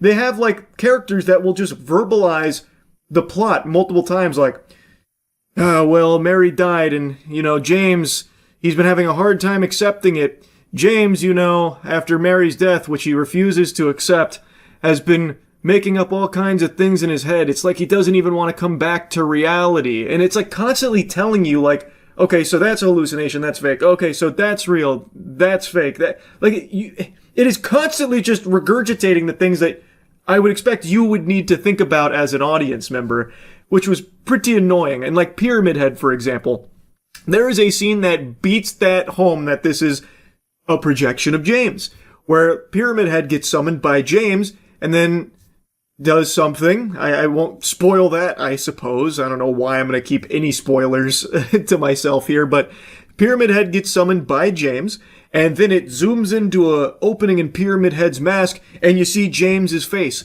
And if that wasn't enough to convey the message, it then cuts to a flashback of James painting, and it's a portrait of James, and he's throwing red paint on it in the shape of a pyramid on his head. And it's like, okay, we fucking get it. Like, I don't understand why it had to, like, beat these things home, while also trying to present itself as somewhat ambiguous or even, like, artsy at points. It just doesn't... Overall, I just don't think this movie lands for anyone really, fans of the game, or even just people that want to see a good movie. I don't think this does a good job in general. But I also don't think it's 9% bad. It's not good, but it's definitely not 9%. Anyway, that's about it. Yeah. Wow. I don't even know how to appropriately express my shock for what just unfolded here. Best I can do is one of these. Like a Mr. Beast thumbnail.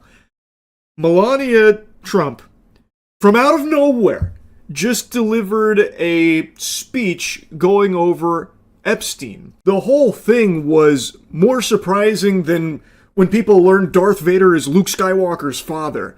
And even more surprising for me, because I only recently learned that Melania can speak. I hadn't heard a peep from her in many years. I just assumed she had taken like a vow of silence or something, and that Trump just speaks for her. I only learned that she talks after the trailers for the Melania documentary, which, by the way, is directed by Brett Ratner, who was also present in the Epstein files with some not good photos out there of him.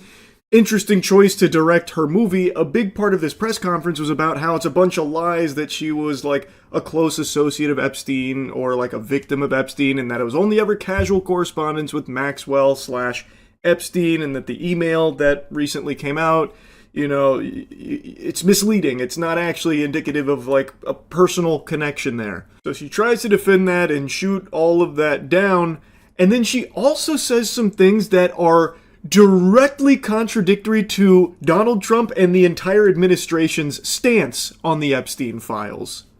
Now is the time for Congress to act. Epstein was not alone. Those words alone just had Kash Patel shoot up out of his bed in cold sweats, awaken abruptly from his slumber, tinkling his britches, and he's going to need to calm down by butt-chugging some brewskis, because Perjury Patel has maintained that Epstein, there's no credible evidence that Epstein trafficked minors to anyone. The only person is Epstein and Maxwell. That's it. There's no other clients or anything. But here, the First Lady is saying Congress needs to act and that Epstein wasn't alone. This flies in the face of the official stance of the administration and Donald Trump himself, where they talk about how justice has been served, so get over it. Even Todd Blanche is not even shy about it. Not a crime to party with Epstein. Probably won't be doing any further investigations. Their official stance is that everything that would ever happen with the Epstein files has happened, and that the American people shouldn't care about it, and anyone that does care about it is a bad person. Also, the Epstein files aren't real. They're a Democrat hoax. Meanwhile, from out of nowhere, Melania Trump delivers this speech where she's talking about her relationship to Epstein and how, like, there's a bunch of lies about it and it's all not true, but also how important the Epstein files are and that action needs to be taken, which is very much flying in the face of her husband's perspective on it and the administration that has desperately tried to make people forget about it. This came out of nowhere. Melania Trump delivered this at a time where no one was talking about the Epstein files. The media had forgotten about it. The administration got hit by the Men in Black neuralizer, so they didn't even know who Epstein was. They forgot that name entirely. And then Melania Trump comes and does this. I call on Congress to provide the women who have been victimized by Epstein, with a public hearing specifically centered around the survivors. Give these victims their opportunity to testify under oath in front of Congress with the power of sworn testimony. Each and every woman should have her day to tell her story in public if she wishes, and then her testimony should be permanently entered into the congressional record. Then, and only then, we will have the truth. Thank you. This had to be a huge jump scare to most people in the administration because I don't think they signed off on that. And I read a couple reports that she went rogue and did this without like official approval through the channels of the Epstein administration and their attempts to cover it up at every possible angle imaginable. So if those reports are true, if that's accurate and she did this just willy-nilly, you know, on a whim, I bet the administration is fucking fuming over it. And now she calls for Congress to act, but Melania, get ready for the cold water. That call's coming from inside the house. You need look only in your bedside. Donald Trump is one of the main perpetrators of covering this shit up. His whole administration does everything in their power to bury it.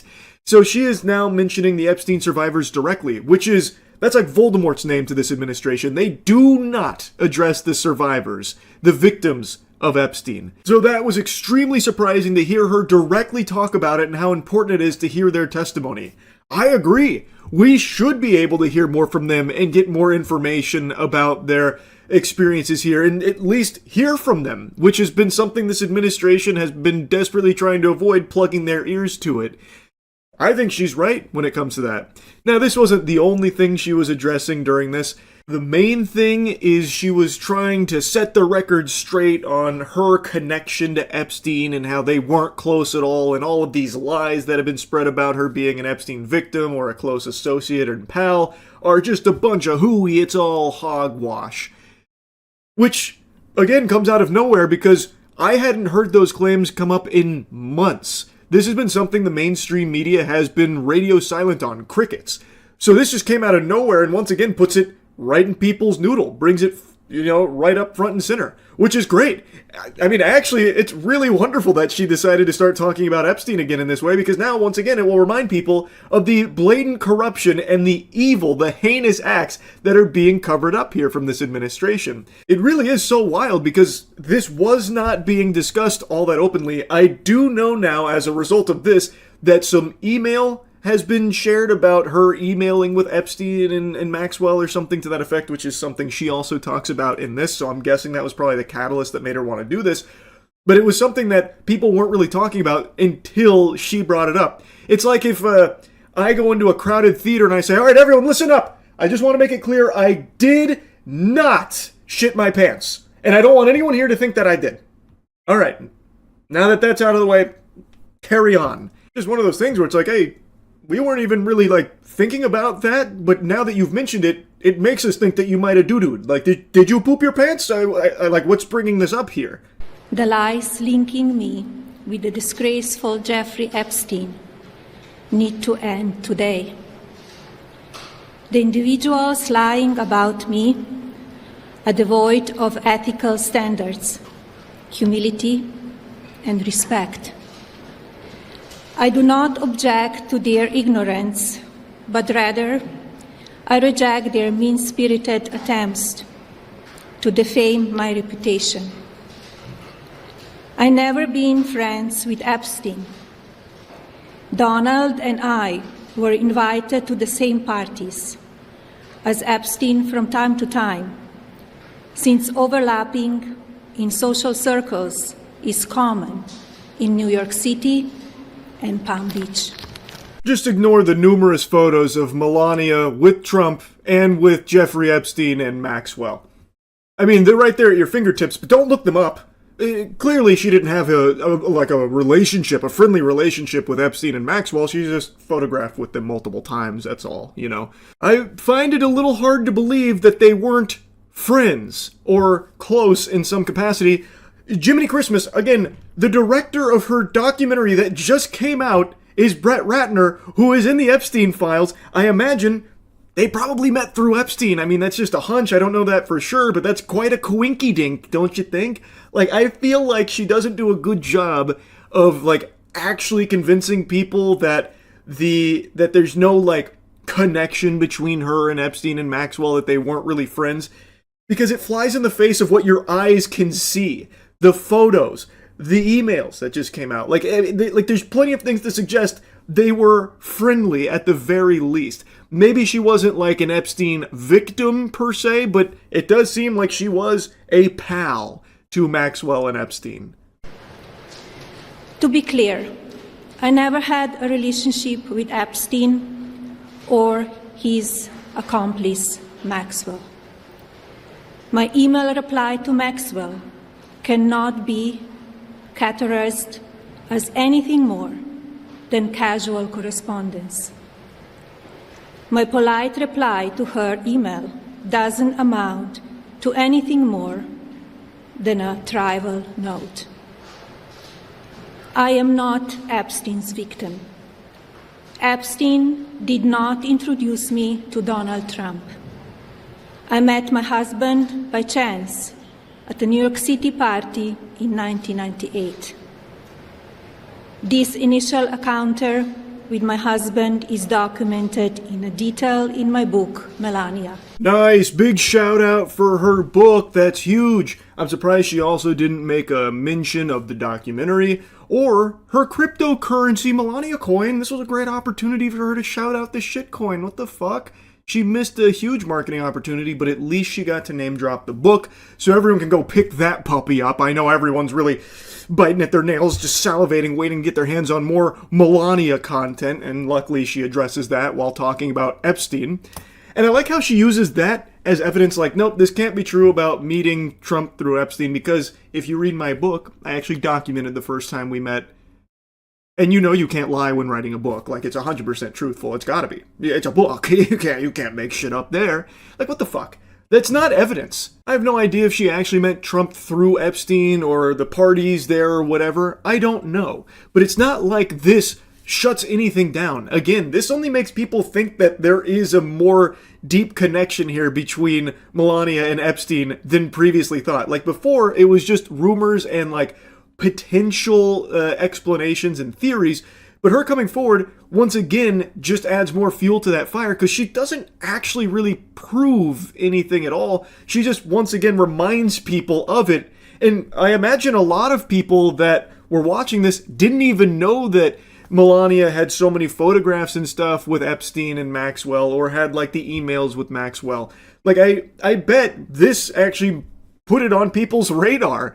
And like I said, this really did come out of nowhere, because it's not like Epstein was a huge topic at the moment. With everything else going on, pretty much no one was talking about Epstein until she brought it up here. Which, I mean, again, I think it's great that people are reminded of it, because it's a huge fucking problem. It is extremely important, and there is still no justice even being pursued by this administration. So I am glad to see more people talking about it again.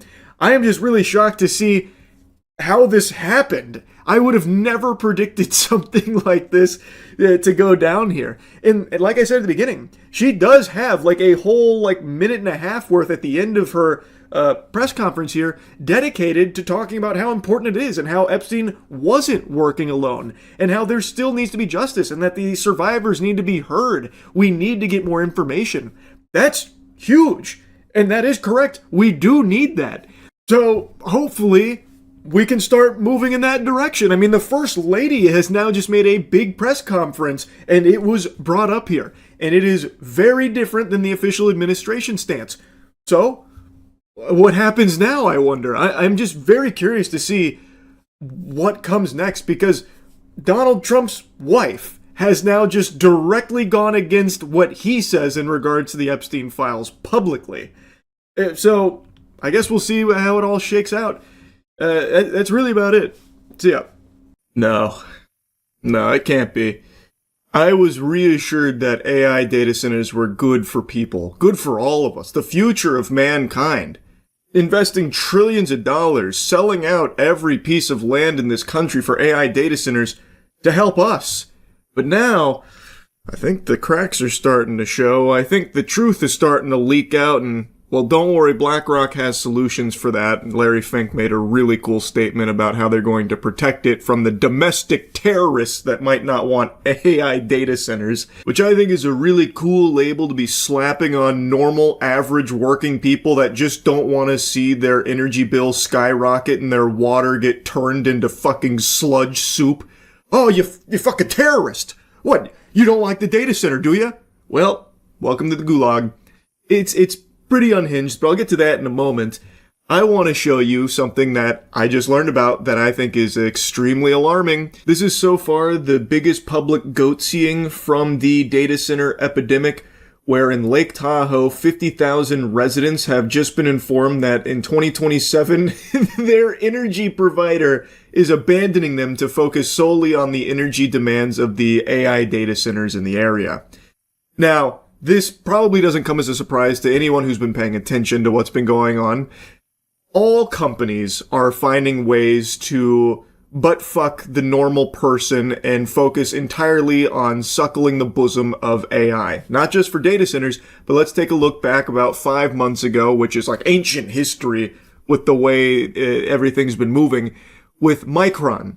You remember when Micron did one of these to all the normal consumers that relied on their RAM being one of only 3 big players in RAM production? Well, Micron, 5, maybe 6 months ago now, announced that they will be getting out of that sector entirely. Took every consumer's head and just put it in the toilet, giving them a nice swirly, saying, fuck you nerds, we've got AI now. Then threw on their sunglasses and never looked back. Which inevitably caused the big RAM crisis and the prices to skyrocket there because of now the impending RAM shortage that would be unfolding because, again, Micron was one of only 3 big RAM producers, and they just outright said, we will no longer be providing to the consumer market starting this year. So they did that because AI was more lucrative, and now you're seeing everything else go in that direction. And this is the first big example of just an energy company that 50,000 people rely on to live, just hitting that Harry Houdini vibe and vanishing on them, saying, don't really care about you plebeians, flesh and blood is cringe, AI is the future, we gotta go take care of AI. I mean, good luck out there though, maybe you'll find other power suppliers, but it won't be us. Bye-bye. UNHINGED, the Nevada utility that has supplied the bulk of Lake Tahoe's electricity for decades, told Liberty Utilities, the small California company that services the region, that it will stop providing power after May 2027. The reason? UNHINGED needs the capacity for data centers, as in, the energy supplier for the Lake Tahoe region is telling the utility company that it has less than a year to find another power source. Which shouldn't be a problem. They maybe just need to dig a few feet underground to find the fucking Tesseract, and maybe they can install that. Surely that won't be a huge issue. I imagine that'll be without hiccups. Doesn't this paint the most beautiful picture? It's always been abundantly clear companies don't give a fuck about you or anything, but now that companies see a way of cutting you out while still driving up their own profits, they are frothing at the mouth for it and jumping on board. They are abandoning ship on people because they don't need people anymore thanks to AI. So these data centers in this area are now the entire focus of UNHINGED, and they are just saying, these 50,000 people, they can go kick rocks, pussy, good luck. And I imagine this will not be an isolated incident. This is something I've yapped about a lot. It's something that is very well known about data centers in particular for the energy demands. And as these companies get a lot of incentive to focus that energy on those data centers, they'll start to make the same decisions that we are seeing here from UNHINGED, where they don't really need to supply energy to people. Ew, stinky people? Human beings? Oh! No, they can instead just focus entirely on AI data centers and making a fucking killing in the clams department through it. So they'll abandon people without a second thought. It doesn't matter to them. And I think we're going to continue to see this trend happening in places that are having this big push for AI data centers. Northern Nevada has become one of the fastest growing data center corridors in the country. Google, Apple, and Microsoft have either built or are planning facilities around the Tahoe Reno Industrial Center east of Reno. The Desert Research Institute, using data from NV Energy's 2024 Integrated Resource Plan, found that the 12 data center projects located overwhelmingly in northern Nevada could drive 5,900 megawatts of new demand by 2033. At a regional business event last fall, NV Energy's director of business development called the moment unprecedented, saying the company was eager to serve the new industrial load, but that it would not impact our existing customer base. Are you telling me he lied? He was too focused on the load. That load was too appealing. It felt too good, tasted too yummy, that he did indeed impact the existing customer base by outright telling them to go take a hike. Get out of here, dweebs, and then giving them a wedgie on the way out in order to solely focus the energy demands on the data centers. Come on. No, there's no way they lied. Ah, man, that's crazy. But Liberty's 49,000 California customers may have already been bearing the cost.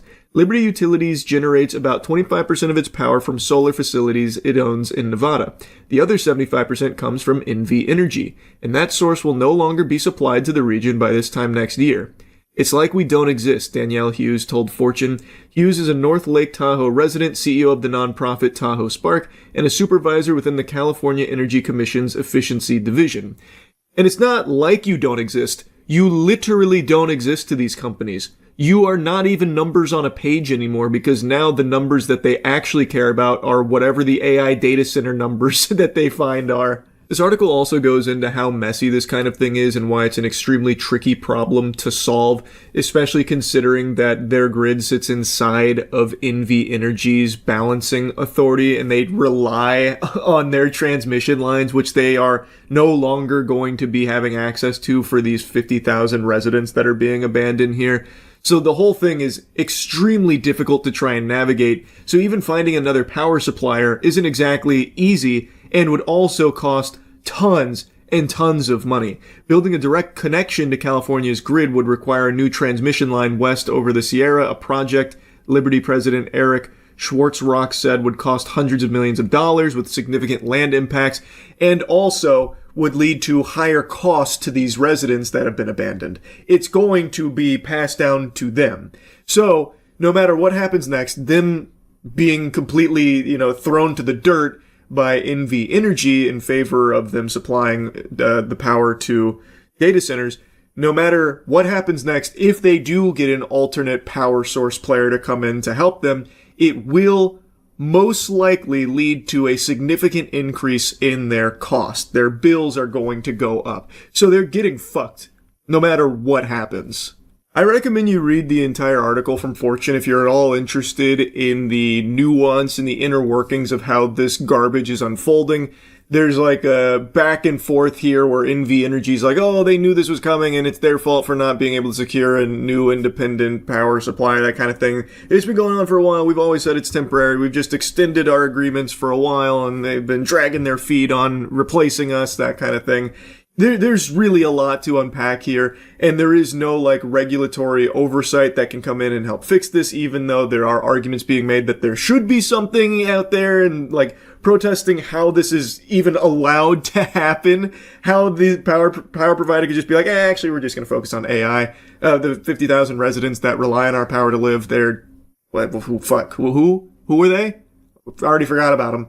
There's been a lot of arguments, there's a lot to it, so the article goes pretty in-depth on it. As for what's next in the region, Liberty told customers that NV Energy will remain the transmission provider. The wires aren't going anywhere, so that's nice. They didn't just dig up the wires and throw them in a fucking landfill or something. So the question is, who's going to supply the electricity that flows over them and what that cost will be and whether the regulators can protect customers whose upstream grid sits outside California's usual planning structure. And they are right now shopping the bid replacement contract to anyone and everyone. They are really trying to find this next energy provider. There was a tad bit of optimism when it came to a short-term solution, but long-term is a lot more unstable and unknowable. And they close with this statement saying, we have no representation, it's resource extraction. It is 1000% resource extraction, and representation has proven in other regions across the country to not matter at all when it comes to these data centers. Let's take a look at Utah. The Kevin O'Leary clown show, his fucking circus, who, by the way, likes to continue LARPing as an American. He's not. He is a bald Canadian bitch ass. And yet he still comes over here and tries to preach about American values and why the data center is like the most patriotic thing you can do. Cringe, pathetic, worm demon. Anyway, in Utah, all of the people were voicing how much they didn't want it, the disdain. They would not support it. Please don't. Begging, groveling, do not let this data center project be approved. A 40,000 acre data center. The largest imaginable. Like genuinely, I cannot even fathom something that big. A 40,000 acre data center is fucking diabolical. And the geriatric fossils that were approving this project, who are supposed to be representing the people in the community, outright said, one of them verbatim said, for hell's sake, grow up. A crazy statement, and I do believe they are fighting for hell. They are demons on the side of Satan. So like these fucking octogenarians, in the face of all the community that went out there, and there was a huge number of people yelling, screaming, begging, stop, don't do it, don't, no data centers. In front of all of them, they insulted the people, berated them, and then went into their own private room to get away from all the riffraff, all the hustle and bustle and hoopla, so that way they could unanimously push it through to greenlight the 40,000 acre data center. That goes in the face of all of the people that they are supposed to be representing the interests of.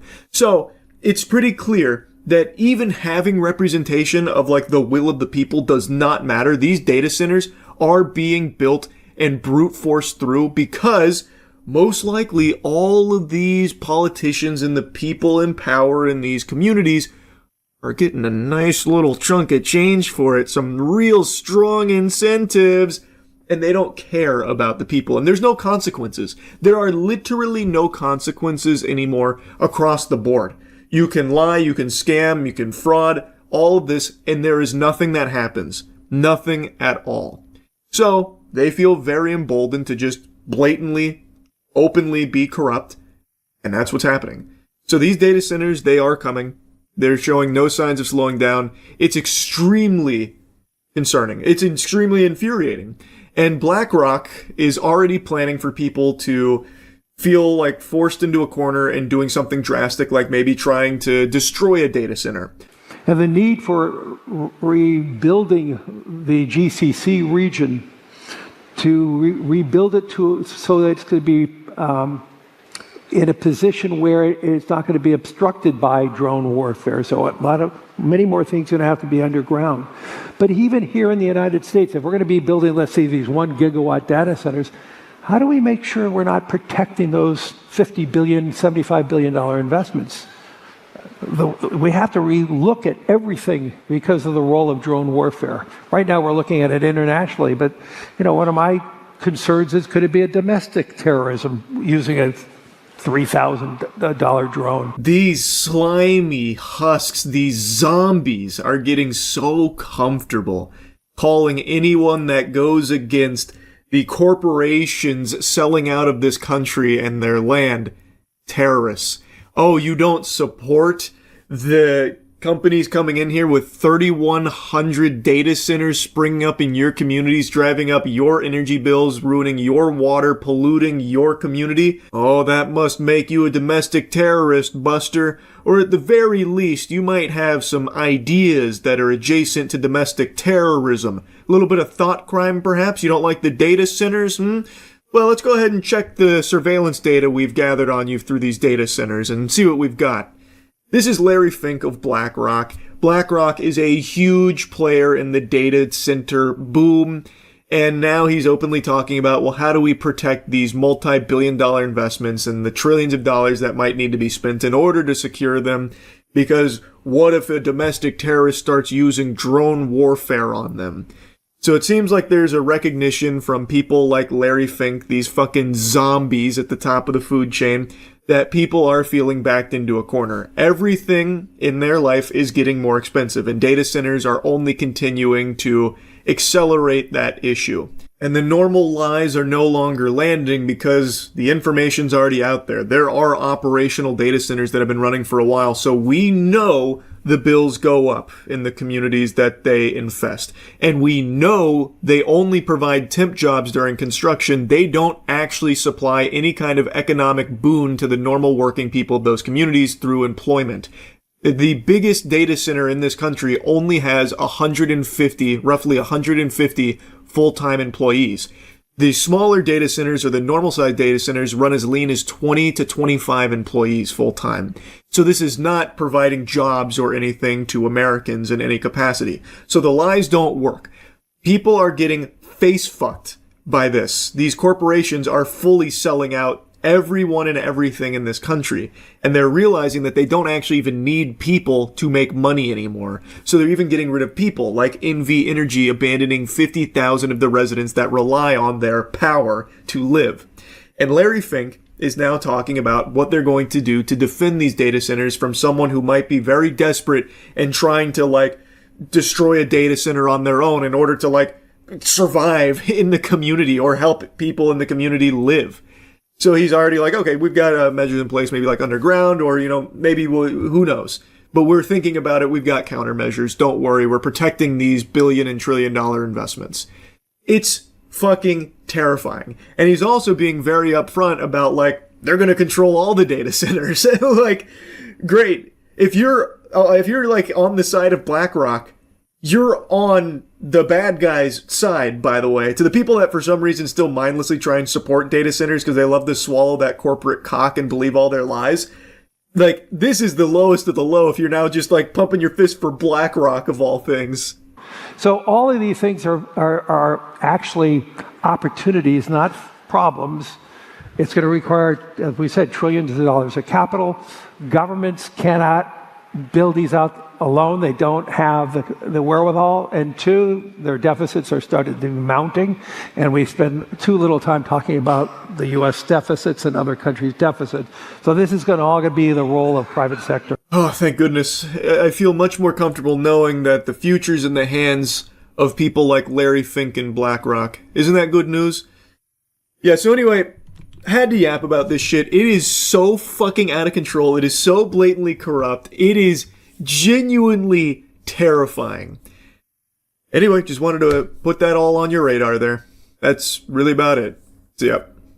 Merry Christmas, you filthy animal. Great news. Krampus came early and he slit the throat of Ronald McDonald, took control of the company, and farted out a wonderful AI advertisement that everyone's making fun of.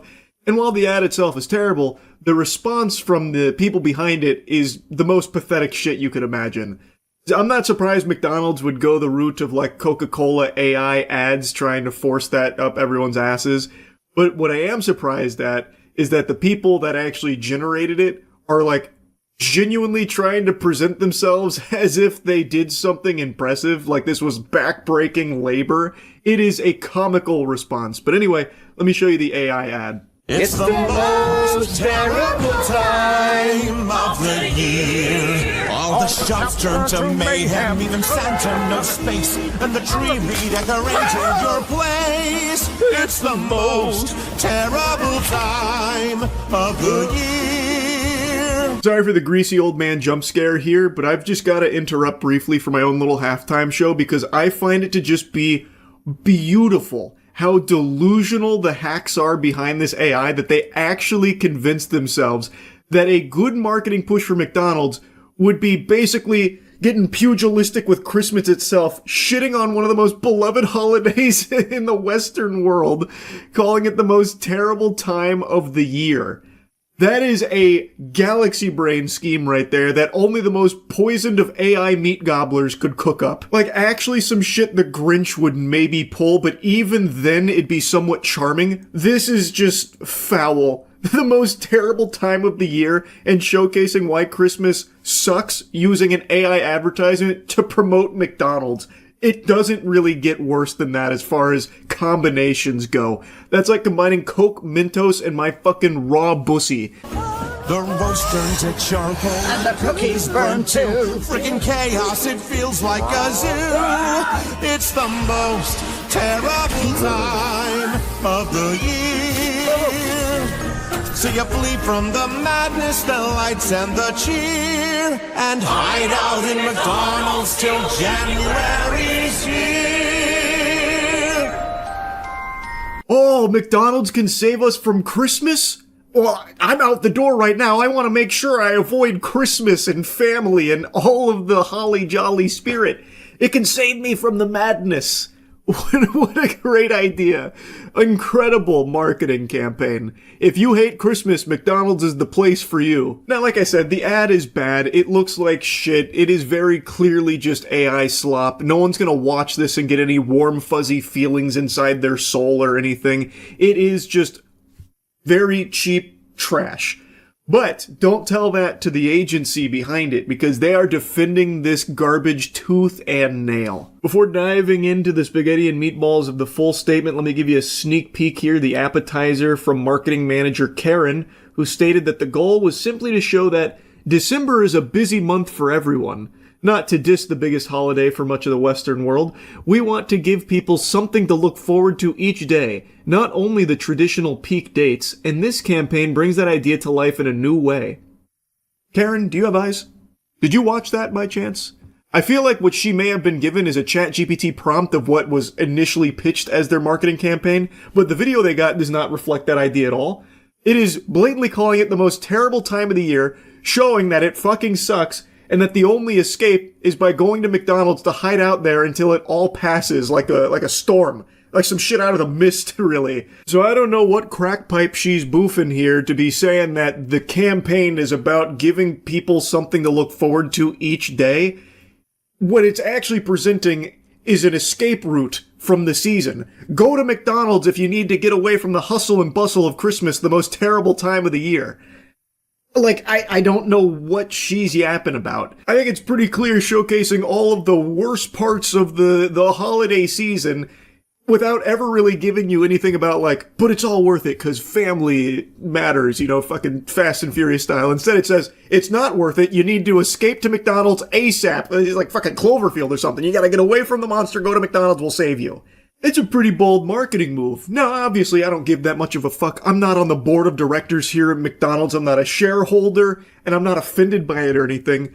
But I do think it's weird. Like, if this was my company, right? Like, if this, let's say for Cheeky Soap, I reached out to a marketing agency to make me an advertisement to play during the Super Bowl to promote Cheeky Soap. And what they give me back is something that associates my brand with, like, hating Christmas or something. I'm raising an eyebrow. Like, let's say I get an ad back and it's like, if you hate Christmas and you love to beat animals and beat the shit out of orphans, then make sure you shower with Cheeky Soap before getting your hands dirty. I'm pumping the brakes. I'm like, wait a minute. Hold on a second here, sports fans. Maybe let's not associate my brand with that kind of, like, super negative shit. How about the other thing? Like, you love Christmas, you love puppies and helping orphans, then you shower with Cheeky Soap. Why not that? You know what I'm saying? Like, it's just weird that the whole ad is about, like, Christmas is so terrible, you gotta escape it by going to McDonald's. It's fucking stupid. And of course, it's all an AI slop ad in the first place, so it's even worse. But the whole thing is just fucking baffling to me is all. But anyway, the main thing I wanted to throw tomatoes at is this statement here. For 7 weeks, we hardly slept, with up to 10 of our in-house AI and post specialists at the gardening club working in lockstep with the directors. If that isn't the biggest load of dirty barnacles I have ever read, you're telling me you had 10 people, your in-house AI and post specialists, by the way, yeah, fucking specialists, prompt engineers, top-tier sentence writers, working on this for 7 weeks hardly sleeping? Yeah, I'm fucking sure, buddy, and I'm 7 feet tall. That is so fucking stupid. What a bold-faced lie. And if that is the truth, if you actually had to have 10 lobotomites here working on this, writing sentences into the AI to produce this, then you guys are fucking idiots. Actual morons. You could put a paintbrush in an elephant's trunk and just set a keyboard in front of it where it's pecking at the letters and it would type out enough sentences to have the AI spit out basically the same fucking ad, I'm sure, over time. And it probably wouldn't take it 7 weeks to do so either. What directors do you have? Some dude that's just sitting there fucking zooted out of his mind saying, yeah, it's good, write that sentence. It's so dumb. It's such a lie. But maybe they did actually have a lot of staff and they hosed McDonald's for a huge paycheck here for this, pretending to do 7 weeks worth of work. That I could absolutely see where they're just taking a ton of money from them, pretending to do like a lot of work, even though anybody knows that this is not a lot of work. It's AI generating a fucking 45-second commercial. You can do that in literal seconds. Every shot traveled through a rigorously engineered tool chain, real Google Earth plates, advanced style transfer, pixel level photo repair, custom LoRaS, control nets, bespoke comfy UI graphs, and thousands upon thousands of tightly steered iterations. Bullshit! Baloney! This is a ChatGPT generated response here where you ask it to just make up a bunch of hocus pocus jargon here in an effort to confuse people into thinking that you actually did any real work at all. You didn't. Liar, liar, pants on fire. You just typed a few sentences in over the course of maybe an afternoon.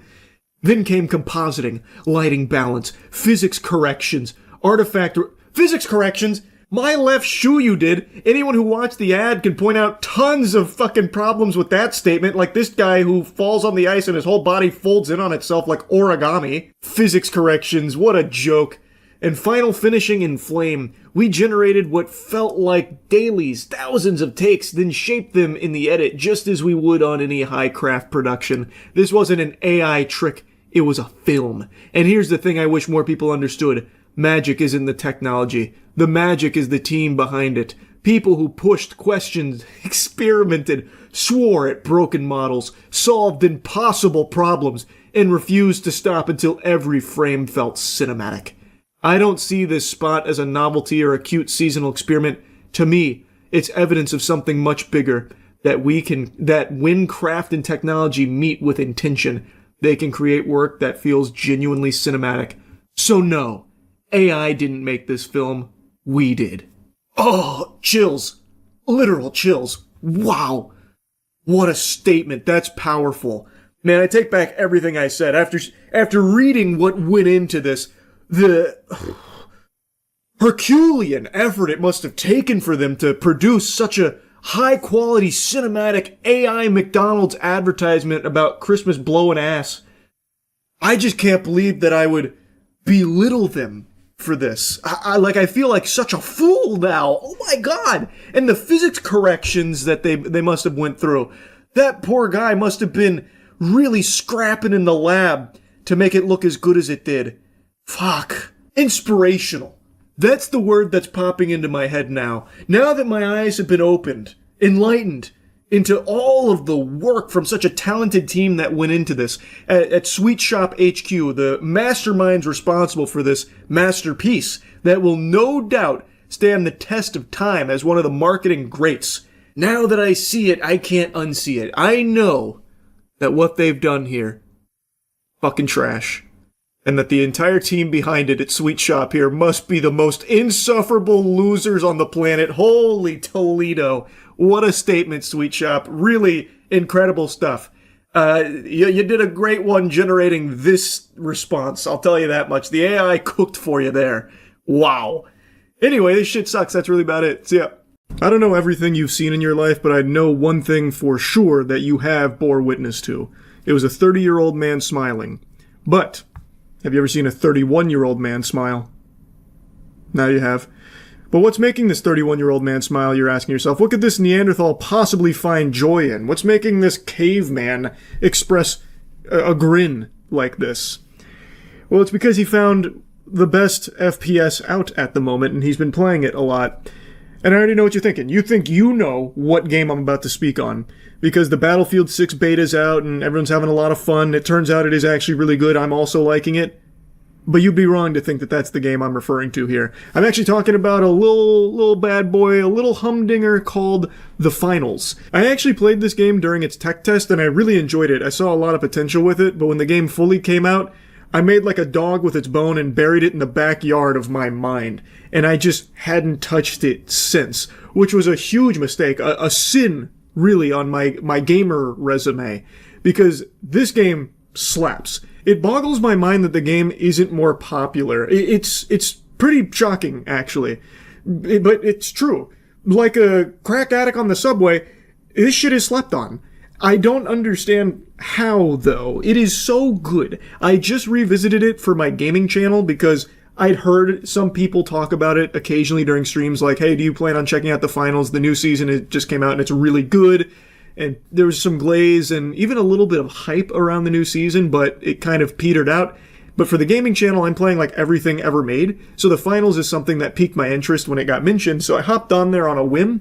And I had so much fun playing it. So now I've played it every day since. It really does feel like something new in the genre, which is very rare. It feels like such a fresh take on an FPS multiplayer experience.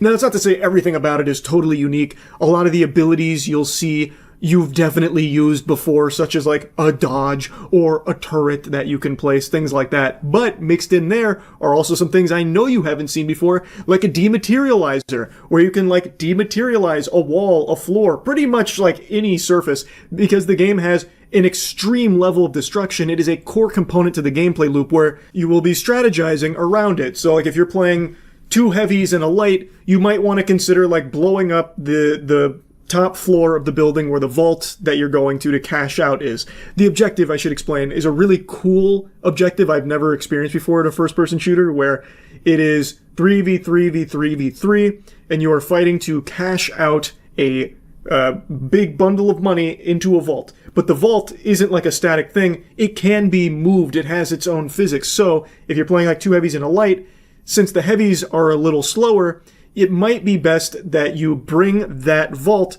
to a location that is easier for them to reinforce. So if it's on like the top floor of a building, you might want to consider destroying the top and middle floors to bring it to the bottom, so that way you can defend it better with the 2 heavies. Like, there's just so much strategizing that goes into like just the destructible elements of the game. And I know destruction has become a marketing nothing burger buzzword, because a lot of games will bill themselves as having destruction mechanics, but all it is you can blow up like a toilet somewhere and they're like, yeah, Destruction 6.0 is here. But in this game, trust me, it is big. Like Battlefield 6, actually, in the beta, destruction is actually finally back in Battlefield in a big way, but I would argue the finals has even more of it, and it's even more integral to the experience. Not to like compare the two, but I just want to make a mention, like, the destruction is really important here. But it's not like the main selling point. The main selling point is just how smooth the game is and how fresh everything feels. So, yes, there's going to be plenty of familiar guns and weapons, like melee weapons that you've probably used before, guns you've definitely used before, abilities you've used before, but they're used in a new way in this game, and it blends so well. There's a really good video from a YouTuber named Kelsky, who just went over everything that the finals has to love about it, and I think he does a great job at capturing all of it. So if you want like a deeper dive into why I think it's the best FPS, I agree with a lot of what Kelsky says in that video. But I also wanted to drop you some of my random clips over the last couple days of playing the finals. These are in no like particular order. They're not even that impressive, but this is just the first time in a long time where I've really been like hooked on a first-person shooter multiplayer game. So I just wanted to drop these here and just put this game on your radar as something to maybe check out if you want like a fun first-person shooter to hop into. I saved it. Oh, I'm clutch.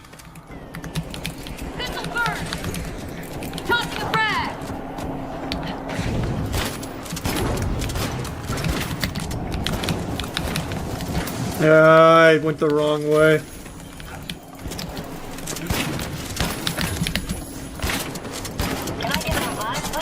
Clutch. I've learned. Yep. I've learned. I understand it now, baby. Huge.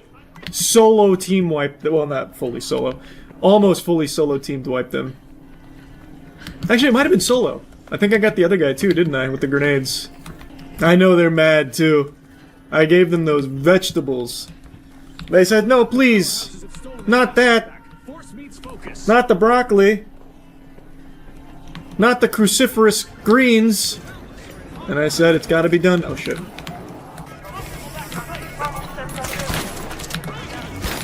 Got him. Clean. You're welcome, boys. Yeah, one of them just left. They gave up. Easy dub. I think I really demoralized them when I came and just fucking clapped both of their cheeks in the very first vault. Wait. Got it. Double assist.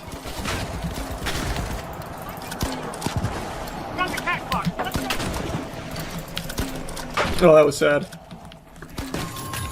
That was very sad. Wow. This guy's got 14 frags right now. Man might drop a 20 burger on their skulls. Just reload.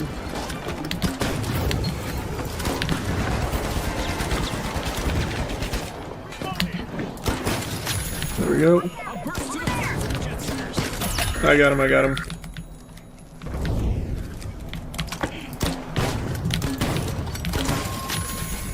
A little revive would be nice, maybe? Teammates back! We're down to the last 30 seconds. Which team will triumph? The teams need to push hard to secure their I'm victory. just gonna rip it right here raw. Clean sweep, dirty intention! What a slaughter. I'm double digits. He's in 20 kill ballpark. And our other guy still has 0. I don't even know how it's possible to have 0 right now with the slaughter we've been putting on him. It's been a full-blown hurtin'. Spread out, spread out, spread out.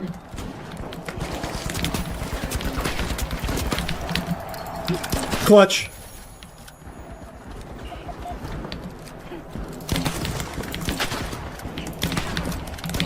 Oh no, no, no! I had that too.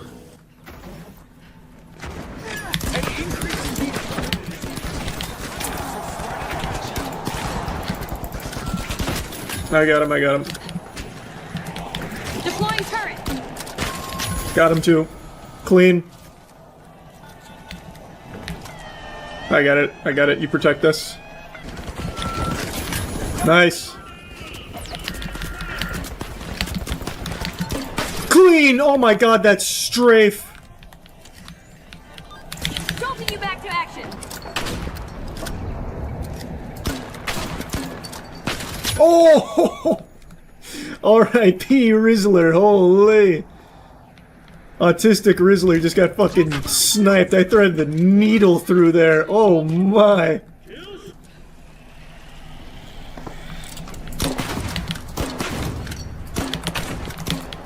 Got him. Got him too. Oh, he's still alive. Nope, no he's not. No, he's not. No, the fuck he's not. Not on my watch. Let's go! That's a team wipe. Oh, that's my turret.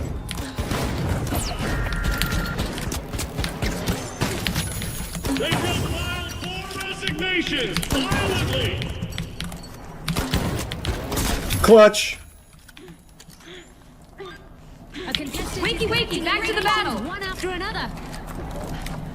I've done it again. Huge clutch. Again. Ice in my veins. Gotcha. Team wipe. Fucking chicken jockey. I'm going ballistic.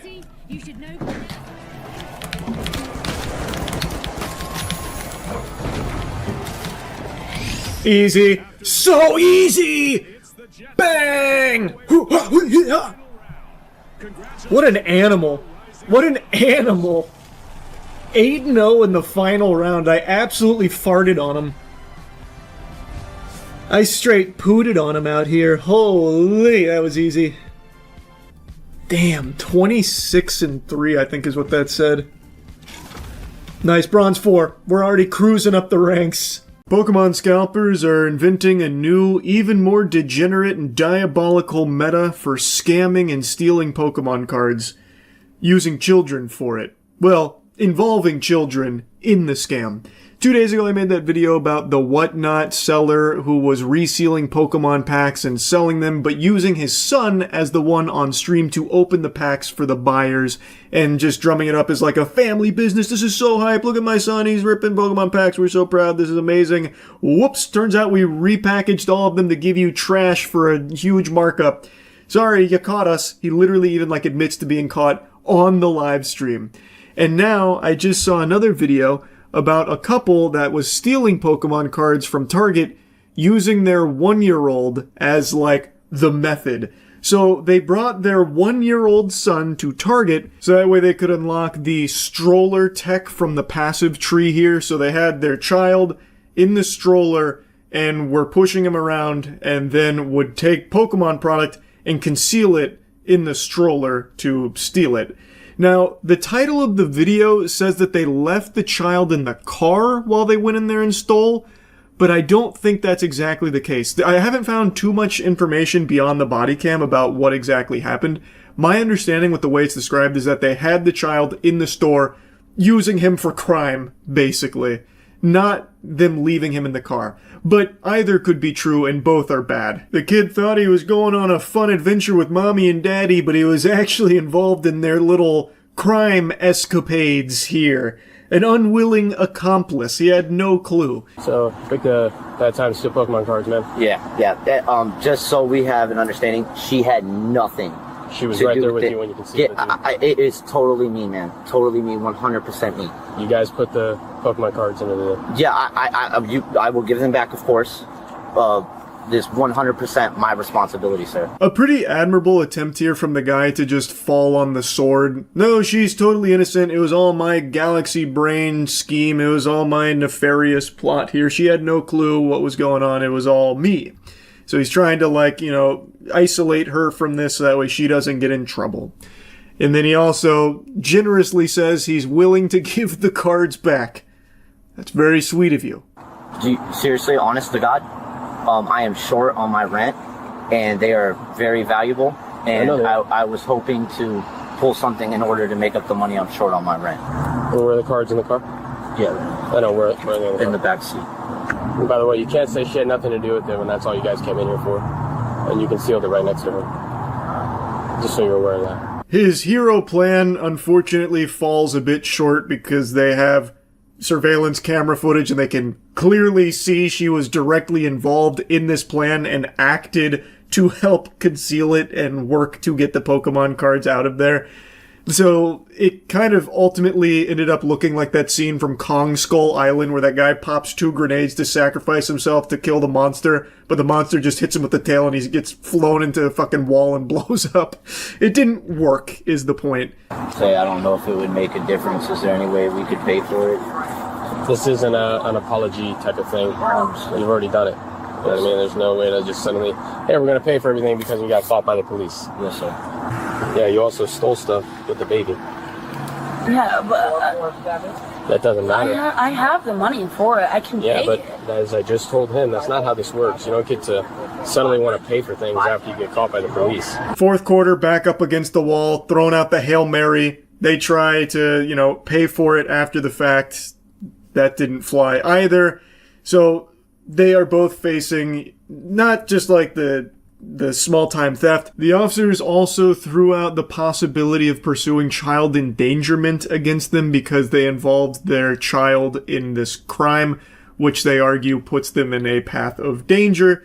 Should Gary Oak roll up and start airing the place out, trying to stop him from stealing the Pokemon cards, the kid is now in harm's way. Basically, they brought the kid for the sole purpose of executing this crime. Now again, the title says that the child was left in the car, but all of the information in the video seems to indicate that the kid was present. Also, if the kid wasn't in the stroller in the first place, there would be no point to bringing the baby anyway. So that wouldn't even make sense unless they had like a decoy, like they had like a baby doll in the stroller. But then again, why would they bring like the actual flesh and blood human being there? So I have to imagine that they did actually bring him in the store to do this. though, if they did leave him in the car, that is also equally dangerous. You do not leave a child in a hot car.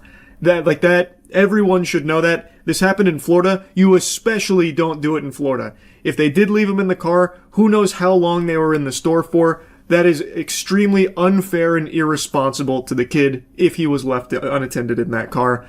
But I'm leaning towards the idea that they brought him in the store to do this. Worth mentioning, I haven't slept in over 28 hours. There is a good chance that maybe I'm just completely wrong there. I just thought I'd put that on the record. But either way, still not good. Regardless, stealing Pokemon cards by using your baby to help you accomplish it is fucking unhinged. This is so avoidable. Like, ruining your life just to get your hands on some Pokemon merchandise to flip because you're a scalper is just so low. It is shameless to involve your child in it as well. Can you give me a quick press? Thank you. I'll go get the press one. We have child endangerment on both of them. For what? They had their... How old is your child? A year old, then they used the stroller as cover for it. Decent human, you literally put your 1-year-old child in danger. How is that? You cannot do a crime and then nothing happens because you have a kid. It is happening. I'm going to jail. You use the stroller as a ways of concealing the merchandise. And I'm getting arrested. And so is she. I need you to call your dad and come pick him up. Please. The other officers didn't seem super on board with his evaluation here about child endangerment, so I don't know if that stuck or anything, but this was him explaining it to them. Regardless of what charges were ultimately, brought against them, this was just so fucking avoidable. Like, stealing Pokemon cards from Target by using your baby and its stroller to conceal them is just, like, how can you sink so low? They say that they were short on rent, so the plan was to steal these Pokemon products, open them, hoping for a big hit, fingers crossed, praying for a big hit, so they could sell it to nearby game shops. That is like, in the world of scalping, that is even stupider than most scalpers. Why would you open the product? Just sell the product itself in that case. You are not going to hit, most likely. You are not going to make more money buying the product, opening it, praying for, like, the big hit that'll grade it like a fucking PSA 10. Like, it's not like that is a pipe dream. Are you guys going to other stores and doing this? No, sir. So how do you guys have so many Pokemon cards?